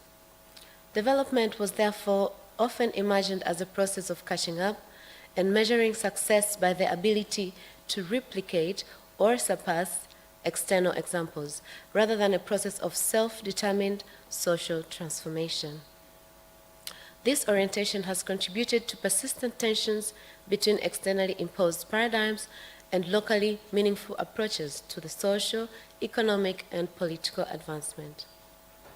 In recent years, shifting global conditions have intensified debates about Africa's developmental future, and the rise of new economic patterns, regional initiatives, and alternative development narratives has expanded the range of possible pathways, prompting renewing optimism. Yet, focusing narrowly on these external opportunities risks overlooking a more fundamental concern: the underlying assumptions, values, and definitions that guide development itself. The central question here is not merely which partners Africa engages or strategies are implemented, but how development is imagined, is justified, and is pursued within African contexts. Without critically examining these conceptual foundations, even well-intentioned policies risk reproducing patterns of dependency, inequality, and social fragmentation. The main argument here is that Africa currently stands at a moment that demands conceptual rather than merely strategic renewal. Rethinking development requires moving beyond technical fixes and externally imposed models, and instead approaching development as an ethical or a social project. It must be rooted in responsibility, it must be rooted in social cohesion and self-definition, aligning policy with the values, cultural priorities, and historical experiences of African societies.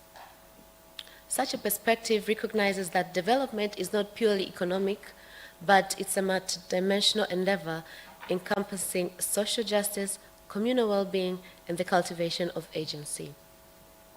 By situating development within these broader ethical and cultural frameworks, my presentation today seeks to contribute to an understanding of African development that is both historically informed but also forward-looking, emphasizing the content's capacity to define and pursue its own vision of progress. Any effort to rethink development in Africa must begin with history. Understanding how Africa's underdevelopment was historically produced through an equal integration into the global economy Africa's marginalization in the global economy was not a side effect, but a structural condition built into the process of global capitalist development. This historical perspective challenges narratives that attribute underdevelopment primarily to African societies, internal deficiency, emphasizing instead that the profound structural inequalities embedded in centuries of unequal exchange. Colonialism, beyond its extractive economic functions, fundamentally reshaped African political and social institutions, indigenous government, economic systems, and social structures were often dismantled or subordinated to the imperatives of colonial administration. Economies were reoriented towards the production of raw materials for the European markets, while local knowledge and systems and modes of productions and communal forms of social organizations were devalued or erased. Similarly, colonial administrative institutions were designed primarily to ensure control, facilitate resource extraction, and maintain law and order for the benefit of the colonizers, rather than to promote social welfare or inclusive development. Post-colonial African states inherited these structures almost intact, and leaving them to confront the challenge of promoting development through institutions that were not designed to support autonomous or inclusive growth. This inheritance has had long-lasting implications. It shaped not only economic trajectories, but also the very frameworks through which development is conceived and pursued. Yet, while history is deeply explanatory, it must not become determinative. Understanding Africa's underdevelopment as a product of historical processes of exploitation and institutional inheritance is crucial for crafting informed and context-sensitive policies. However, framing underdevelopment solely as an externally imposed legacy risks undermining agency and postponing the recognition of African society as capable of self-directed change. Rethinking development, therefore, requires a dual awareness. It demands acknowledgement of historical injustices, exploitation, and institutional constraints, while simultaneously cultivating a vision of possibilities that is not constrained by the past. Agency, innovation, and contextually grounded strategies are essential if development is to be both sustainable and reflective of local priorities. In this sense, therefore, history serves as a guide rather than a cage. It explains how structures came to be, but it does not define what African societies can achieve when they reclaim the power to shape developments on their own terms. Mainstream development economics has historically treated poverty as primarily a technical problem, one that can be addressed through standardized policies, measurable interventions, and universal indicators. Metrics such as GDP growth or literacy rates and access to basic services have long served as proxies for success. Framing development as a matter of efficiency, resource allocation, and quantifiable outcomes. While such tools provide valuable information, they often obscure the complexity of human experience, the social fabric of communities, and the environmental conditions that sustain livelihoods. A narrow focus on economic indicators can overlook how ecological degradation, land loss, and resource depletion directly affect people's welfare and long-term security. Policies, no matter how rigorously divined or evidence-based they can be, can fail if they overlook the lived realities, social norms, and decision-making processes of the communities they intend to serve. Interventions that appear successful on paper, such as programs designed to encourage savings or education or micro-enterprise, may weaken if they ignore pressing survival needs, local cultural priorities, or the informal strategies households employ to navigate uncertainties. In other words, development is not simply about distributing resources or implementing technically sound programs. It is fundamentally about understanding how people interpret opportunities, how people assess risks, and negotiate trade-offs in the context of their daily lives, including trade-offs between immediate survival, environmental stewardship, and future security. This insight carries profound implications for development in Africa. Strategies are often framed as standardized packages shaped by global institutions or multilateral organizations or external experts. While such approaches may be grounded in rigorous evidence, they are not always sensitive to local contexts.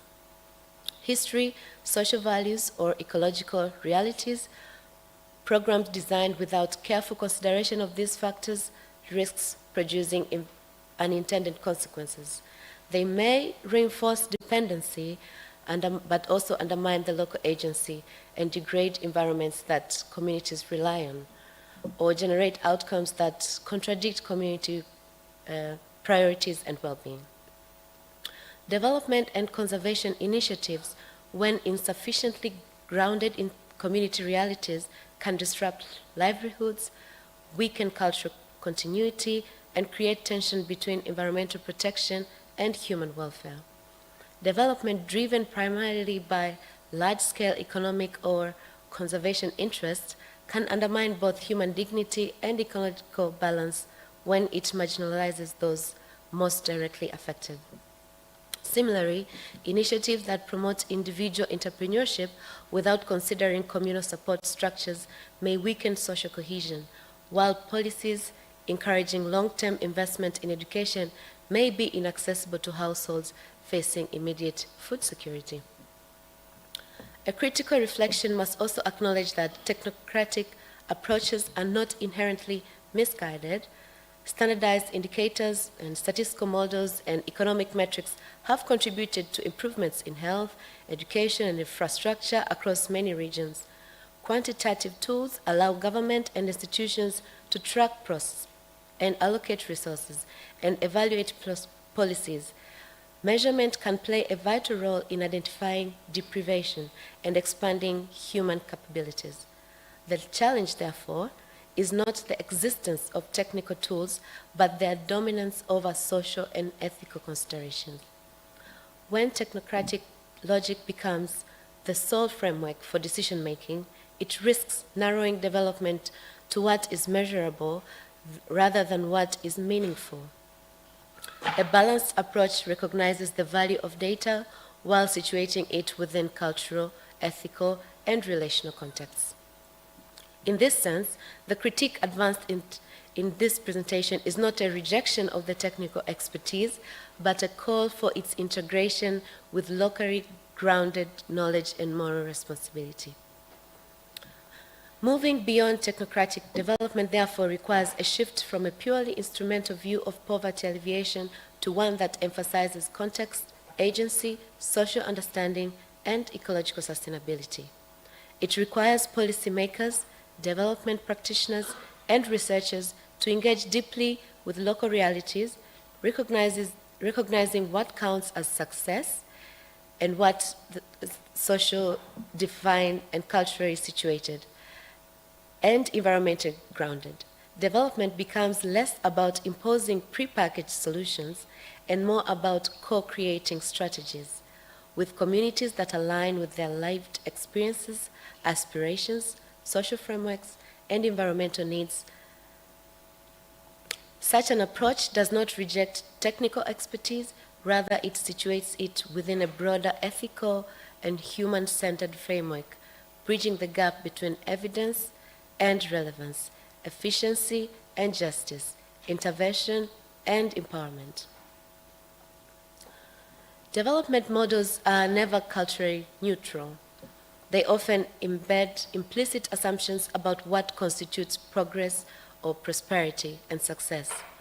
One influential framework of understanding these cultural assumptions is Hofstede's, and in his work on cultural dimension, which highlights key differences between individualist and collectivist societies. Individualist culture, commonly found in Western contexts, prioritize personal achievement, autonomy, and competition. Success in these societies is often measured by individual accomplishment and material accumulation and the ability to stand out from one's peers. In contrast, collectivist societies, which are more common in many African, Asian, and Latin American contexts, emphasizes relational identity, communal responsibilities, and the well-being of the group. In these settings, success is rarely defined purely by personal gain. Rather, it is closely linked to social cohesion, family honor, community welfare, and the ability to contribute meaningfully to collective life. It is also important to note that cultures are not monolithic or static. While broad patterns exist, societies are dynamic, and individuals navigate multiple value systems simultaneously. In many African societies, for instance, modernity, urbanization, and exposure to global media have introduced more individualist aspirations alongside traditional collectivist norms. Young people may pursue higher education, career advancement, or entrepreneurship not only for personal gain, but also as a means to uplift their families and communities. Development models that recognize this hybridity are better positioned to foster inclusive growth that resonates with local values. Policies that incorporate participatory decision-making, communal engagement, and accountability mechanism can reinforce both economic and social sustainability.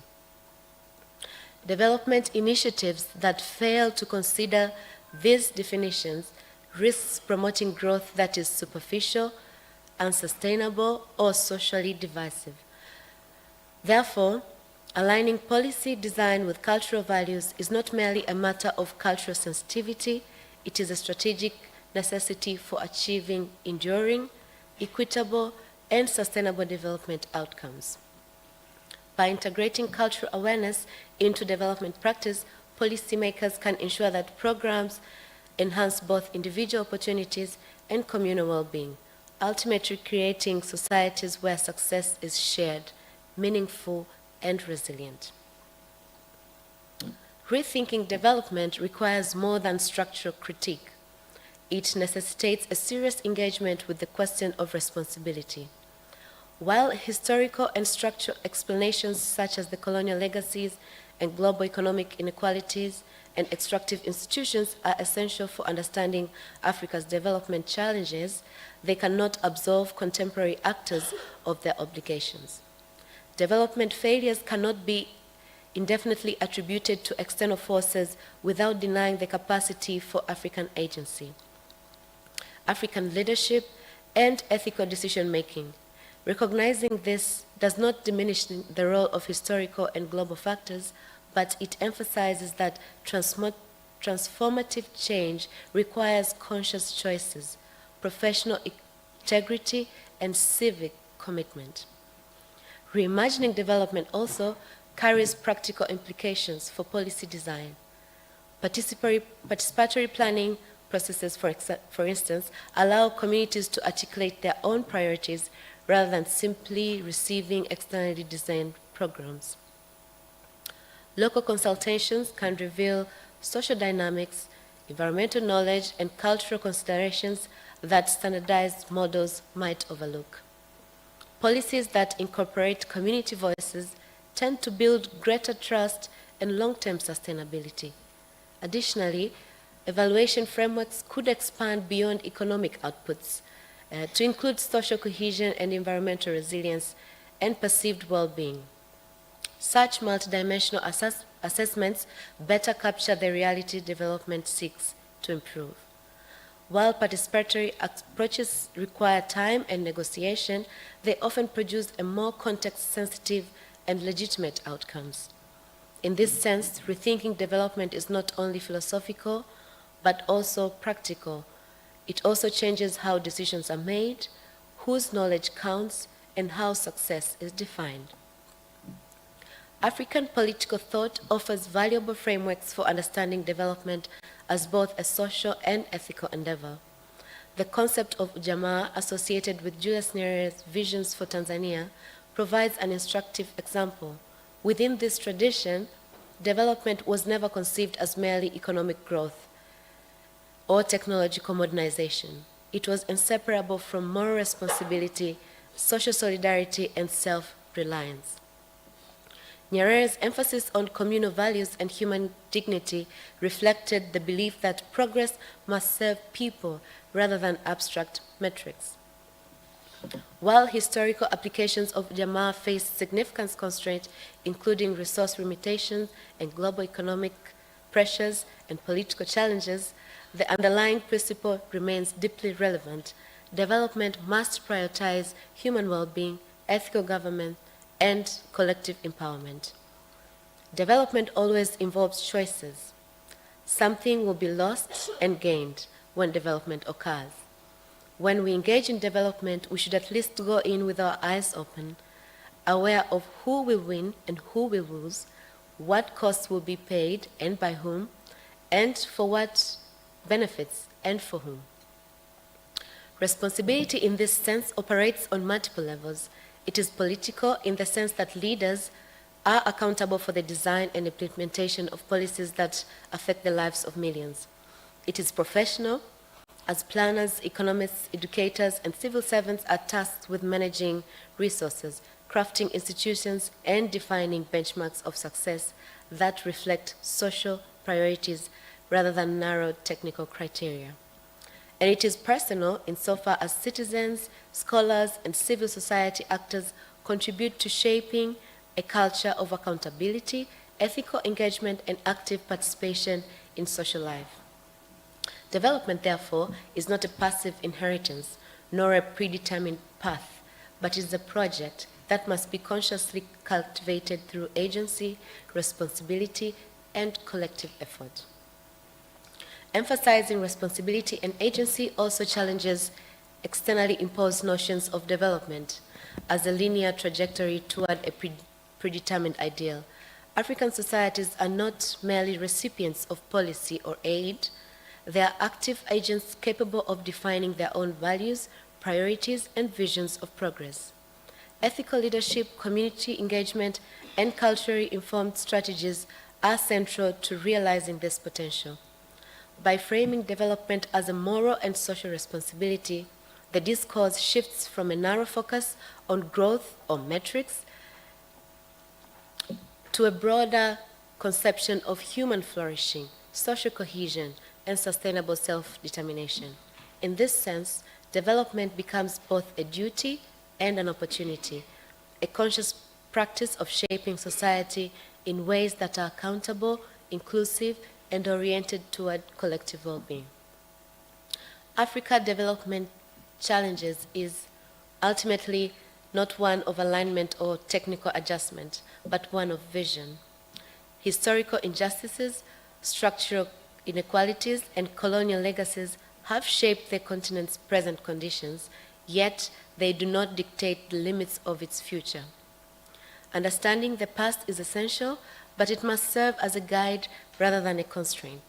Rethinking development requires moving beyond narrow technocratic solutions, standardized metrics, and externally defined notions of success towards a model rooted in responsibility, dignity, and social cohesion. Development is not simply a matter of achieving growth, it is a moral, social, and relational endeavor. My presentation today has argued that a new vision for Africa must situate development within the framework of responsibility and agency, drawing on ethical traditions, African political thought, and lived social realities. It emphasizes that development is as much about cultivating collective well-being and human flourishing as it is about economic indicators.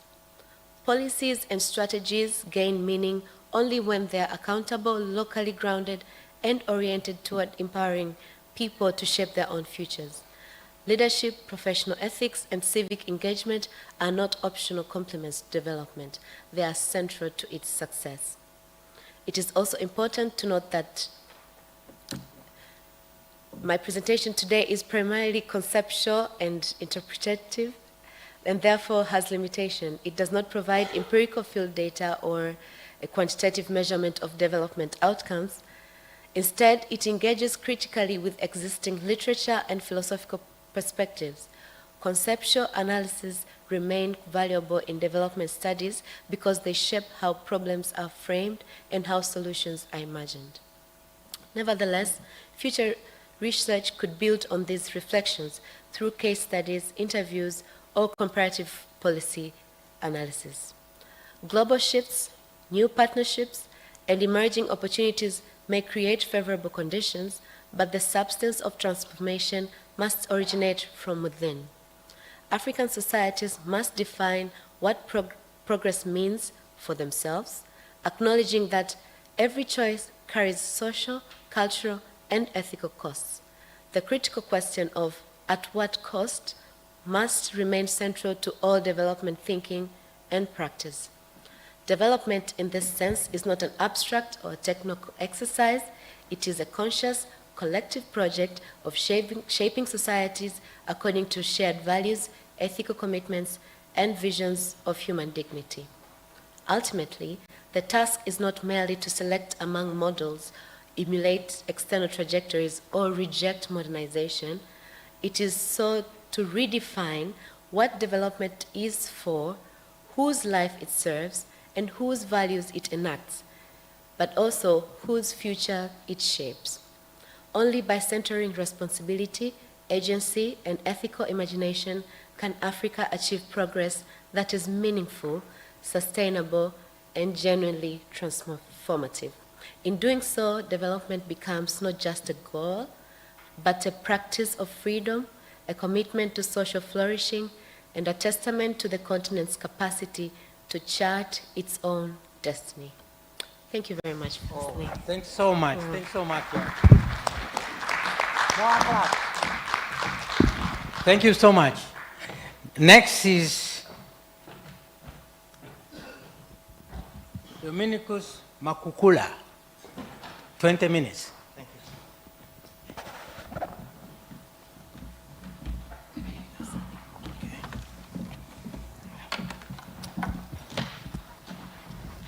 Oh, thank you.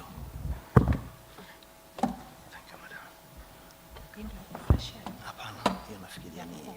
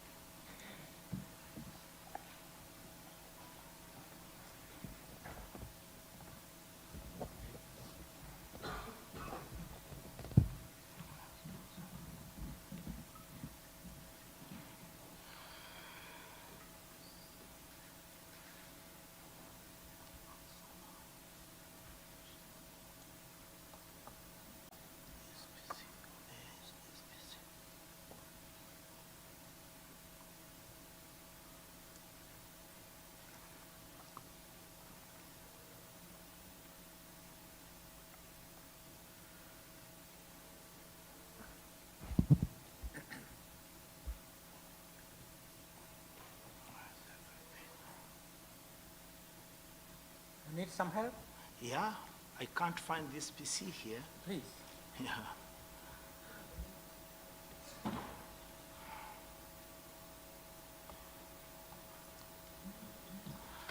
How do I locate this PC here? I would like to open to this PC.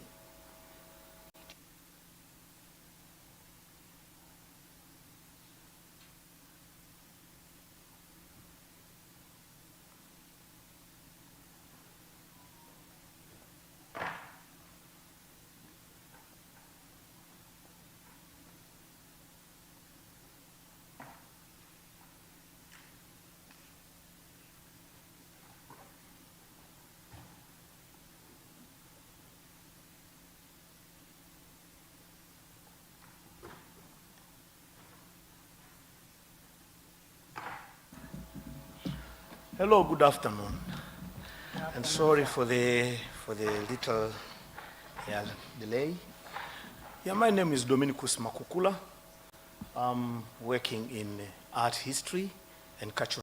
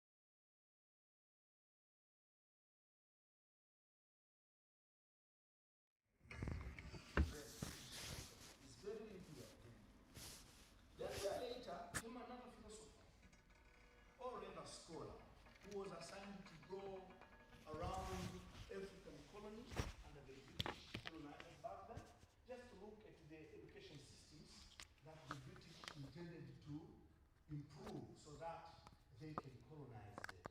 This guy came up with the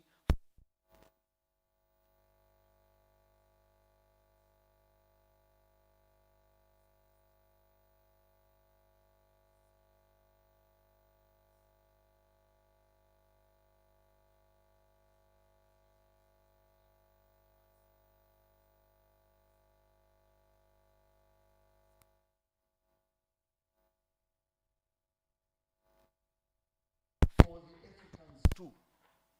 For him, later days, Beethoven played, Leonardo painted, Shakespeare wrote, Pascal invented. In my emphasis, I added, there is no African culture as of yet. There is this universal heritage waiting to be taken up by them. That was Victor Maury in 1929. He visited Tanganyika in 1926. So to me, that is the incursion of Western European cultural hegemony.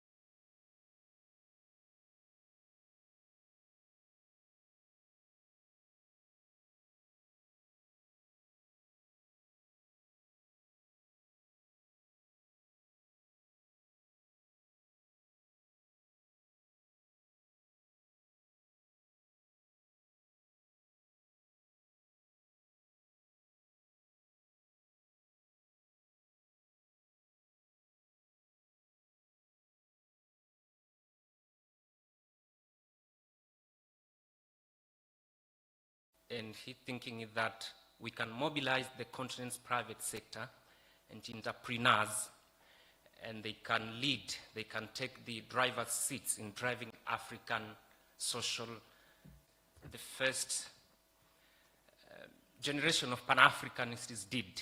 Okay, they opposed colonialism, they opposed slavery, they fought no colonialism, but the current crop of African elites who sometimes give passionate speeches in Ethiopia, in Nairobi, and even in Western capitals.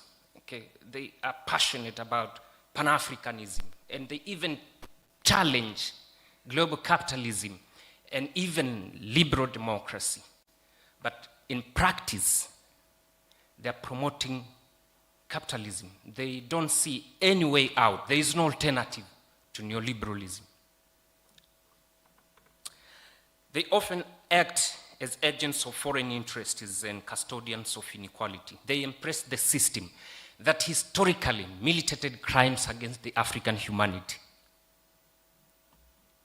Okay. The system that produced poverty, the inequality that we see around the streets of Dar es Salaam and other African capitals and rural areas.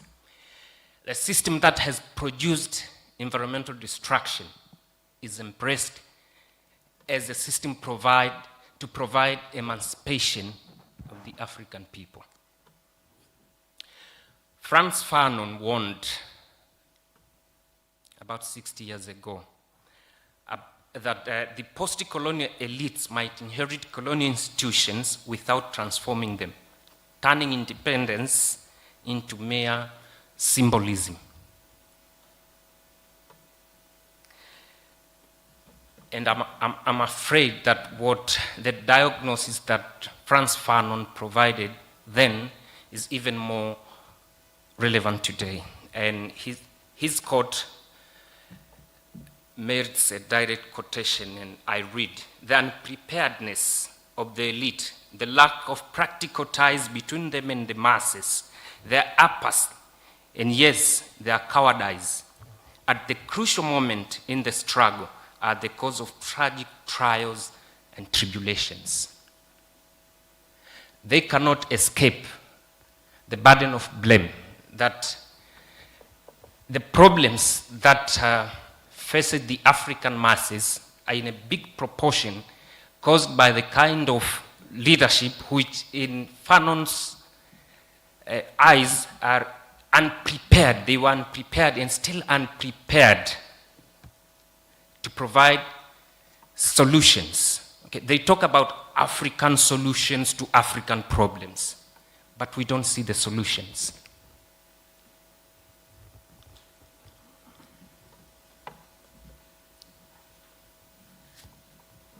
So the Afrocrats have become the managers of globalization. They ignore unequal global trade structures. They can pay lip service to it, but they're not serious about challenging unequal trade structures. What you see on the right is Tanzania classic coffee in a German supermarket. A supermarket that I used to go so frequently when I was doing my doctorate in Bayreuth. And every time I go through the shelves and I see it is a half kilo of coffee sold by 11 euro, you can convert that to Tanzanian shilling. It is about 70,000. 70,000, nusu kilo ya kahawa. Then I have some of my family members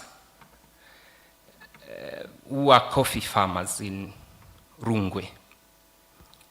And maybe some of you are from Kilimanjaro and Kagera. And you know the price of 1 kilogram of coffee. How much is it?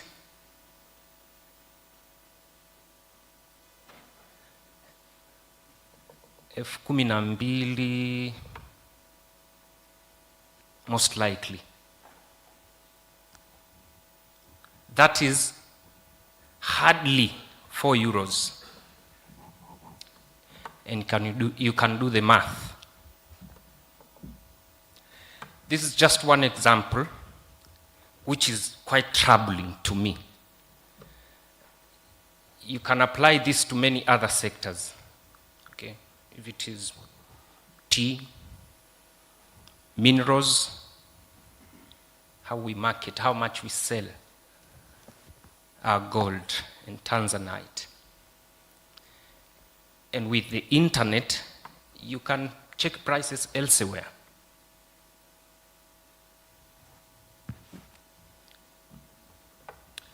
So the Afrocrats no longer question why the continent is marginalized. They don't dare question.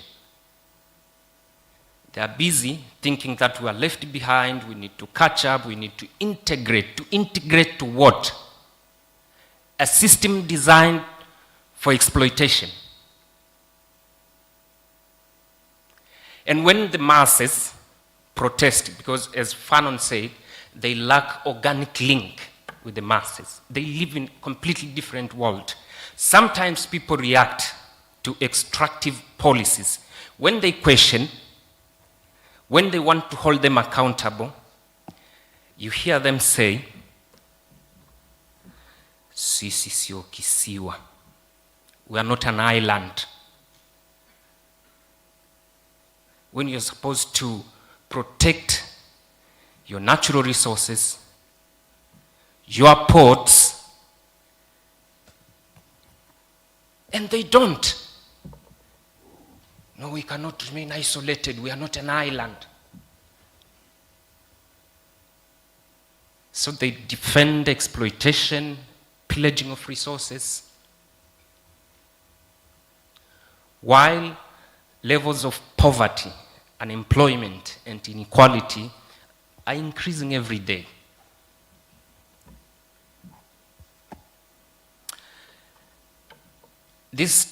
They also use Pan-African unity to shield elite sovereignty, to protect power, not to protect the African masses. Even when they mess and they are challenged, sometimes by their peers or other global actors, and you hear them say, "No, we are sovereign."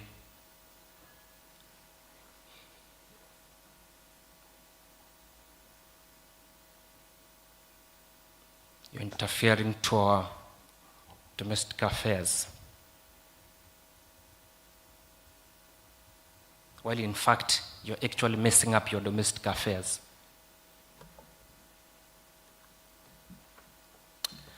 So the second class is what I call the Afri-capitalists, who are promoting the private sector, entrepreneurship. Entrepreneurship is quite popular nowadays. Okay? If you organize a workshop on entrepreneurship in this venue, and someone organize another seminar on political economy or history, they will hardly receive any participants. I think many students will run to the entrepreneurship seminar. Because with entrepreneurship, you shift, you don't care about history. You don't care about global structures, which are unequal and exploitative. Okay? You shift the burden to the people. You are poor not because the price of coffee is way below the average. You are poor because you are lazy. You lack an entrepreneurial spirit. You need to work hard and stop complaining.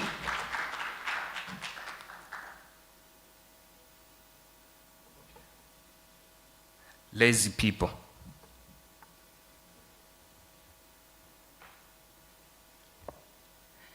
But if I walk across the streets, if you go to Mwenge, if you look at the African women carrying children on their back, carrying banana, under the hot sun of Dar es Salaam, toiling, it is an insult to say that these people are lazy. So these fellows rebrand private profit as continental liberation. Okay? The Pan-African blah, blah. They ignore historical crimes against the African humanity. So, Afri-capitalism, okay, an attempt to Africanize capitalism, unjust system, which perpetuate colonial exploitation, giving it an African face,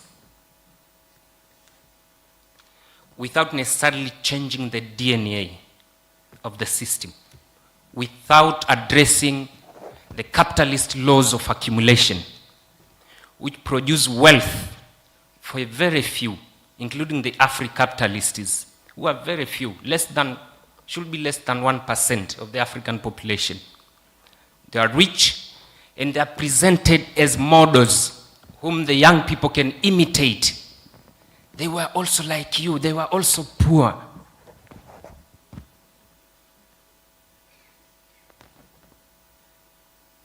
Really?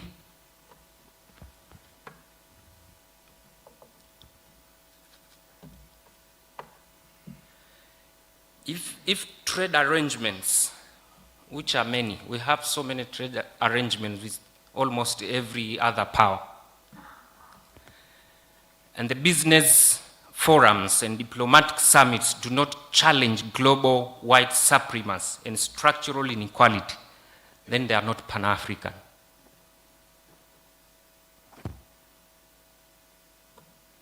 They are just marketing strategies.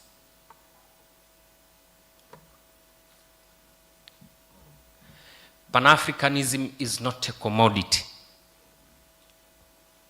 Okay, to package business, to package developmentalist strategies.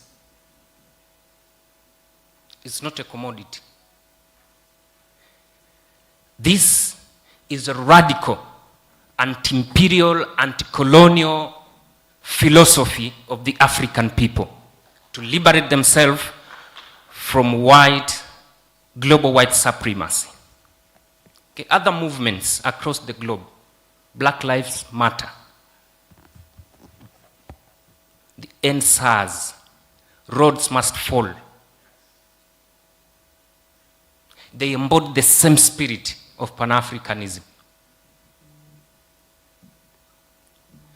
So, if something is comfortable, okay, to the elite,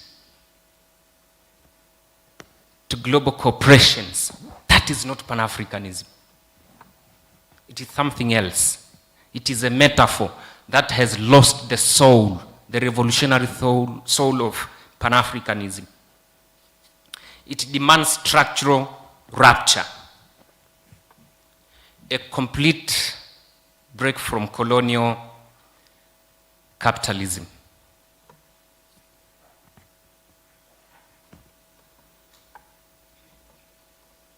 Sovereignty means self-determination, not elite protection.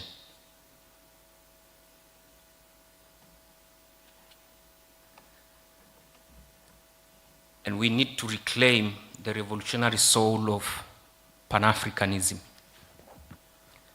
The Pan-Africanism that was championed by the likes of Kwame Nkrumah.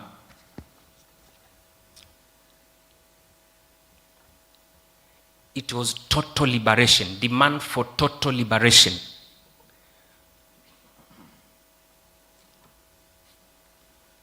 And the African Revolution is incomplete because it halted at the stage of state formation. Okay? Without realizing social justice, it remains a critical problem. Cultural renewal, and that's why we were talking about, someone was talking about epistemic decolonization. Okay, we need to decolonize our mind. The way we think. Because the problem is people are even beginning to internalize oppression. Okay? And it's becoming unpopular to challenge oppression, to speak truth to power.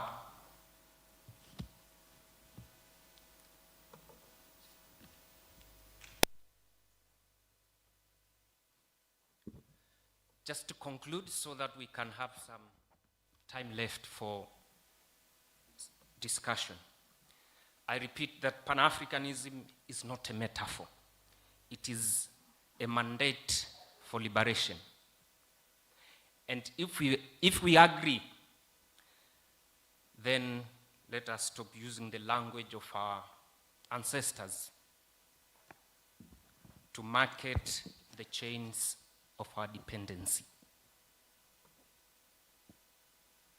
For that, what we need is not, I think it is not new visions for Africa. What we really need is to reclaim the old vision of Pan-Africanism, total liberation of the African people and total unity. This should be non-negotiable.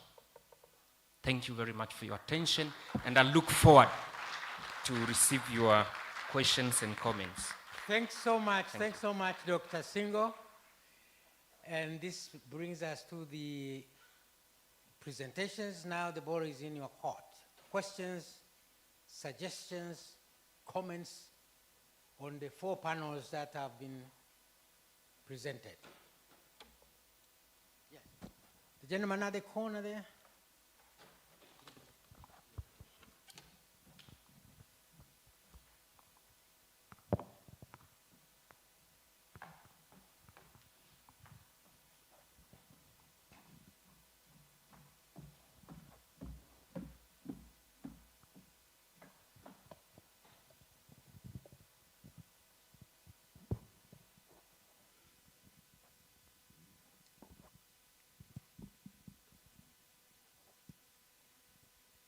Thank you for this opportunity. I have 3 questions to 3 presenters, and I will start with Professor,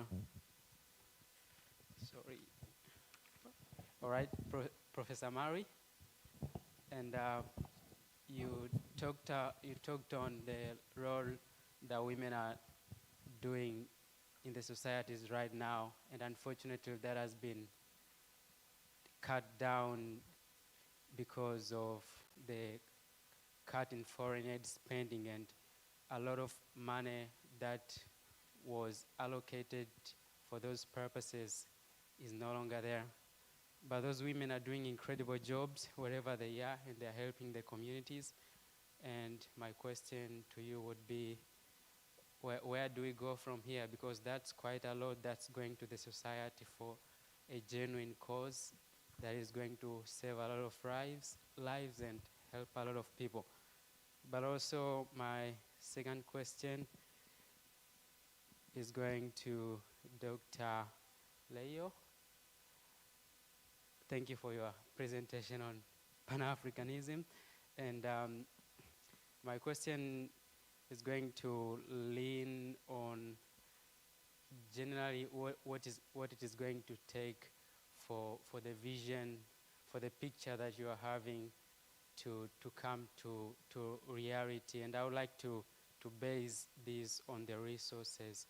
So, and the question specifically would be, what incentives, what will it take for the stakeholders to help African masses? Because it's quite clear that the problem is not resources or visions, but it's quite clear that we have a lot of resources, but also we have a number of visions that you did highlight.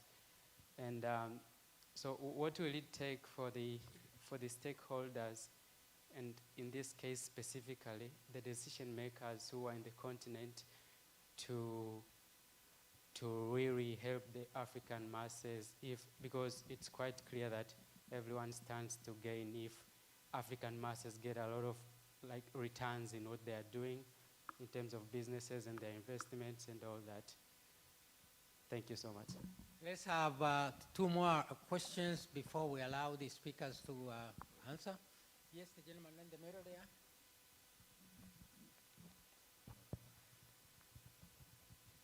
I want to thank the speakers. I'll start with the last speaker. That was an outstanding presentation.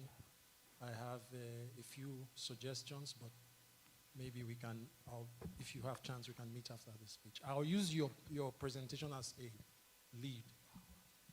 I have a problem with the first presentation, Professor. Your presentation, the background you create, and my problem is with the background aspect, talks of the global order, which we agree is facing some stress, as if it was good for the world. You even speak of aid. It seems we bemoan the loss of aid, as if aid was ever good for Africa. All these aids we received for all these decades until God sent Donald Trump to stop. Where did it take Africa to? How was that order not even worse than what we are going to face in the future? The very same order in which human rights was described in a certain way, the very same order during which apartheid stayed until 1994, this very same order where the creators of that order supported apartheid and other forms and messed up the whole idea of human rights. How do we, in 2026, think of that order as something that was... And then we spoke of the rules-based order. Just echoes the kinds of things we hear from people like Marco Rubio and what they say at the Munich conference. This was a total disorder that has put the world in crisis for so many years. How can we be yearning for that same order? Then my question, last question, will be to the young lady. I'm sorry I didn't get your name. I apologize. When you speak of agency, coming again from our last speaker, sometimes it feels like an insult on Africans to say as if they are not responsible, they don't want to save their continent. Because people who exercise agency, like Patrice Lumumba, was murdered in cold blood, his body was dissolved in acid, his tooth was taken to Belgium. We have a saying where I come from in southern Nigeria. The cockroach says, I know how to dance in the daytime, but the chicken will not allow me. Africans know their responsibility. And your framing was quite good, but it came across as a linear expression of history, as if colonization has passed. Ask Maduro. Ask the Ayatollah. Ask Gaza. It hasn't passed. So it seems a bit insulting to Africans when you say your leaders are irresponsible. I think the last speaker also made it clear. The leaders you talk about are the Afro-capitalists and the Afrocrats. You see, these are compradors of the colonial system. How can we expect salvation from them? I thank you, colleagues.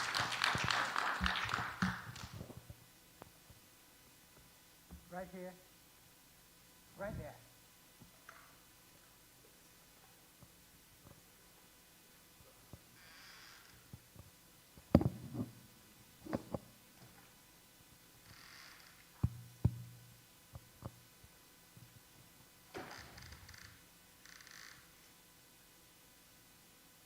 Habari za mchana. Mwenyekiti unayeongoza jopo, niruhusu nitumie lugha ya Mwafrika, yaani Kiswahili.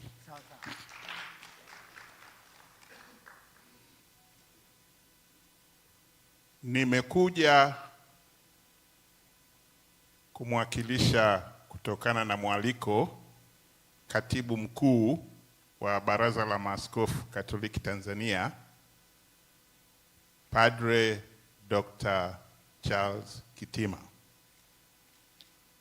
Mimi ni Camillus Kasala, ni mwanafunzi wa falsafa.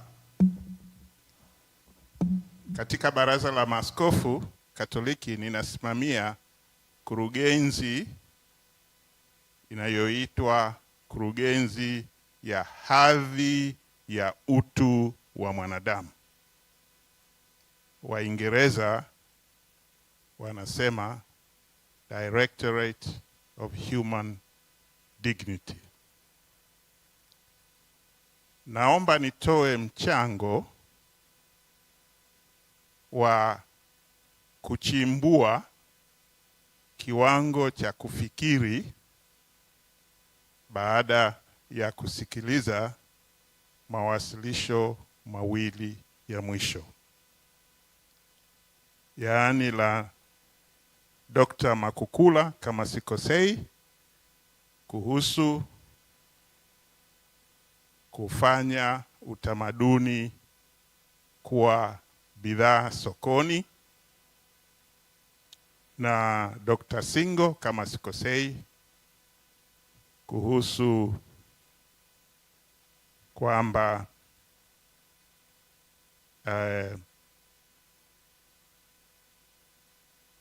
falsafa ya Umoja wa Afrika ni semi tu. Kama mmenisikiliza kwa makini, nimejitambulisha kuwa mkurugenzi wa hadhi ya utu wa mwanadamu.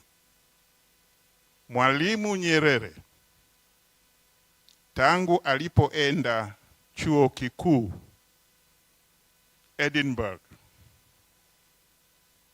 aliposoma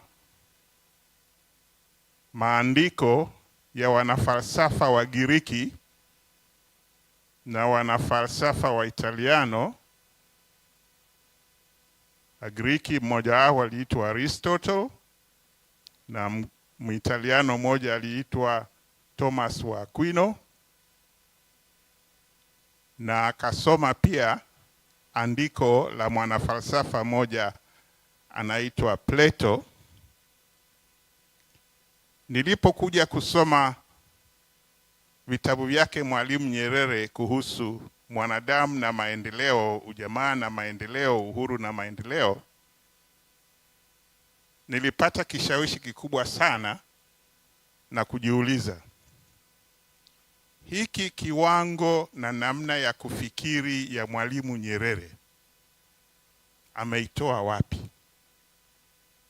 Nilipata bahati nikaenda Ireland. Nilipofika kule wakati wa likizo, nilisema nitakwenda Edinburgh, na hii ilikuwa mwaka 1980. Nitakwenda Edinburgh, Uskochi, nikawaulize mwalimu alipokuwa akisoma huko alitumia mtaala gani.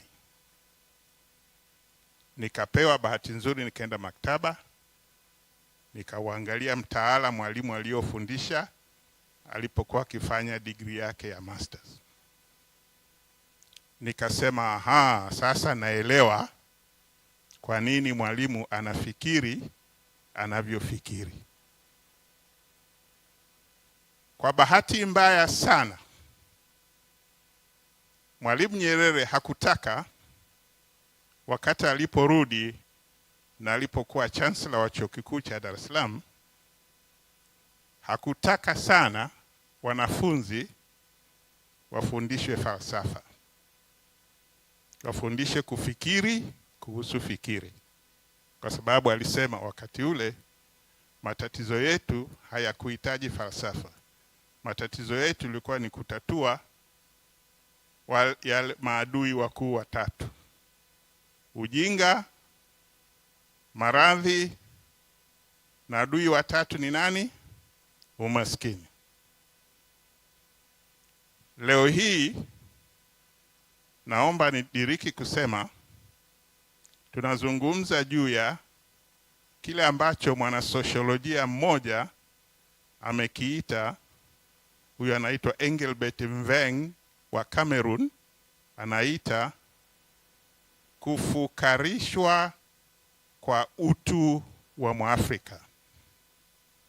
Kufukarishwa kwa utu wa Mwafrika. Umaskini bado tunao, tunahangaika nao. Ujinga bado tunao, tunahangaika nao.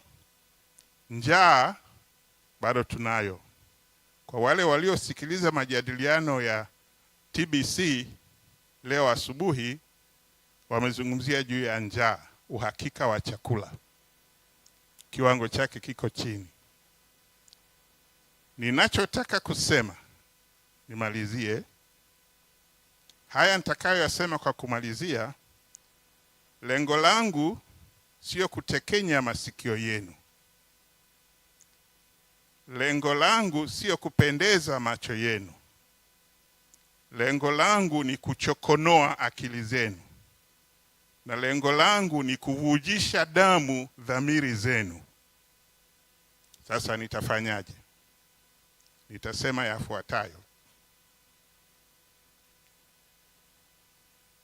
Nani anasema kwamba Mwafrika ni nani? Wanaotusema sisi Waafrika na waliotuita hili jina la Mwafrika ambalo sisi hatukujiita sisi wenyewe, hawamuoni Mwafrika kama nani, wanamuona Mwafrika kama nini. Mwafrika ni nini? Sisi tunafikiri ni akina nani, lakini wenzetu wanatuona sisi kama nini. Nani ni neno linalotumika katika mahusiano. Nini ni neno linalotumika katika utambulisho. Hicho ni nini. Wenzetu wanatuona ni nini. Ndio maana wakatupa jina la Afrika. Kwa hiyo neno nini linatumika kwa kitu, halitumiki kwa utu. Kwa sababu sisi wanatuona ni vitu, wanaweza kutufanya bidhaa. Na wamekwisha tufanya bidhaa kwenye biashara ya utumwa, na leo hii wanaendelea kutufanya bidhaa kwenye kile ambacho kinachoitwa akili mnemba au akili bandia. Kwa hiyo hatuwezi kuendelea kuzungumza kana kwamba sisi Waafrika ni nani. Ni lazima tujitambue kama nini. Tukishajua sisi Waafrika ni kama nini, tutaweza kuanza kujua Afrika nani. Tukiongea Waafrika kama nini, tutaweza kujenga hoja za kubomoa hoja za wale ambao wanatuona kama nini. Kwa sababu watatusikiliza. Maana ndio namna yao ya kufikiri. Lakini tukiongea Waafrika kama nani, hawatatusikiliza. Kwa sababu hawaoni kwamba hadhi yetu ya utu na binadamu inaendana kama nani. Kwa hiyo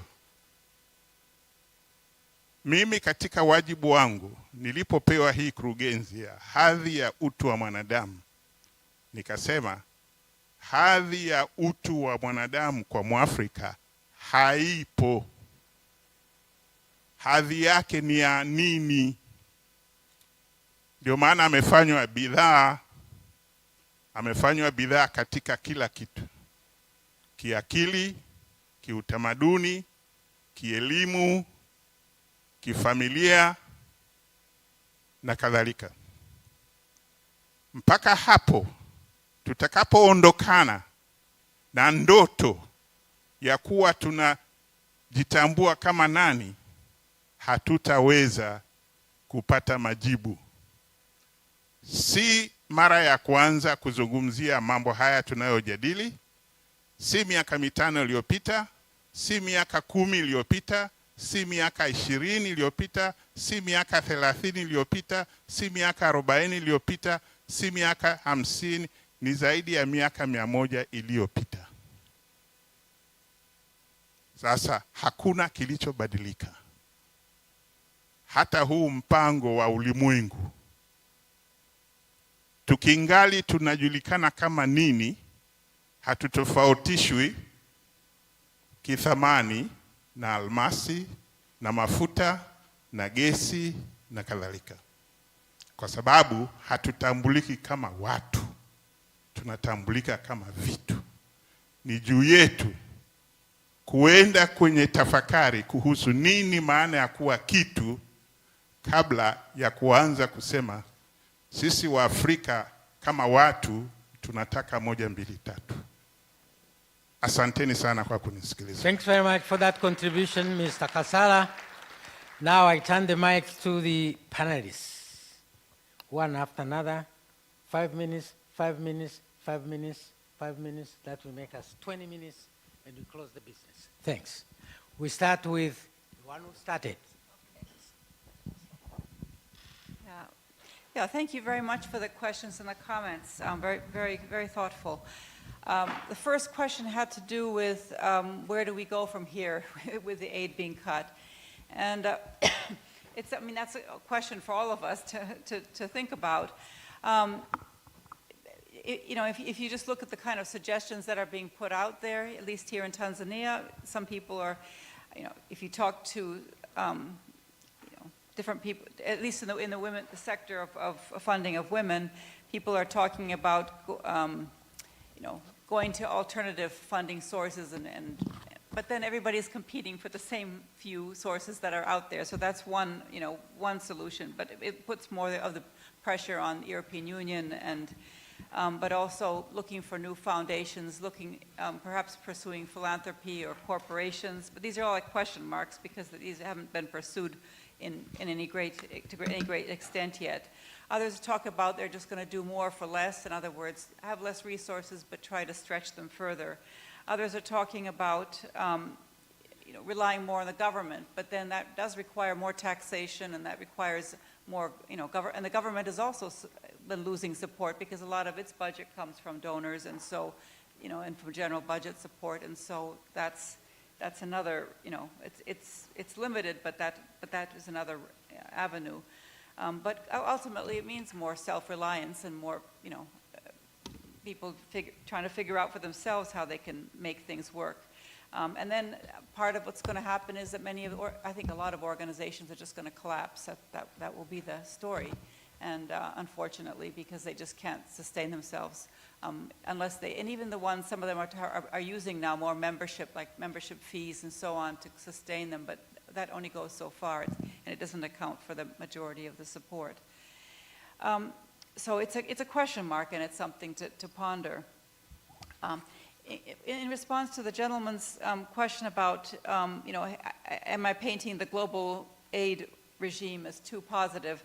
Yeah, I didn't spend a lot of time getting into it. I mean, one could spend hours talking about how problematic the aid regime has been, all of them. I mean, and historically.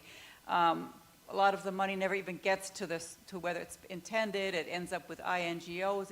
A lot actually ends up in the developing world and never even makes it because it goes to pay for bureaucratic administrative costs and so on. It reflects an unequal world. I mean, it's problematic just from the get-go, so there's no getting around that.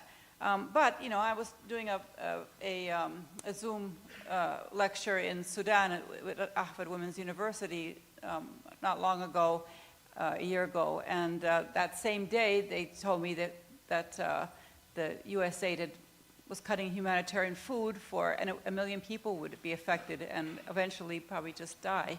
And I mean, that's, somebody has to, and it was cut so quickly, there was no other plan, and people, real lives are lost, people die. It's not just, it's not just something theoretical.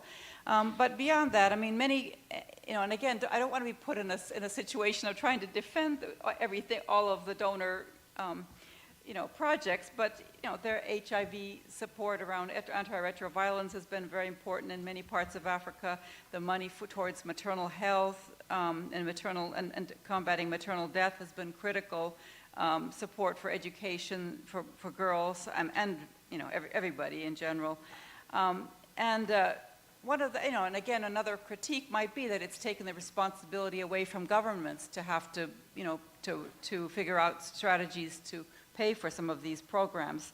And so maybe it will create some, necessary adjustments in the accountability and the state-society relations by default. But what I'm trying to describe is that there are, and it's not something that I think that's all good or all bad. I mean, even in this university now that Sweden pulled out its aid, it's going to affect half of the funding for research in this university. It's not a small thing. It's a big, it's going to make a difference. People here are going to be affected by that. So, and then one can critique it, but at the same time, it has played a role. So I think we need to get away from just it's all terrible or it's all wonderful. I don't think that these are the ways. It's fruitful to think of it that way. I think that we need to have like a nuanced approach to these very, very difficult questions. Thanks very much. Thanks very much. Please. Yeah, sure. Thank you very much for your question. And yes, I share your frustrations just as much as everyone here, I believe.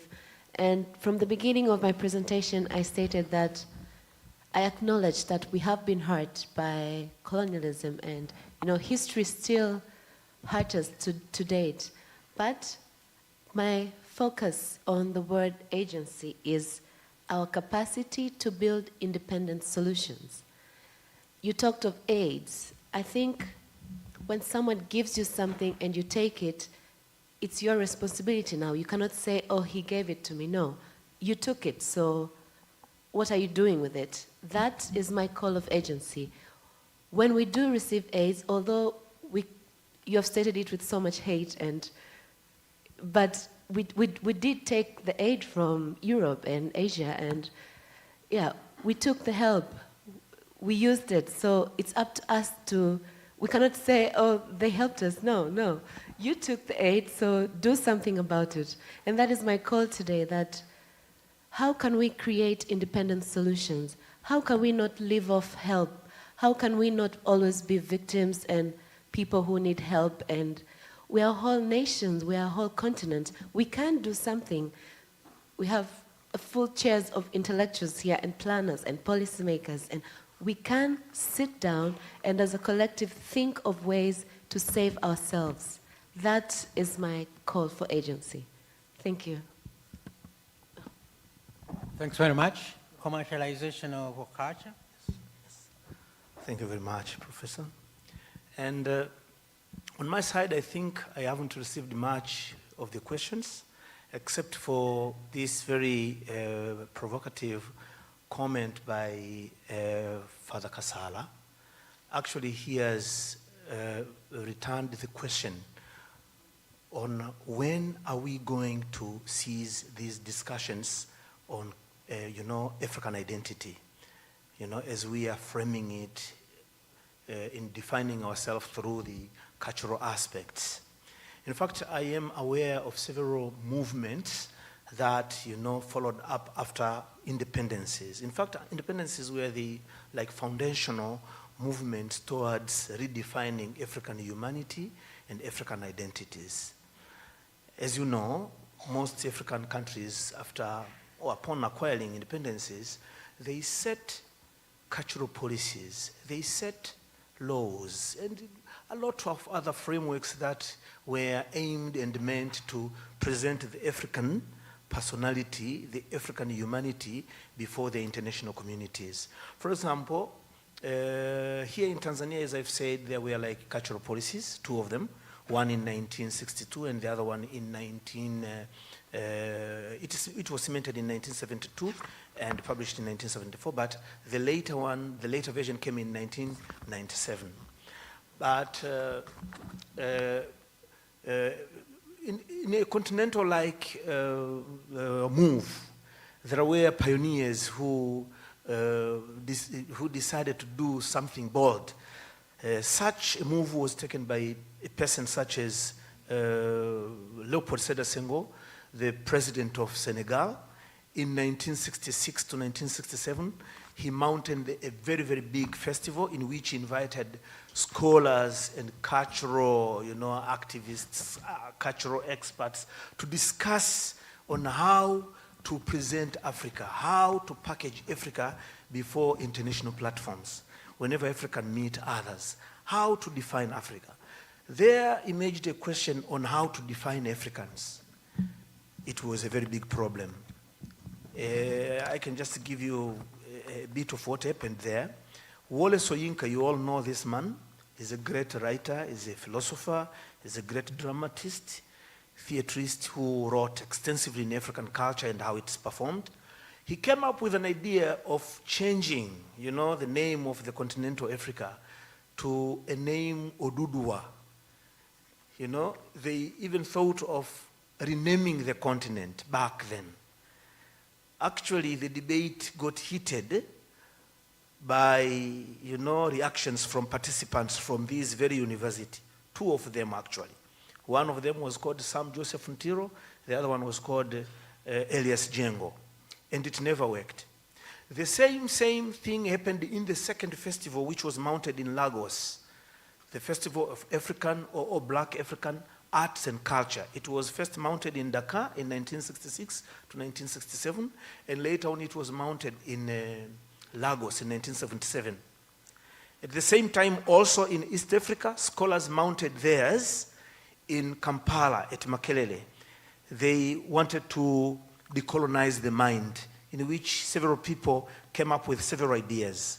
One of the ideas was like turning everything into African approaches, including writing in African traditional languages or African grounded languages.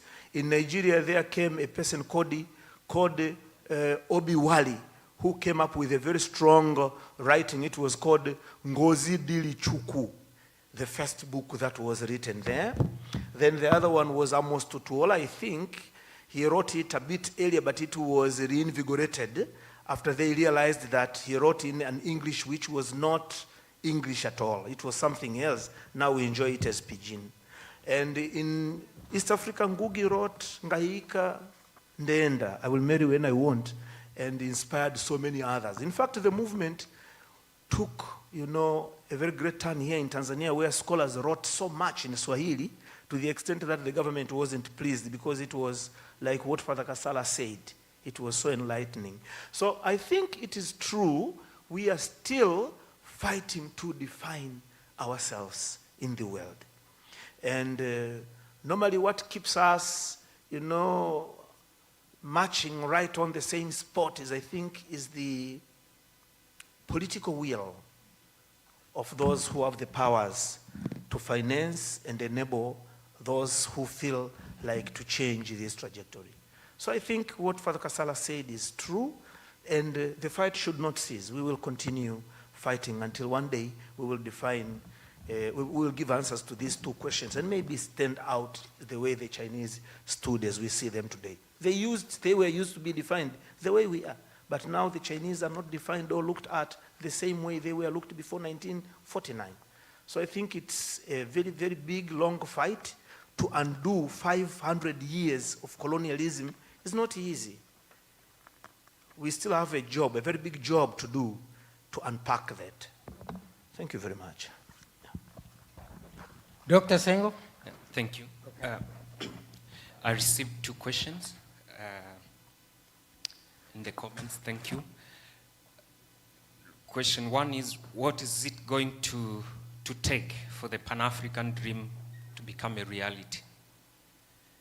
Very briefly, I can say three things. One, determination. Two, courage. And three, solidarity. It is difficult, but it is not impossible. The African people defeated colonialism and we defeated apartheid. So we can make the Pan-African dream a reality. It is possible. Don't agonize, organize. Okay. And the second one, which is related, it's about, if I got you right, decision makers, what can be done to make the decision makers or the leaders help the African masses or do their duty? It is simple. Hold them accountable. Push them. Okay? Play your civic duty. Okay? If they're not measuring up, you know, if you employ a cook, you don't beg them to cook for you. You demand food from them. Okay? You don't beg, because people are busy begging for the government to deliver. You hold the government accountable. Okay? It is your civic duty. And in 1965, Mwalimu delivered a speech in Lusaka, and he spoke about a dilemma of a Pan-Africanist. And he was a Pan-Africanist, but he also had a state to manage. And he was saying, okay, I have a state, so who is going to carry the torch forward? He was addressing, I think, the students at the University of Zambia, and he said, it is you, students, okay? So on campus, you have time. Okay? Organize, okay? Connect with other groups, the grassroots groups, mobilize, connect with the international alliances. And there are so many people, I have realized, even outside Africa, who are so interested seeing the African dream of total liberation coming to reality. Okay, so we have a duty to organize. Thank you. Thank you. Thanks so very much for, let me take this opportunity to thank my 4 panelists for the great work you have done, challenged everybody, and we did not come up with answers. We continue thinking and thinking around. But again, what I would say is the abrupt canceling of loans and debt and aid must be a blessing in disguise. It's a wake-up call, particularly for the Global South. It's time to recollect and rethink how you can go back inside and look at alternative ways of resource mobilization, alternative sources of partnering. Not me, you know, that South-South, for instance, the BRICS, for instance, ourselves, Africans, we have so many resources inside here that are kept lost in those banks in, what are those islands in the US where stolen money is kept? The Cayman Islands. It's rotting there with gaining interest, and we need that money here. And we have to create now incentives. There must be incentives for making these people stop taking this money out and keep it here. So create incentives for money to stay here and do the job is supposed to be done here. And on the issue of alternative sources of partnering, I mean, we have to rethink. I mean, the Global South-South dialogue, South-South partnership is there for us to exploit. Resources are here, ideas are here, and it is time now, I'm saying, it is a wake-up call for us to rethink and see a way forward. Organizers, what next?